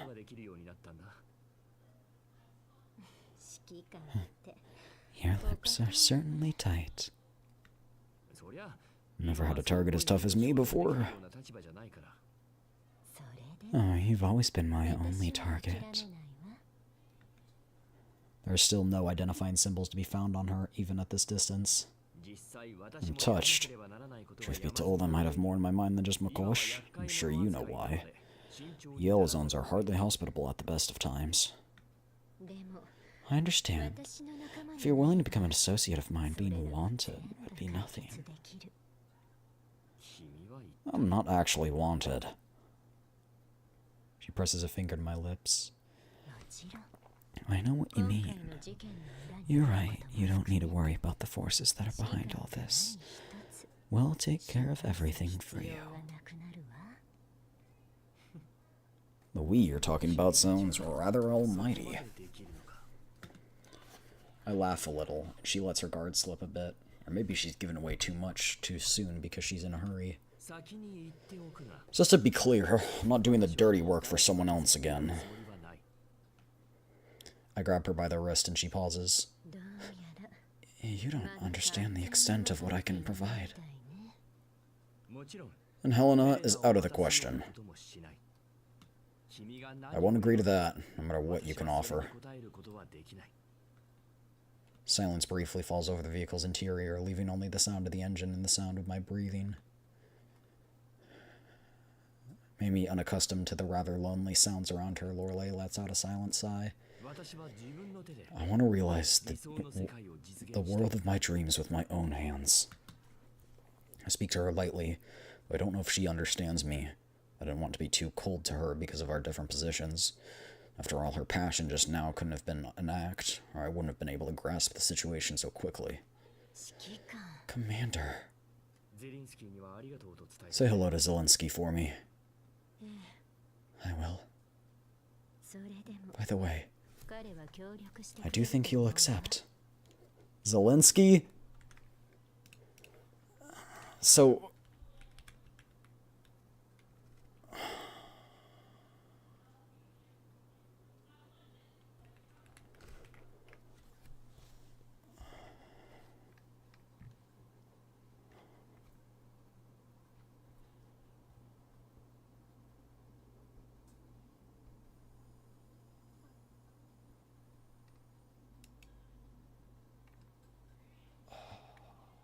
Do we know this guy?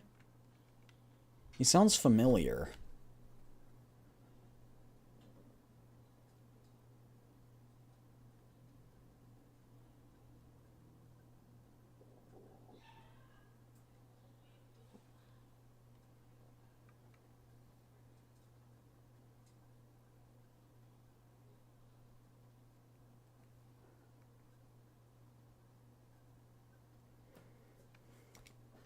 Do we know them?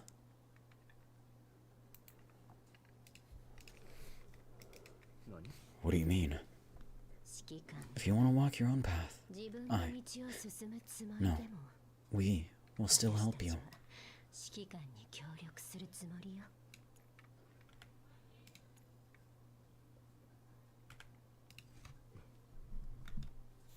As expected, Loreley must have spent these past 10 years at State Sec. I don't know how much about her kindness is going to cost me, but I do need it at this present time. How about sweetening the deal to show your good faith, then? Of course. Sometimes a little bit of greed makes the way I feel about you all the more intense. Ask me for whatever you would like. I promise I can fulfill your needs better than anyone else.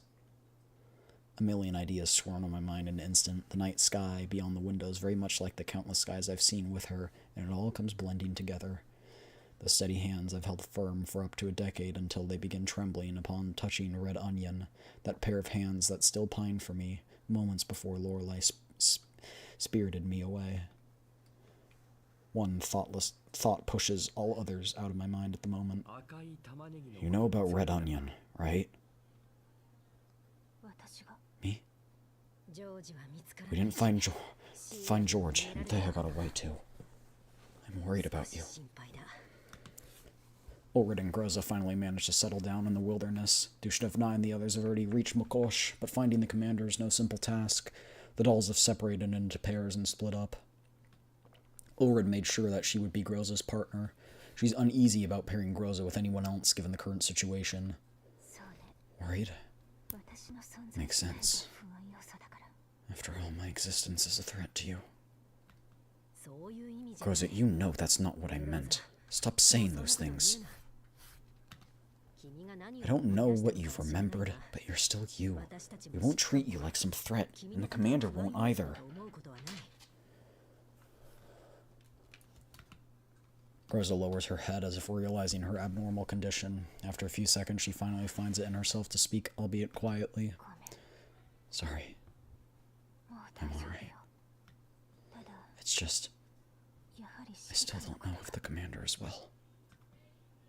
Groza begins to smile as a thought comes to her, but it hardly paints a pretty picture with her empty eyes. I still remember, back when we were out on a mission by Bihar, the commander and I were like that too. Our intel went bad, our leads cut off, and our hideout destroyed. In the end, the best we could manage for the night was make do in our vehicle. It was a car without a canopy. But it didn't start out like that, of course. To fend off the cold, we simpled a simple stove behind the car. I made a beef stew without the beef. Her head hangs low in dejection. Listen to me, Groza. You need to rest, even if just for a little bit. You've pushed yourself for far too long. Groza shakes her head, rejecting Orod's advice outright. There's no time. Come. We need to be off too. Groza, wait! What is it? We've got news from Dushnevna and Lora. It's about the commander. That's what you're after the most? There are others, of course, but can't you afford to tell me about this first? Very well. I can never turn you down. What you found in that factory is indeed the red onion that Groza came into contact with. A controlled substance. Was it one of Groza's objectives in that mission of hers? What's with everything she saw then? Whose blood is on her hands? Many people's. Terrible memories for her, I'm sure. At the very least, she didn't want to do any of those things. But she had no choice? Exactly. Would you think of her as a threat to you if I put it that way? I think back to how Groza looked and what she insisted on reminding me of. I begin to understand how she felt all of a sudden. She's worried that something like that might happen again if she goes out of control. She doesn't want to hurt me or anyone else around her. I trust Groza. I feel that there's something more behind Red Onion, but Loreley doesn't continue. No matter how I press on the matter, she only deflects with jokes and quips. She turns around and focuses on driving. I can spot a hint of stress hanging on her brow. Perhaps that is the extent of what she can tell me. I see. It's under chat here, then. We're about to reach our destination, right? Of course. It's Mokosh's underground prison. I've taken a shortcut so we can get there a little faster.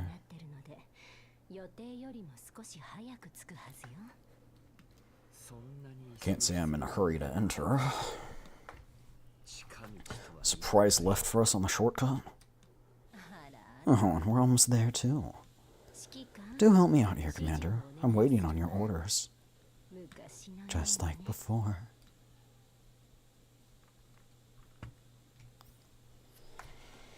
Interesting.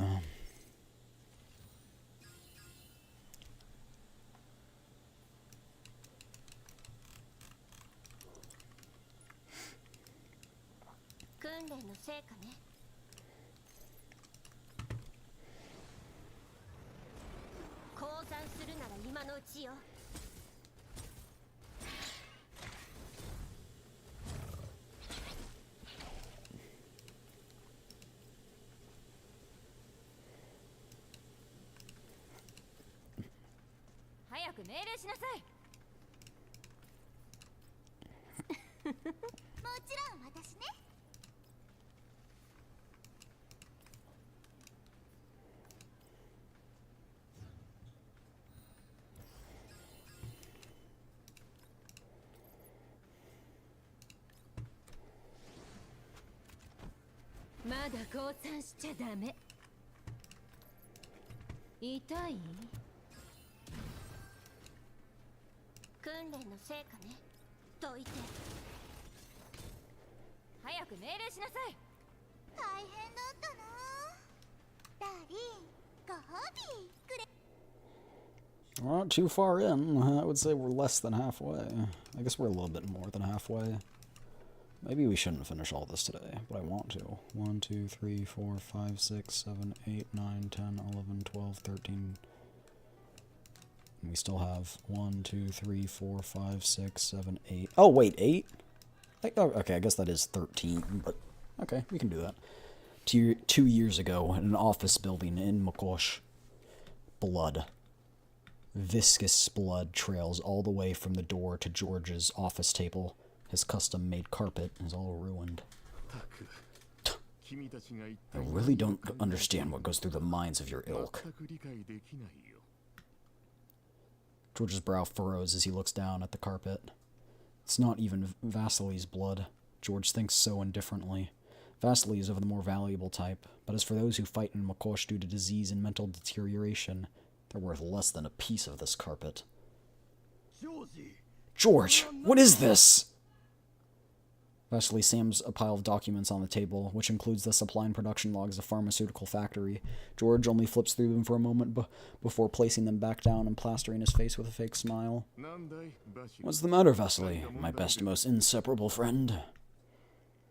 Vasily pays no heed to George's wide smile, skipping the chatter he would normally engage in. His face remains steady.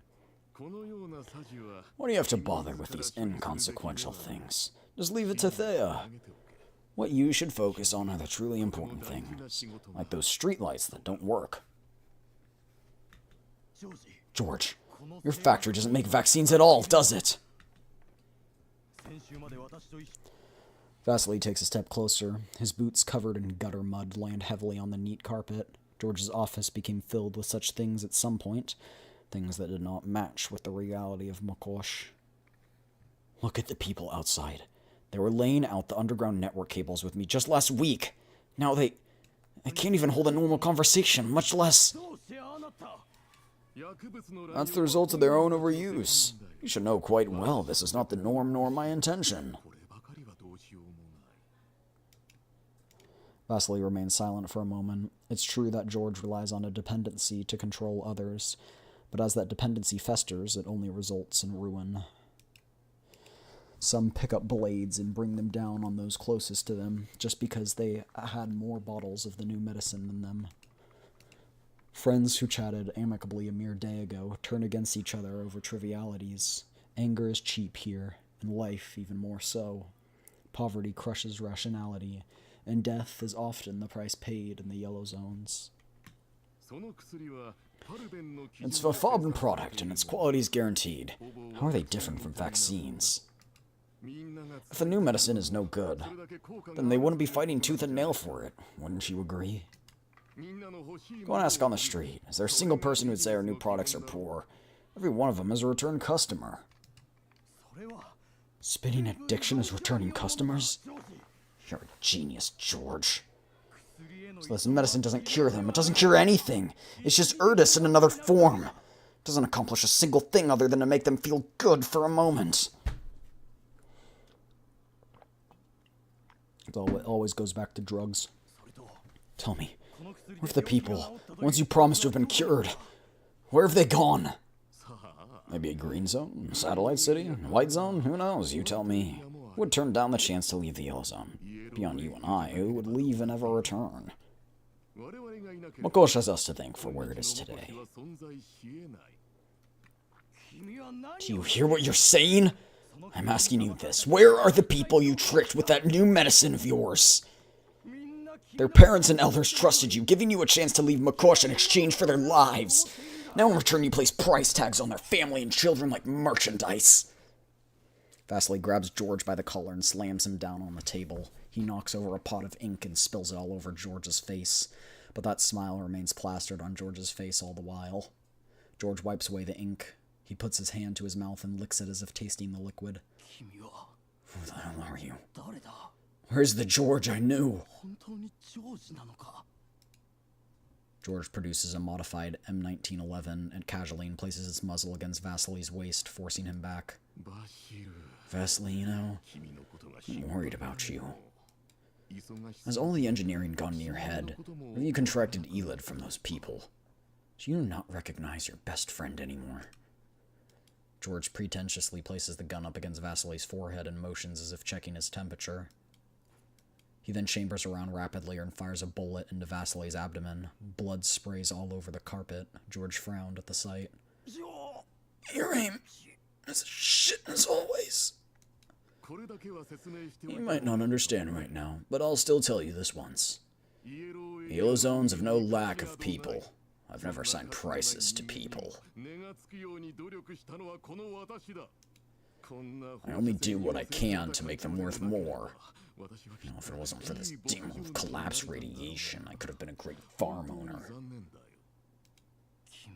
Just when did it come to this? As blood continues to leave his body, Vasily's breathing accelerates. His voice continues to weaken, and it's almost inaudible now. Why? Do people in the Yellow Zone breathe like rabbits? I don't know. I mean, Lorelei's in the Yellow Zone. I would be breathing like rabbit.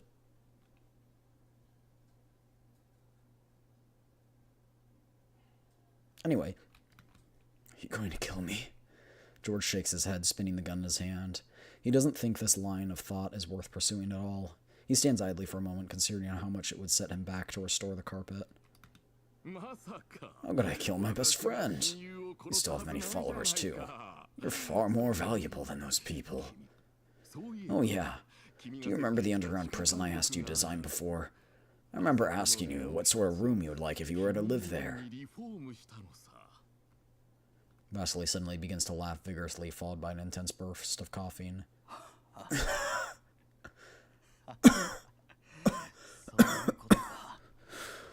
I should have realized long ago. I have a surprise for you then. I promise that you'll love that room. The one next door is not bad either. You'll enjoy it in time.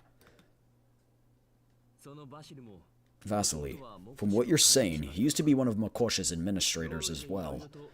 No wonder I always felt something was off during our operations in the city. That unfinished infrastructure wasn't George's style at all.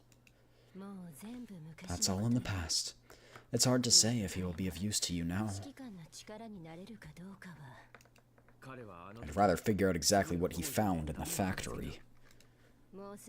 I'll be able to get the answer from him yourself in just a moment. Oh, so that's why we're going here. Alright. What's up with you anyway? Why is your face so red? That's because it's so hot in here, Commander, don't you think? It's bound to be hot and stuffy underground, but the real source of heat here is her. I grab her hand. She's not hot enough for it to be dangerous, but the heat radiating from her skin is still abnormal. What's the matter? Was it the battle just now? It's your own fault for sticking so close to me for so long and reminding me of the old days. Why does your heart beat with the same exact rhythm as 10 years ago? Was it nervousness? Excitement? I've always looked for any changes in you, and the same has been true for the past 10 years. I wondered how much you would have changed, and just now, I've reaffirmed for myself the fact that I am back by your side.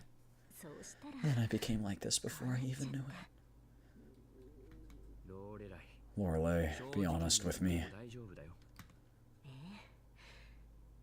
It's because I moved too fast earlier and built up too much heat, but this amplifies my frame's capabilities anyway. It's completely harmless. That's good then. Is that the only reason though? It's a pretty rare phenomena, both for the past you and other dolls. The other reasons? You'll know soon enough. What's that supposed to mean? Anxiety begins to well up inside me for reasons I can't name.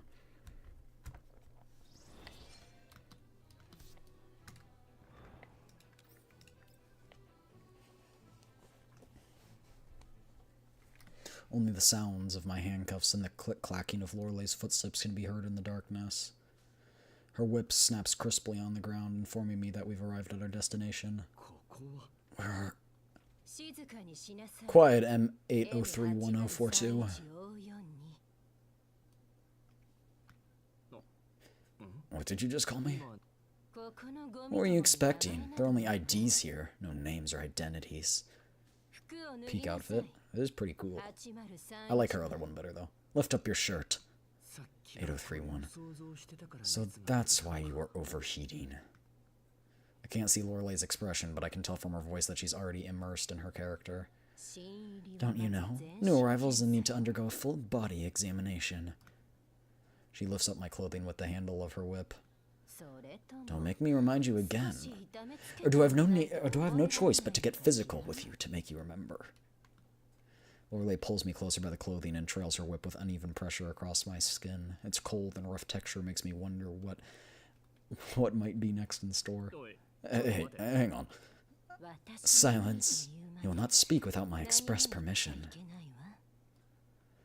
In a role-playing, are we? I'm into that.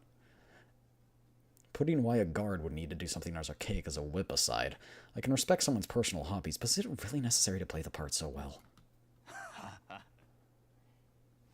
Loreley's bombastic theatrics get a laugh out of my roommates.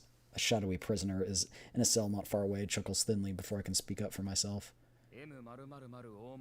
Oh. 00001? Yeah, I was gonna say, is that Vasily? Yeah. Won't the ID do? A mocking smile remains on his face. He answers the guard politely, but his hazy gaze remains pointed in my direction. He's staring straight at me. Don't say that. Others might know, but am I just supposed to pretend to be oblivious too? If it weren't for you, Mr. Vasily, Makosh might very not well have this prison at all.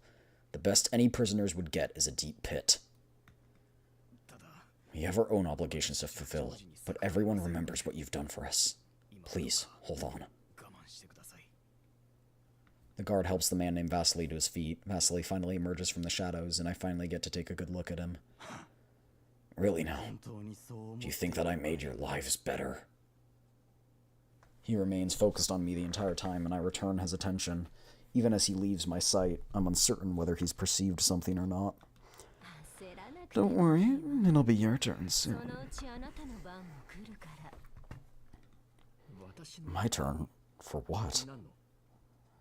Loreley remains silent. She only lightly presses her finger to her lips. Far away in the darkness, some machinery screeches and shrieks, accompanied by the piercing sound of metal chains being dragged across the ground. A muffled screaming soon follows. Why is he screaming? The screaming continues for some time before it fades into the darkness. Loreley withdraws her finger with a strange smile. Work. Work? Those are the sounds of work? Work hard later so I can hear the sounds you make, alright. The sounds aren't particularly vicious, but the smell in the air here is truly unsettling. It may be due to all the medicines, but I've been surrounded by a stinging smell ever since I set my foot in this place, like bleach mixed with pharmaceuticals and a faint hint of blood. You might not be familiar with the things here since it's your first day, but that's fine. You'll start work tomorrow. Forced labor? How long will I be here for? 15 years, maybe? It's not very funny. Judging from Miss Thea's orders, this is more like a temporary storage for you. You'll be out soon, so there's no need to worry.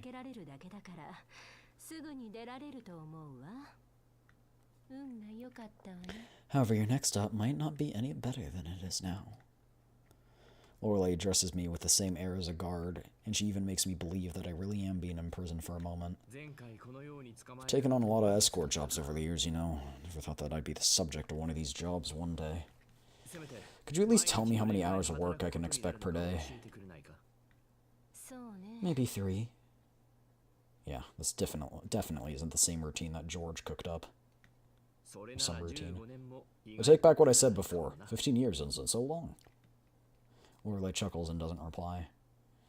The comms terminal that doesn't belong to me or Loreley resounds as we're enjoying a little lull. She places her finger on her lips again and gestures for silence. This will be yourself from now on, 8031. Do your labor and get out of here early, alright? Someone called the hidden line in the prison, likely Thea or George. I'm gonna go take care of it.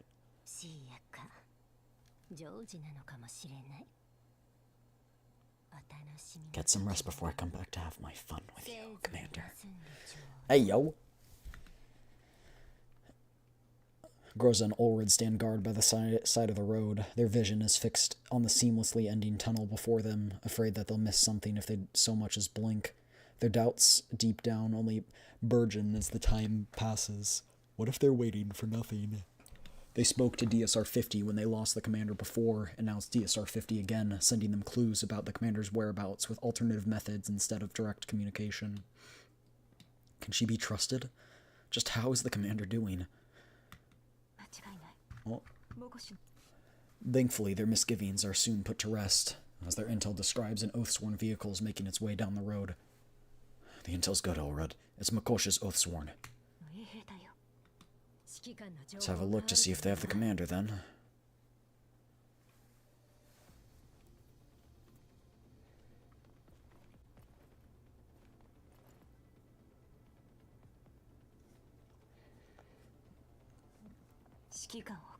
Give the commander back. What commander? I have no idea what you're talking about. Can't you see we're escorting a prisoner? Take him from me and don't cause more problems for yourselves.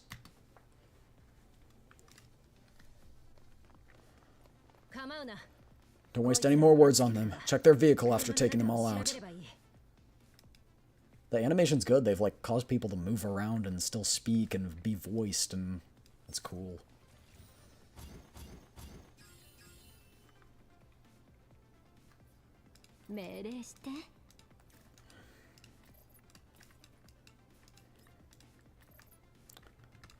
Loreley seems like the person who would never get enough even if you give her what she wants. She's always wanting more. If you know what I'm saying. If you catch my drift.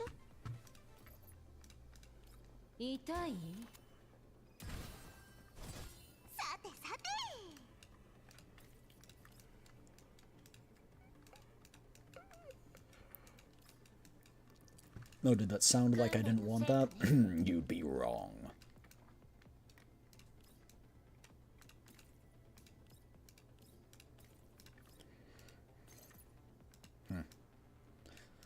Tricky.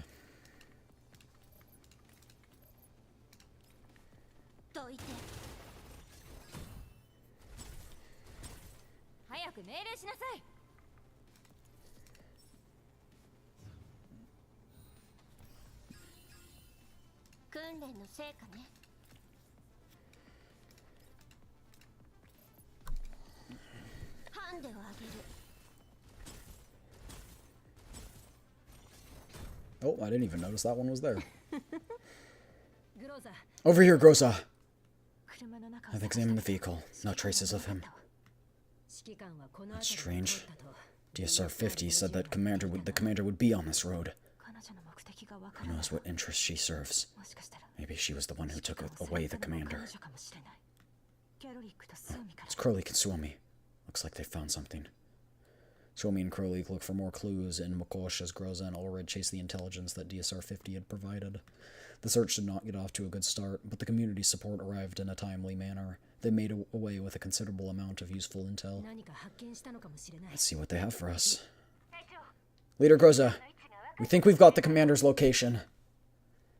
The current batch of intel contains a real breakthrough. What? Where? When we were sending communications requests, we caught the commander's signal for just a moment. It wasn't enough to make a call, but we did manage to get the commander's location. I can't be sure how accurate it is, but his signal came from underground. Underground? Is it the sewers? The call seems to be breaking up. Makosha's communications coverage aren't perfect, and the signal isn't going to be stable when we're out in the wilderness. If the commander really is underground, then it would follow that we haven't been able to get into contact.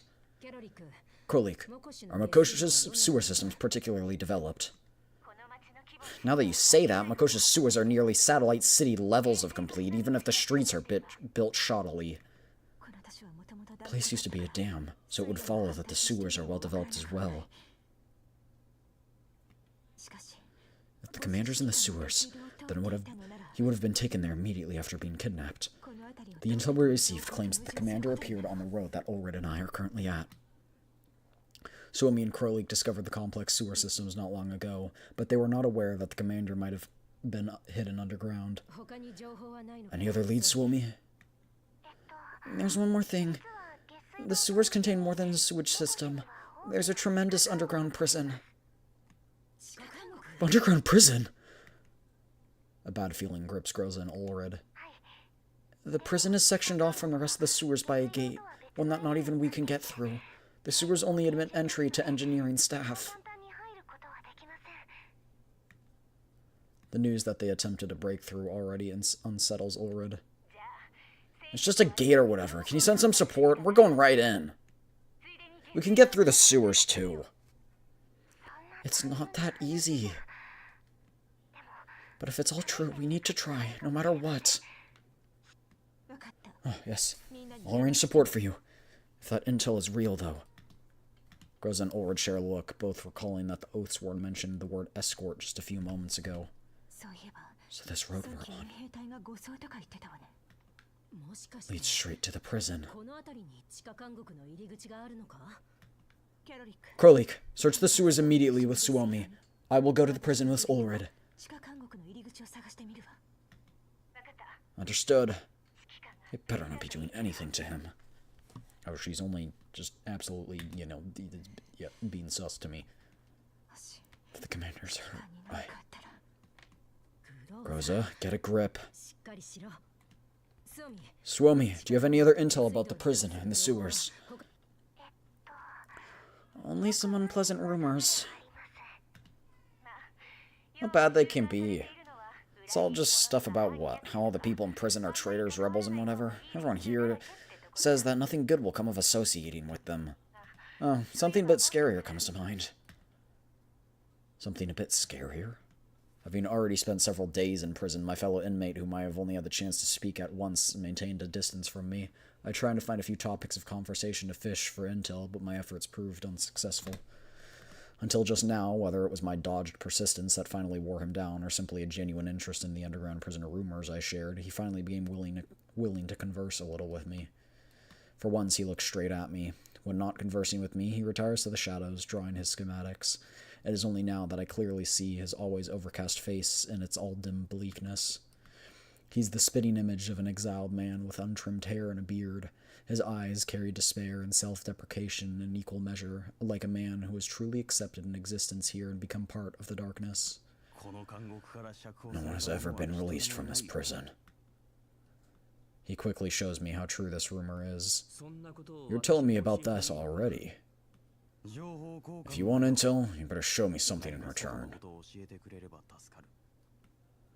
It appears that my attempts to strike up a conversation over the last few days have made him aware of my goals. The fact that he's willing to chat means that I might make some headway. I get the feeling this isn't the first time you've been in a place like this, considering how calm you are. The guard told me this is just a temporary storage for me. Huh. How does it feel to be merchandise? Not so bad with only 3 hours of work a day. That's what the guard told me too. It's been more than a year by now. I don't think I'm getting out before I die.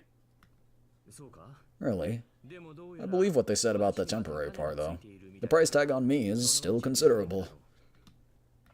Considering that I'm an internationally wanted criminal, there's surely a hefty bounty on my head. Not that this is anything to be proud of at a time like this. Something changes in eyes when I said the word price. More than value that you could produce for that guy here? High enough for him to spare your life? Creating value for George costs your life. Vasily begins to guffaw. No spy from George would say that. Looks like you came in here without knowing a thing. You're not a local, are you? Do I look like I'm from around here? I look down at my guard, but he only smiles and shakes his head. Not at all, but that's not the reason. His eyes in the darkness focus once more, training on me as if to see right through me. I know every single person in this prison except you. What, do I need contacts to get locked up? Makosh surely is an interesting place. I'd advise you not to get yourself involved in this mess. Whether you're a broker or a wanted criminal, Makosh has no place for you. This is a place where law rules with an iron fist. Get out while you still can. Nothing's more important than living to see tomorrow. Unfortunately, I can't do that. I caught wind of his clandestine dealings in his factories, so I can't just leave them alone. As expected, Vasily's usually nonchalant expression shakes somewhat when I mention the factory. If Loreley was truthful on the way here, Vasily went his separate ways with George because of this matter. If he managed to remain calm, then that would be worthy of suspicion. Surely you don't think George is some generic greedy slave driver, do you? Do you think he merely subjects prisoners to forced labor? That he'd be satisfied abusing residents with exorbitant taxes and debt traps like some commonplace villain? This is the first time I've seen his emotions shift so drastically, but that wavering soon gives way to a feeling I'm familiar with, a complex mix of resignation and helplessness. He lets his hands droop to his sides, as if he's given up the fight. So what if I know? George has aligned himself with backers that you cannot possibly imagine. Even if he is a mere chess piece in their plans, no matter what I choose, I won't be able to change the future of Makosh. Simply resisting is futile. You've seen his oath sworn, haven't you? Those who have something to gain from him gather beneath his banner and swear their allegiance on Moss. They even have the support of corporations. This is not power that can be overcome with simple numbers. I've never lacked for supporters, for the approval and support of the people. None of that means anything in the face of absolute force. Vasily passes me something through a gap in the bars. Pretty old-looking key. I don't know who you are, but you can use this to leave the place. Huh? I think back to the way the guard spoke to Vasily. He appears to be well respected, but even so, having a key is unthinkable. I start getting suspicious. Why does he stay here? You have a key? Is it so strange? Every lock here was designed by me. You think I can't make keys? I just want to tell you that I'm staying here by choice, no matter what. Makosh is my home.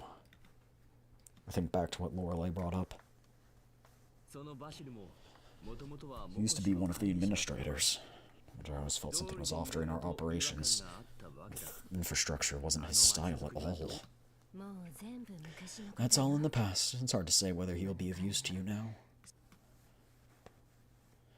Even with ideals still in his heart and keys still in his hand, he consigned himself to the position of prisoner. I cannot just stand by with the bitter regret I see in him. Perhaps I can find a way to light the embers that remain and help him regain his edge. This is something I want to do at this moment. I've heard about you, Vasily. Makosh's future was once in your hands. But you'd rather rot in here than go up and fight against George? He remains silent for a moment before laughing bitterly. Think what you will. Futile resistance only creates meaningless sacrifice. What are you waiting for, then? That George finds his humanity one day and realizes you're... I don't get the rest of it out. I realize that I'm only letting out my frustrations, even if some of this does line up with Vasily's reality.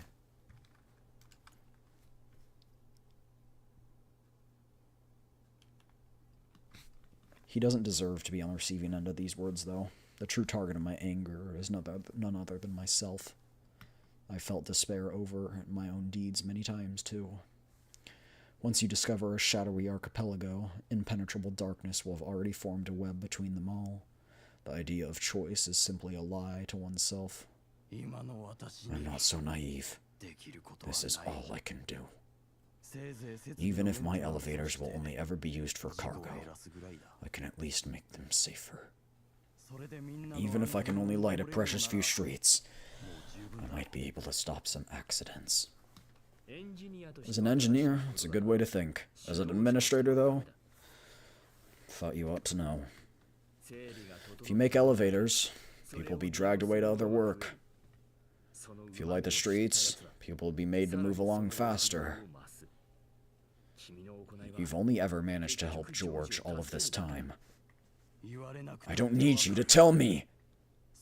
Even so, I don't have anything else I can do. There's nothing I can achieve! For once, he seems to reveal some other emotions. I see a trace of his true self in his mad words. I can help him. I can help him. I only came here seeking economic cooperation, but the residents here remain in dire straits. The tentacles of the corporation still have them in their clutches, and my conscience won't allow me to leave them in their predicament. This is not a decision I've made on the spur of the moment. The people here, like that guard, still trust Vasily, even if they're not aware of the control George has. With precise strikes from the Elmo's dolls and Loreley's reinforcements, the fight may not be so hopeless. No, you can do it. I throw the key back at him. I have no need of such things, and the one who has more need of a key is Vasily, not me. The true prison that binds him is far tougher to break through than the bars of this underground prison. There's nothing more laughable than self-imposed exile. It makes no amends and changes nothing that has happened. It only serves to cover up everything up, soothing one's anxious heart with feigned blindness. I can... What? You can give Makosh the chance to choose. You can show them a new path, no matter how many times it takes. Tell them that the city doesn't have to bend to George's will. So long as they trust you, you can go down that road. I would clap for you, but even if George doesn't kill me, I'd rather not see my people be mowed down. That doesn't need to happen. Let's have a chat. You and me.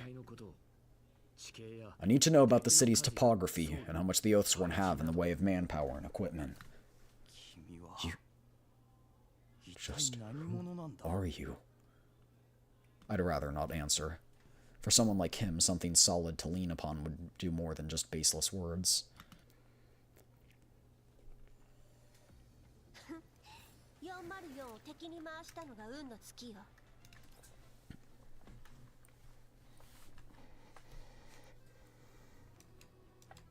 Oh, still quite a bit. Where is this place? The deeper into the sewers they proceed, the more pungent the spell becomes. The scent of bleach and pharmaceuticals emerge, and it elicits a strange sense of cleanliness. Do we really need to go this far to do maintenance? Who goes there? The guard's voice interrupts Mei Ling's worried inquiry, making her yelp with surprise. It's fine, Mei Ling. Dr. White gestures for Mei Ling to relax, unhurriedly producing his documents. I'm Dr. White, engineer of the 11th Bureau providing relief in Makosh. Here are my documents. This is my assistant, Mei Ling Shen, an engineer of the 11th Bureau.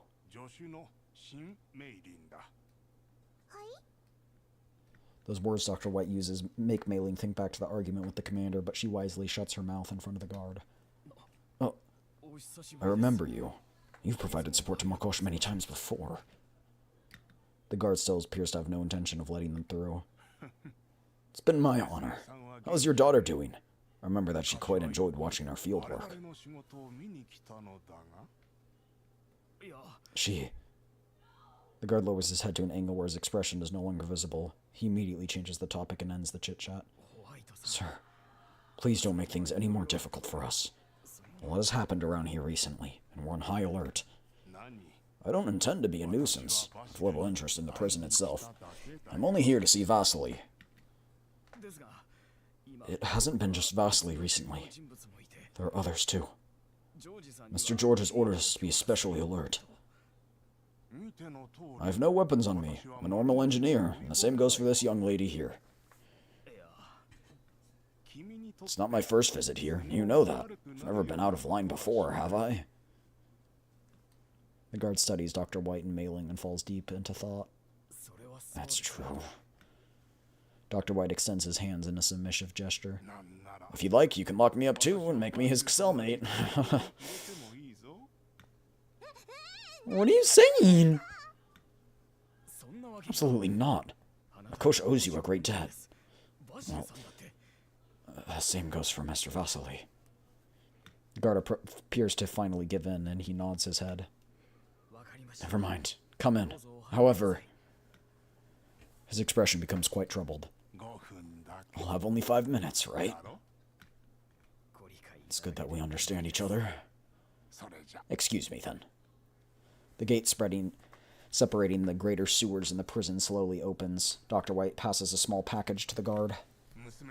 I heard from Vasily your daughter's still suffering from Elid. This is... The guard's eyes widen in surprise. Elid vaccines are counted among the most desirable items in all yellow zones. It's easy enough to tell from his expression that this is absolutely true, even in Makosh. You... Why?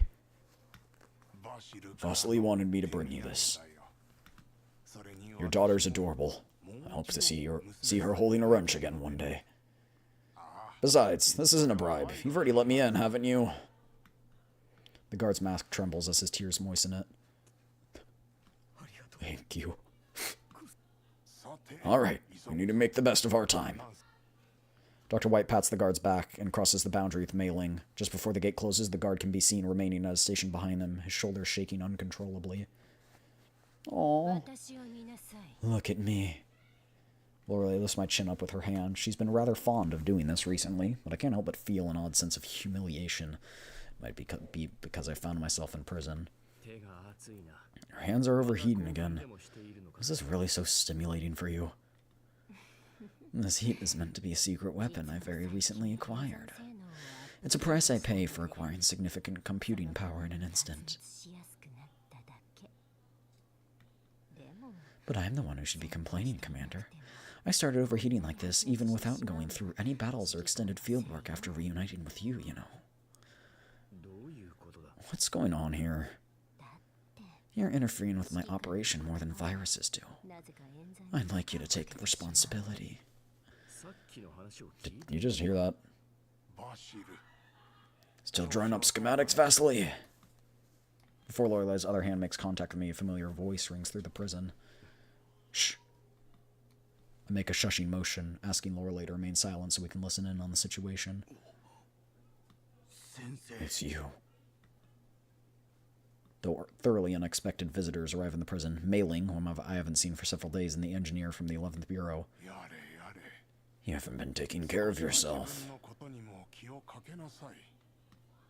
A light sigh comes from outside Vasily's cell.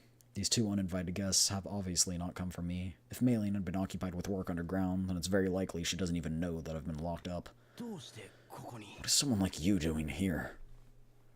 Vasily hurriedly puts down his pencil, stands up and reservedly tidies up the shoddy garb on his person. The man who sat wherever he pleased on the ground and spoke to me about strange things now begins to watch his manners like a student before their teacher. Relax, there's no need for that. I still remember when you were positively glowing. I'd recognize you from a mile away. Is that the person responsible for the prosperity of Makosh and its surroundings that you mentioned? Mei Ling appears surprised at the sight of Vasily as he is now. Is that how you think of me? Shh, Mei Ling, don't tell him. If he found out I said these things about him, he'd be muttering about himself for days. There's no pride on Vasily's face as he hears it from Dr. White. His eyelids droop with disappointment like a miscreant caught in the act. I don't deserve to govern Makosh. What's wrong? Didn't you tell me all excited that you're going to make life better for everyone here? George lied to me.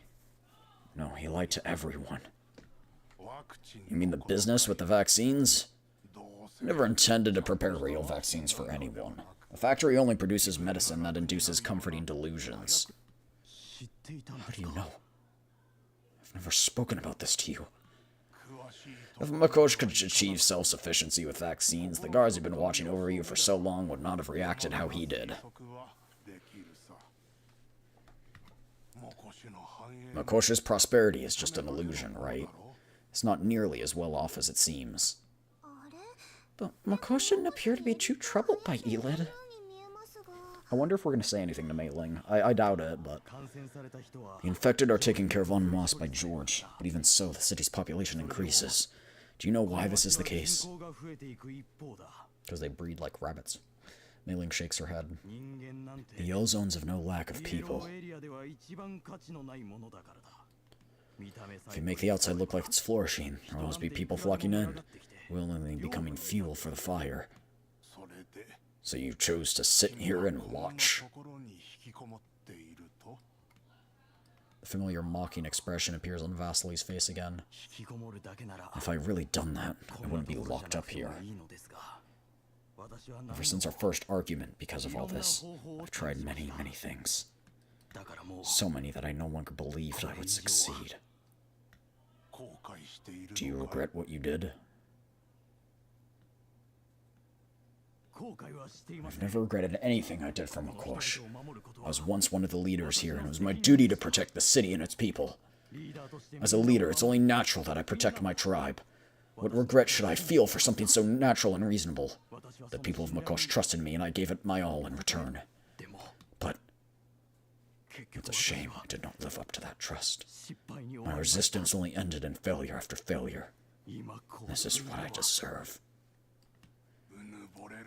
Boy, you're getting ahead of yourself.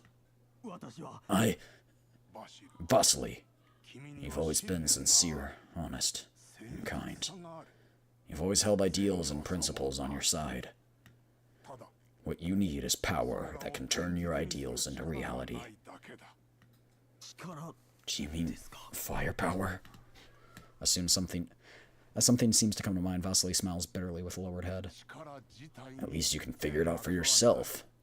It's just like when you put yourself into that building that machine that would protect everyone. It may look intimidating, but you mustn't fear controlling it. You need to make sure that you use it adequately, and that it doesn't fall into the hands of the wrong people. That's the way you protect your people. Use it adequately. The hands of the wrong people.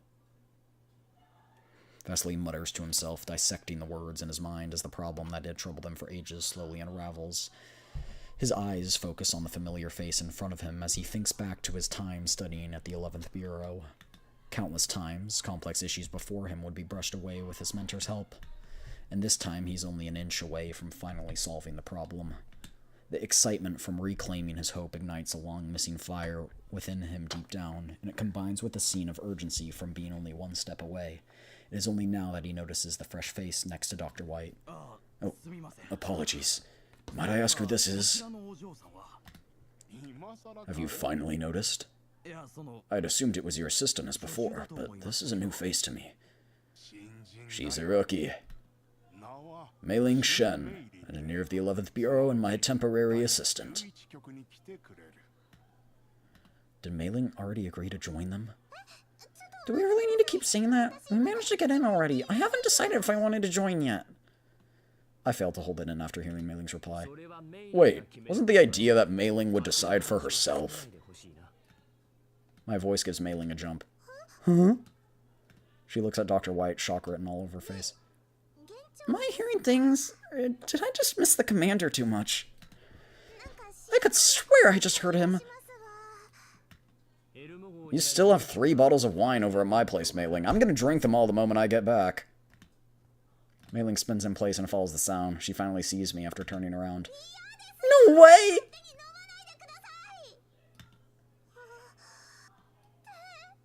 It really is him. The commander's real. He's in jail! As if she's forgotten all about how we first separated, Mei-Ling rushes up to me and crouches down in front of my cell. She tries to reach in and touch me. It's obviously impossible, so I continue to sit still on the ground. Excited at the sight of me being locked up, are you? No, it's just I haven't seen you in so long. Her eyes begin to glisten with tears. It hasn't even been a few days. Why are you crying? Was work at the 11th Bureau really that rough? Not even I can remain unmoved at the sight of this expression on Mei-Ling's face. I stand up, passing a handkerchief I have on hand to Mei-Ling through the bars. Not at all. Work's very relaxed. Much easier than the Elmo. No overtime. There's all the wine I could want. She doesn't take my offer at all, rejecting the idea of taking the handkerchief off me. She latches onto the bars with 2 hands, drying her tears on my hand, holding the handkerchief. I turn to Dr. White for help at this bizarre sight, but he only smiles. Don't look at me. I treat my employees fairly. The daily working hours are only 70% of the legal mandate, too. She might have just missed you too much. Dr. White joins our conversation very naturally, completely unsurprised by the sight of me behind bars. In combination with him being willing to bring mailing. Maybe Dr. White was also in on Loreley's plan. On him being willing to bring mailing, someone new to the place. I start thinking of the grasp of the situation might be more comprehensive than I imagined. It's easy enough to tell that mailing isn't doing so bad under his wing either. I can be sure, but I can swear that her face has gotten a little chubbier. No way. I never miss someone who only makes me do overtime. Someone who says all sorts of things to drive me away. Doesn't care at all about where I go. Is that how Mei-ling sees me? Still, to be rubbing up against me while saying that. What an adorable creature.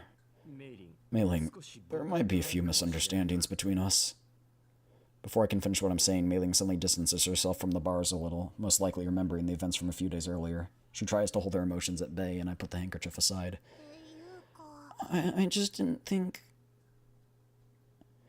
You know, it's only been a few days and you're already in jail.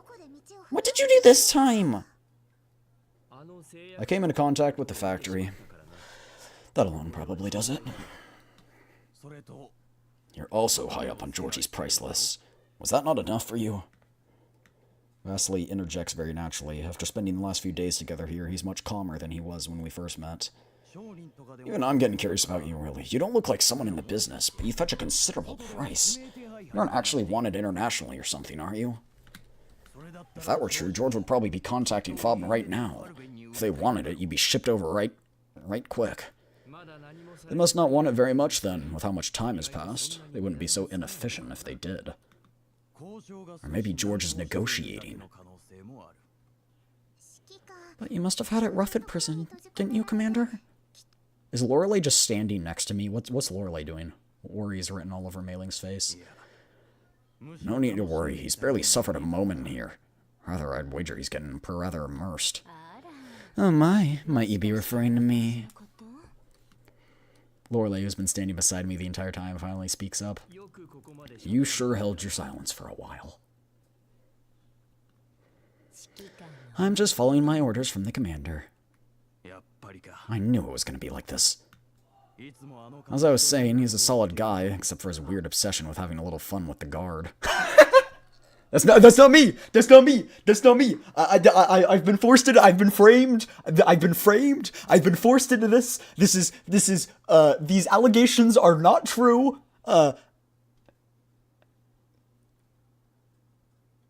These allegations are not true. I am not having a little fun with the guard. I am having a lot of fun with the guard, okay? Get it right. Get it right. Get it right.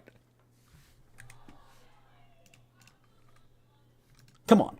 Come on. If you're going to call me out like that, at least get your facts straight. At least get your facts straight, buddy.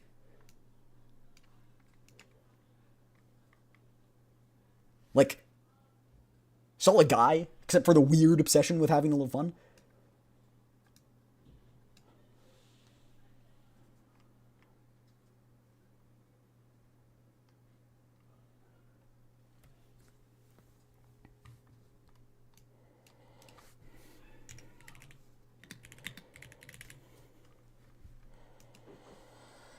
That's why he's the GOAT. Who's the GOAT? Me? I am the GOAT. I'm glad we can all agree.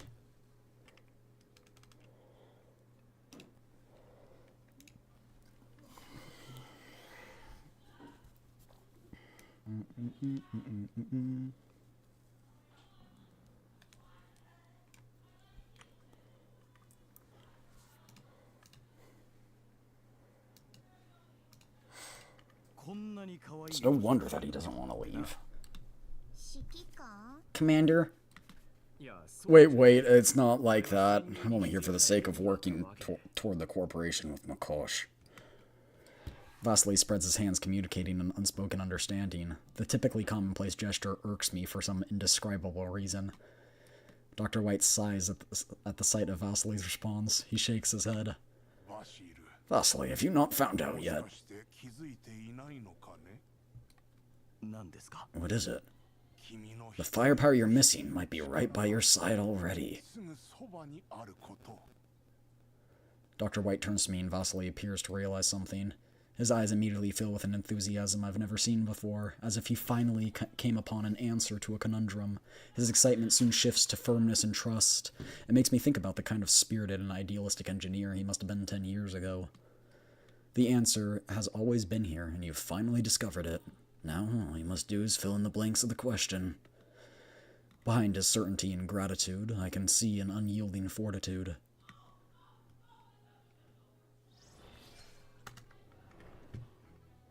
Alright, time to come in guns blazing, I guess. I suppose. The cell doors are completely opened, and Vasily and I regain our freedom.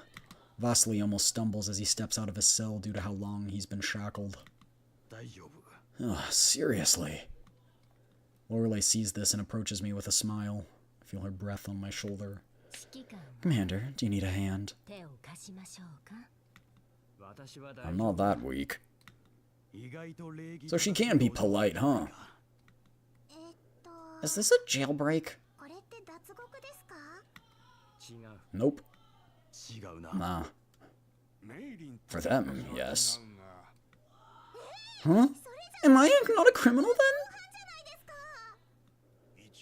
For you this would be unscheduled work that counts as overtime. I'll pay you triple. Huh? Count me in! Bro went from, oh wait, we're breaking the law, I don't do that. Triple? Sorry, triple? One, two, three? 3 times the amount? Why didn't you say so in the first place, huh? We arrive at the interrogation room. We'll be able to see the remaining cells on the other side when we pass through this point. A single guard sits in the interrogation room. He reacts with surprise at the sight of Vasily and Dr. White approaching together before he nods and makes way for the two. Vasily pauses before the door. What is it? It's nothing. I just wanted to remind you to check your PPE again. Relax. I'm more familiar with this stuff than you are. Vasily scans us, making sure we're properly equipped. He stands before the door, and the lock in his eyes as he turns around is unspeakably painful. Must you really look? Cooperation is based off mutual trust. The commander has revealed their situation to you without reservation. Are you still going to hold things back? With what we know now, we still can't quite grasp what George is really doing. Alright then. Vasily keys in the password and opens the door. Behind the door is a scene that can only be described as hellish. Without a doubt, everyone detained here is suffering from Elid. They're confined in small pens and kept alive with automatic feeders. Many of the people there are almost completely covered in collapse crystals. Get back, Mei-Ling! I instinctively reach out to shield Mei-Ling's eyes. Loreley, take care of Mei-Ling for me. What are you planning? Vixen, come back! But if you go in there now, the odds of those people surviving will only decrease.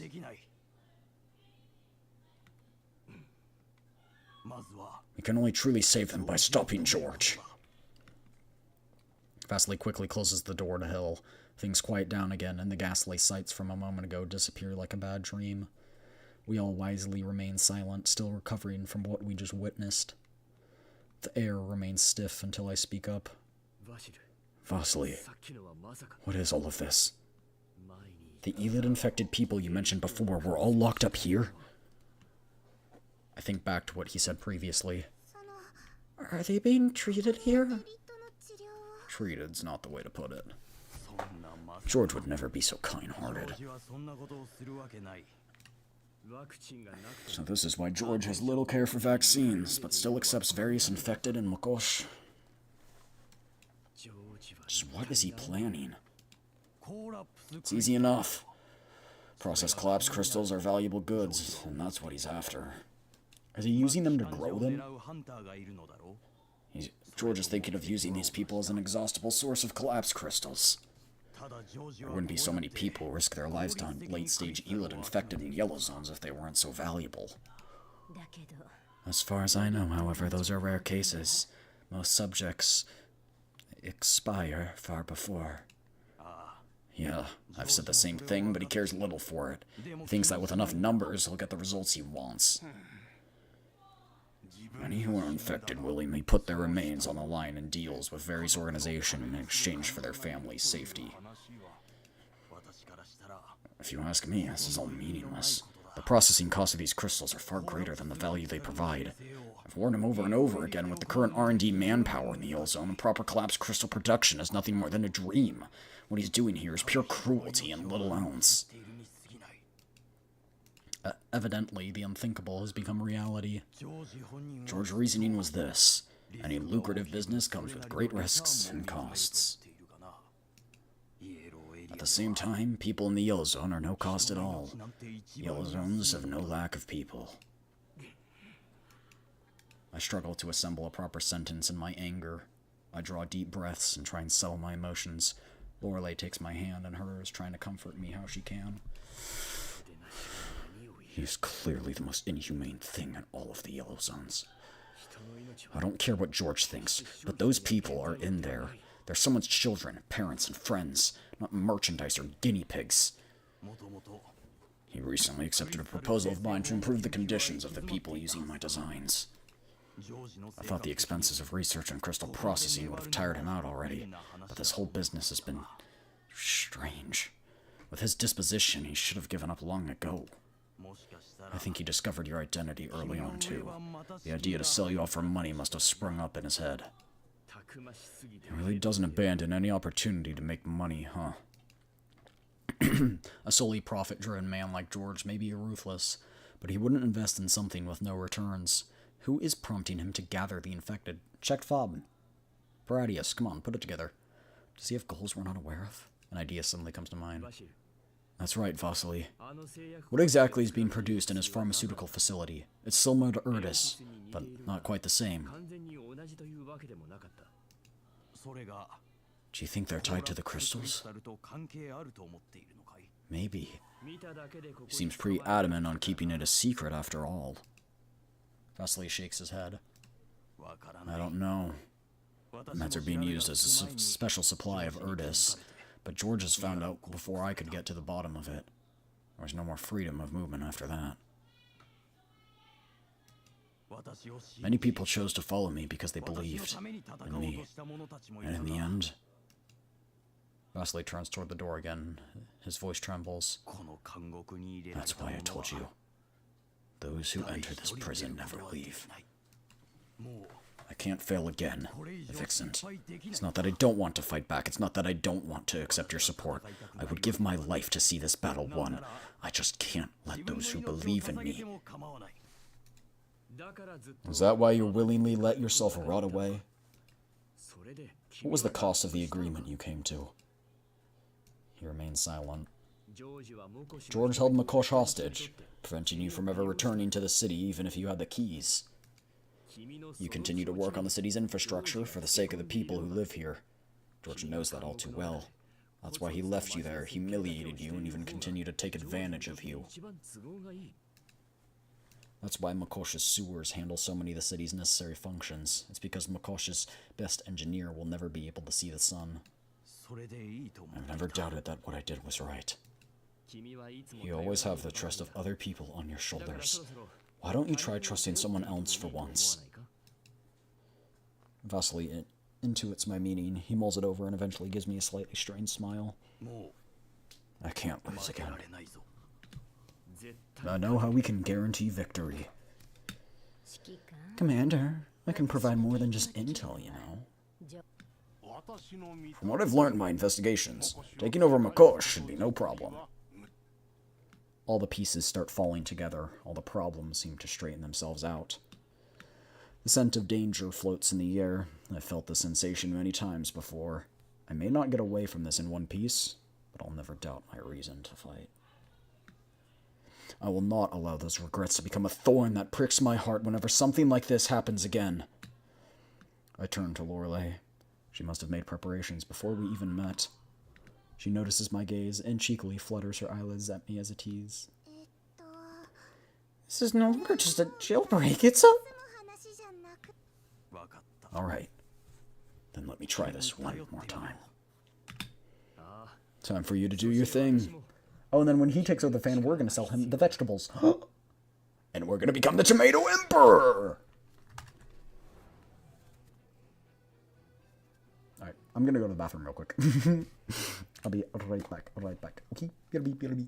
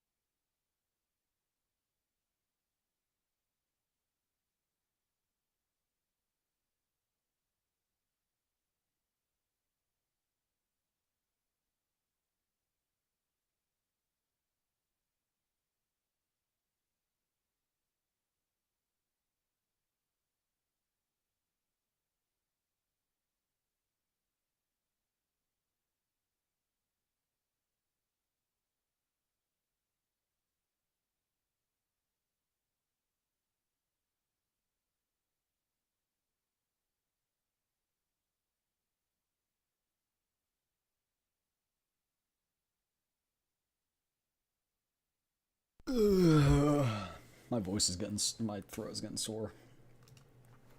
Tactician, why were you saying he's the GOAT earlier? Who are you saying that to?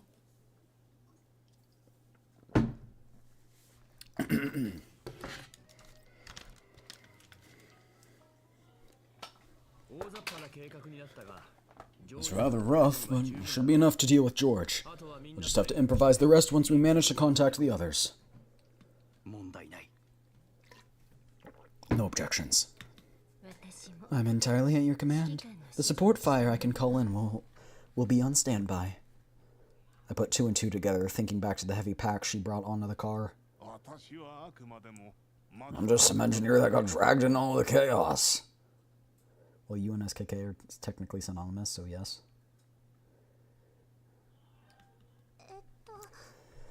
I am the commander.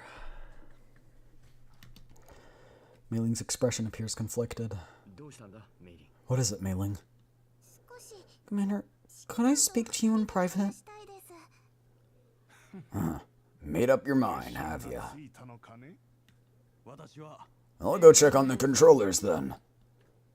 Vasily and Dr. White begin to tend to their own affairs, but Loreley remains still. Loreley?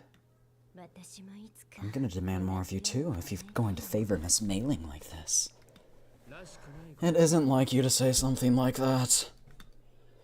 Laura's expression suddenly changes as her terminal begins to ring, but she flashes me her signature easy smile before she makes her exit. She's so teasy, oh my gosh. I need a woman like that. I'll watch the surroundings then. However, I'll be asking for compensation later.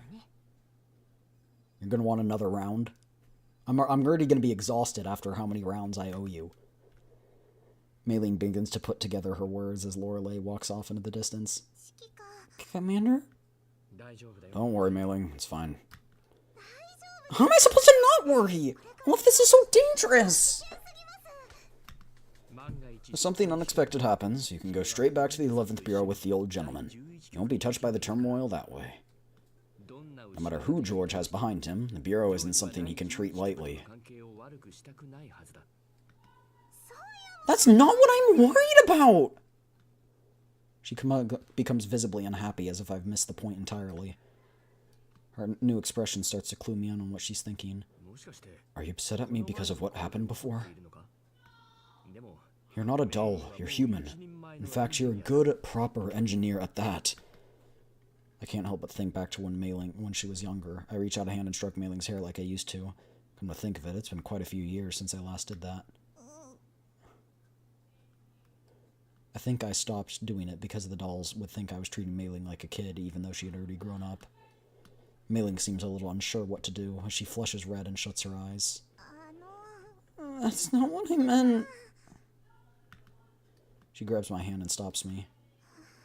I'm just a bit upset. I feel like if I don't get this out before the operation goes ahead, I might really regret it. She looks off into the distance at Loreley, and she only starts to speak once she's sure no one was within earshot. What happened to leaving the decision up to me? What? What do you mean I should go straight back to the 11th? You said it yourself! You'd respect my decision! And just now, you didn't consider me at all in the planning! You only told me to retreat! Am I just a burden? Even if I disappeared, would you just... You know how your combat capabilities are. Commander! What I meant is that I only want you to be safe. But... Listen to me, Mei Ling. Please, don't misunderstand. I've never wanted to drive you away. Ever. I know your situation.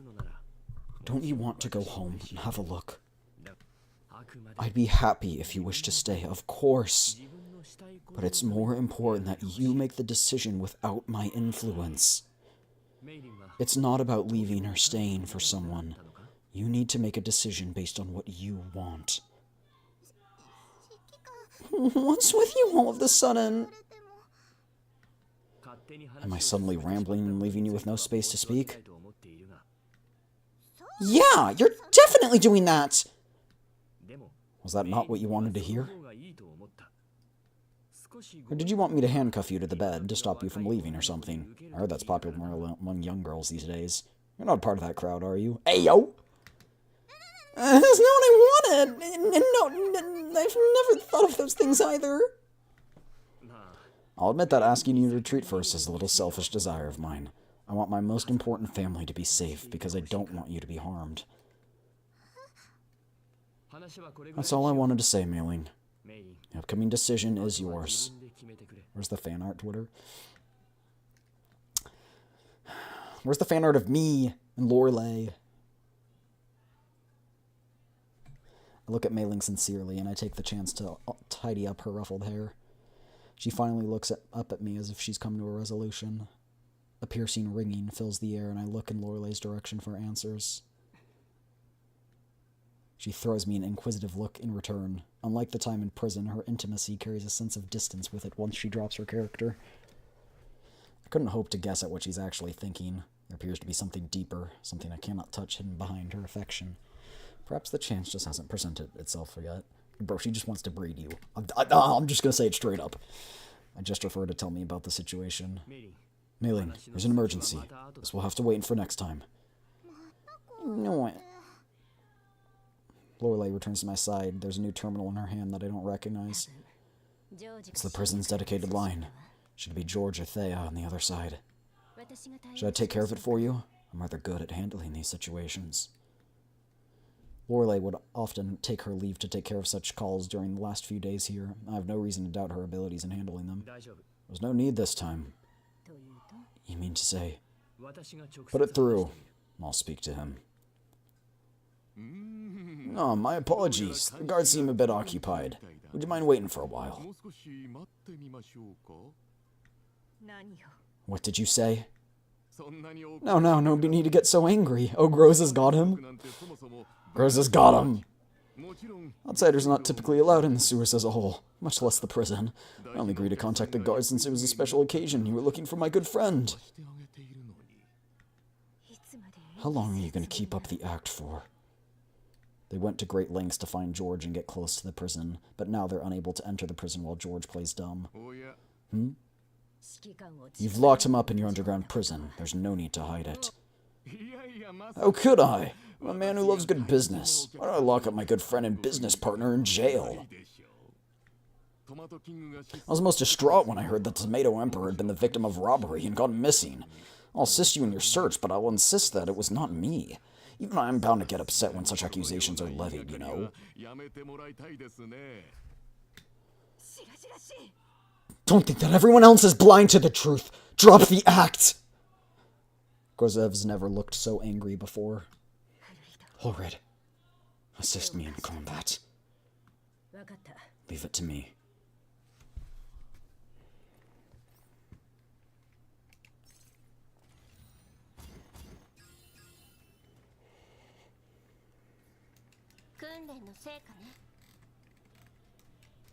Who's Lorelei's best team?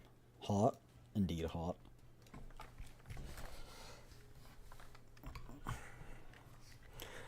How much I need a fan artist to be... to just love to draw stuff for me and, you know, draw all of my fantasies. That'd be simply spectacular.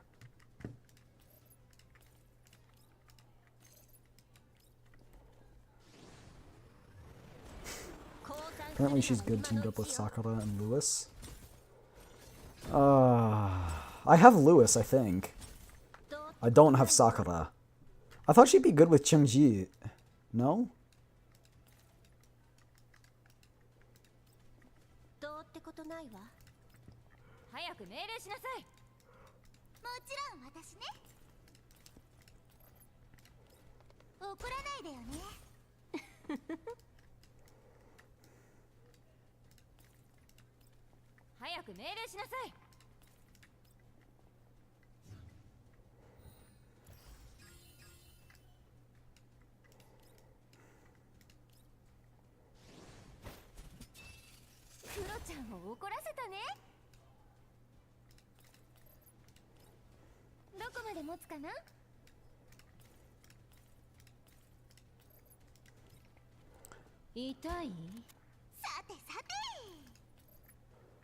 I don't know, she's fire team, but generally she's free to roam V3. So I should be getting more copies of her. Ulrid, how are the demolition preparations going? Ready to go whenever. What are you trying to do this time? Do you want to hand him over or end up in pieces like your little prison? I'll give you 3 seconds to decide. Oh, come now. Despite his words, George doesn't look pressed in the slightest. He puts through another call. Surprisingly, he finds someone familiar on the other end. Hey, George.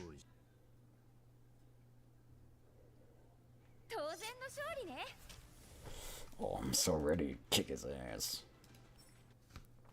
Beat his ass. Beat his ass. And then have Loreley beat my ass after. Sorry. Hey, George. Hello, my most treasured friend. It's been so long. Weren't you surveying off Makosh? How'd you end up in prison? It's no place for anybody to be. Speaking of that, I think it's rather strange, too, when I was hauled off to this place all of a sudden that day. Although, couldn't you find it in yourself to come pick me up, since I'm still in Makosh?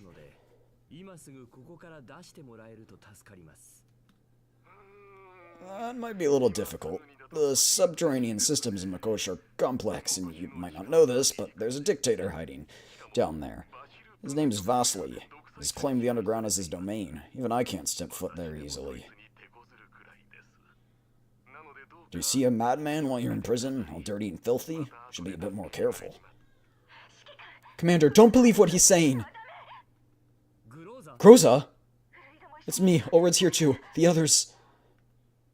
Oh, sorry. Almost so much time we can use on this line. Please spare some time for me and my friend. First you throw me in jail, and now you've detained my family? That's hardly what a good business partner does. Family? Hold on, I must have misheard. What did they just call you?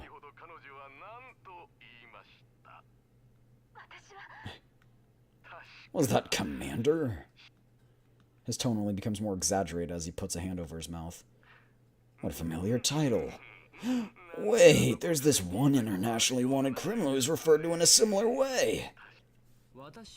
They can call me whatever they like. People say that I put on acts too often, but I'm afraid you have me beat. Because I blew it. This family of yours has been full of dolls this entire time. What did you say? Am I being tricked? This must be a conspiracy. Don't act surprised. Do you really think that I hadn't found out? I think he found out before. It's a two-way street, you know. I've found quite a few secrets of yours while you were investigating me. The prison is a perfectly fitting place for you. It works out perfectly. Groza's audibly upset, her rolling emotions obvious even through the screen. If you don't give the commander back to me, even if I have to take you down with me. Groza, don't be rash. You hear that, Commander? That greased liquor of yours wants me to take me down with it. I didn't want to say that, but this must be the funniest thing I've heard. It's nothing but a doll. I really don't want to say this. A human-made product dedicated to the betterment of human lives. It's something that has no understanding of death. And it dares to say something like that with a straight face? Is it thinking a poet? Shut up! I can't find the words. The man in front of me doesn't have the emotional capacity to understand what I'm about to say. See, you have nothing to say. What I saw underground comes to mind. George is human. He knows the value of life, yet treats it with such little respect due to his arrogance. I have no desire to discuss these matters with someone like you. I understand the value and dignity of a person far more than you, whether in life or death. What a shame, then. Just like you know about me, we also know about what you've done in Makosh. Having the courage to imprison me here after hiding so much underground is applaudable. Oh, you must have met Vasily, then. My friend, you mustn't believe his words. As I said before, he's a dictator who thinks only of himself. It's crazy that he's still trying to convince us, like, come on. It's crazy. It's crazy. His words might have shaken me if I hadn't seen the truth for myself. I have my own perspective. You can spare your words. Consorting with such lowly rabble will do you no good, Commander. How about you consider our deal? If you're willing to hand over the power plant, dull community, I might be willing to welcome you back into the fold as my friend. Oh no. Oh no, he knows. Maybe exchange you for your bounty as well. I think a certain man would be rather happy. Do you know what I hate the third most?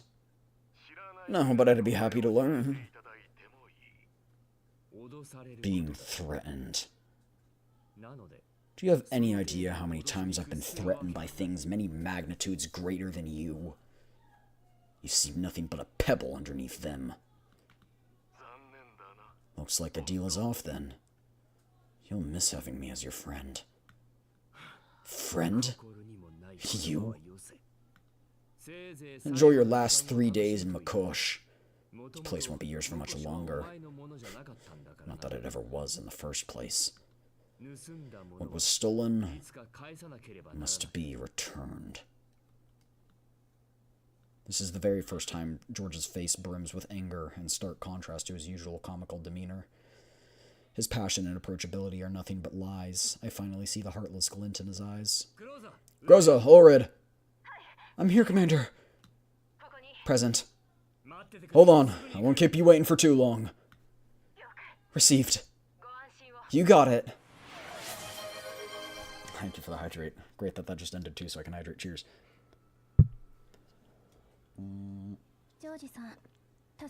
Miss George, Mr. has already given you his orders.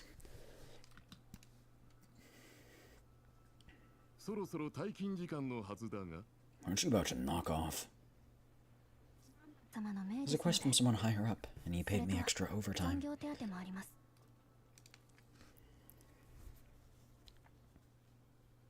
What's going on here with these guards?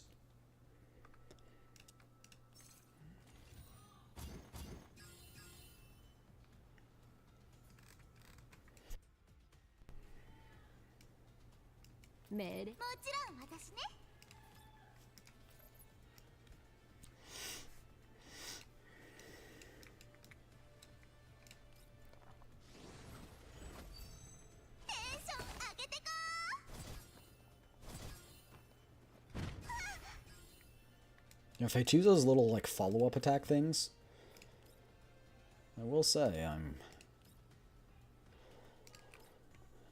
quite impressed. クロちゃんを怒らせたね。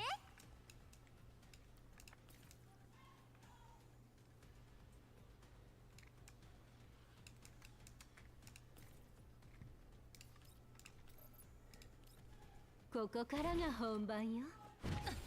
どうってことないわ。 Where did the cover go? して What the fweeg? ハンデをあげる。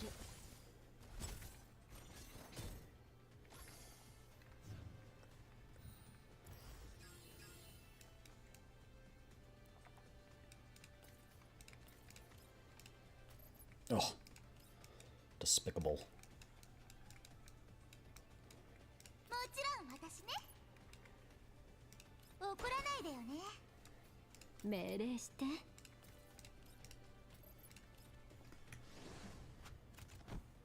まだ降参しちゃダメ。どうってことないわ。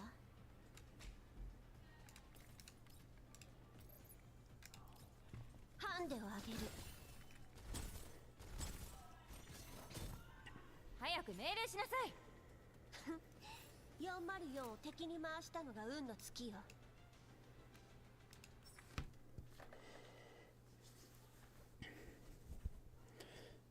Hours later. こちらクローザー。 This is Groza. Come in. What's going on, leader? あと5分で We'll be there within 5 minutes. Just wait a little longer. 衛兵隊がこち The ら Oathsworn are gathered in great numbers here. Immediately inform the others. こちらに急ぐように。それから Ulgrid and I are fighting Thea. 業もいる。 The enemy is most certainly a doll. She's of unknown model, and her performance is far greater than military-grade elites. I can't confirm whether or not she's a third generation. I literally called it. お姉様の方は How are things looking? せいぜい。 Can hold out for 10 more minutes, tops. そう。 Oh? で I'll は have to settle this within 5 minutes, then. Oh!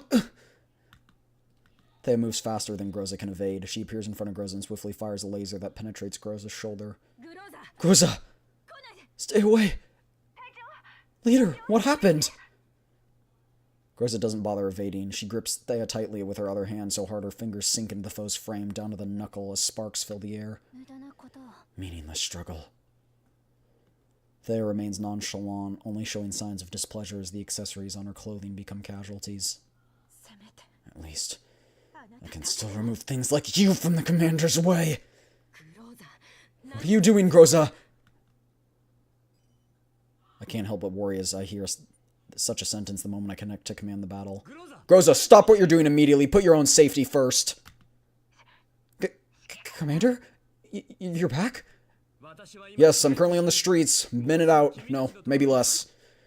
I know you cleared your backups long ago. Believe me, I don't need your sacrifice.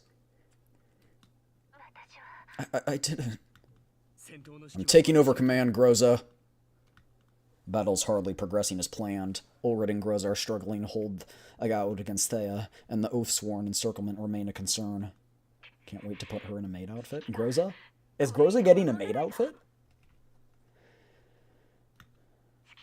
Commander, this is Krolik. Suomi and I are here. Very good. Krolik, Suomi, focus the Oathsworn in the close vicinity. Ulrich, Groza, there's a piece of cover behind you to the side. Avoid the Oathsworn and ensure your safety before trying to take down Thea. Us too? But the numbers... Don't worry, we're deploying drone strikes. Move as I order. I turn to Loreley after laying out the general plans I have for them. Loreley. いつでも行け。 Munitions loaded. Now! The moment I give the order, several drones loaded with rockets immediately depart for their area. Loreley's well-made preparations have saved me a lot of time. Can you control the location precisely? もちろん。 With my eyes closed. Groza, Ulrich, cover to your 3. Prepare to fire. 30 seconds. Our squad remains relatively small, but the battlefield has changed. 面倒なことを。 More and more problems. Krolik and Suomi, move in the 12 o'clock direction. Passage you can use to break through there. Take the stairs down after you enter. Yes. 了解。 Understood. Despite her the unchanged expression, Thea's frequent laser blasts betray her dissatisfaction deep down. She fires away at every piece of cover nearby, unable to find her targets. Loreley, give them something to remember! Exactly as promised, the drones release their payload at blinding speed. Plumes of fire bloom across the ground, swallowing Thea and the Oathsworn. Thea, mostly a joke because a certain other dog got a big costume. Oh, okay. The cries and yelps of the Oathsworn fill the air, but Thea moves deftly and avoids any major damage. I monitor the battle and look for Groza amidst the fire. A fine opportunity arrives as I finally spot her figure clearly. Groza! I'm with you! Groza quickly finds a timing and fires a burst at Thea. That won't... Thea is forced back, finally at a disadvantage after a lengthy battle, just as she finds an opportunity to turn the tide. A bullet strikes her from her blind spot, perfectly piercing her joints with incredible precision. Oh! More reinforcements? But that firing angle... Looks like we made it. Won't be admonished too hard later for calling in fire support without approval, right? Oh, I'll definitely have it rough. Although maybe I might just come over to the Elmo if I can't take it anymore. You'd better get used to the work on the Elmo then. Let's get down to business, Loreley. Understood. So what organization is she, does she still have a boss? That wasn't Groza's shots, or the drones. Could it be? You can't let go of the commander either, can you? I almost forgot. He did warn me. George doesn't appear worried at all by the sight of Thea's defeat. In fact, the smile on his face only grows more deranged. I cannot place too much hope in failed products. I know that better than anyone. Apologies. This frame is at its limits. Please speak with my superiors if you'd like to proceed with a return. That time you've made should be enough. Is that an AT-AT? George ignores Thea's obvious frustration. A colossal machine in the shape of a great beast roars and moves in on George's direction. It's clear to see that the beast is not George's foe. Rather, it's very possibly a pet of his.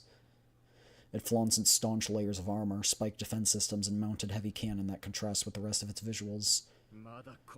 Heavy machinery in a place like this? Omni Shell. I designed and created it. It protected this place for a long, long time, sheltering its people from collapse storms and elids. Vasily has placed himself next to me at some point as he looks at the great machine along with me. I remember you saying that you had similar ideas when you were back at the 11th.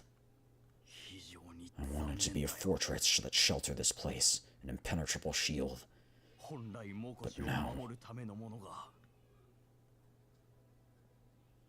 Vasily regards the jarring modifications on the machine with an indescribable expression. For him, this machine into which he had poured his heart and soul feels familiar yet foreign.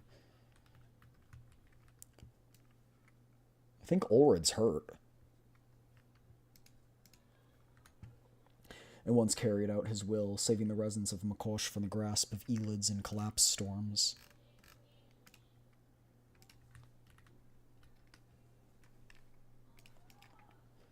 But in George's hands, it's become an aggressor rather than a protector, stripping away those who would oppose him of their lives. Not even Vasily himself knows how to face and overcome it now. Oh, welcome, Vasily. You're still alive? George's voice interrupts our discussion. He's much more animated than the frigid Vasily, just as he was when I first met him. The deep rumbling of the Omni Shell follows. It marches on us, brandishing its fangs and claws, now no longer a protector of anything. Long time no see, George. Why are you showing yourself above ground? Have you forgotten how you squirmed when I crushed your ribs? I have no interest in these trite jokes, George. I have no intention of dwelling on the past. This is not the first time I've tried to take you out, but I guarantee it will be the last.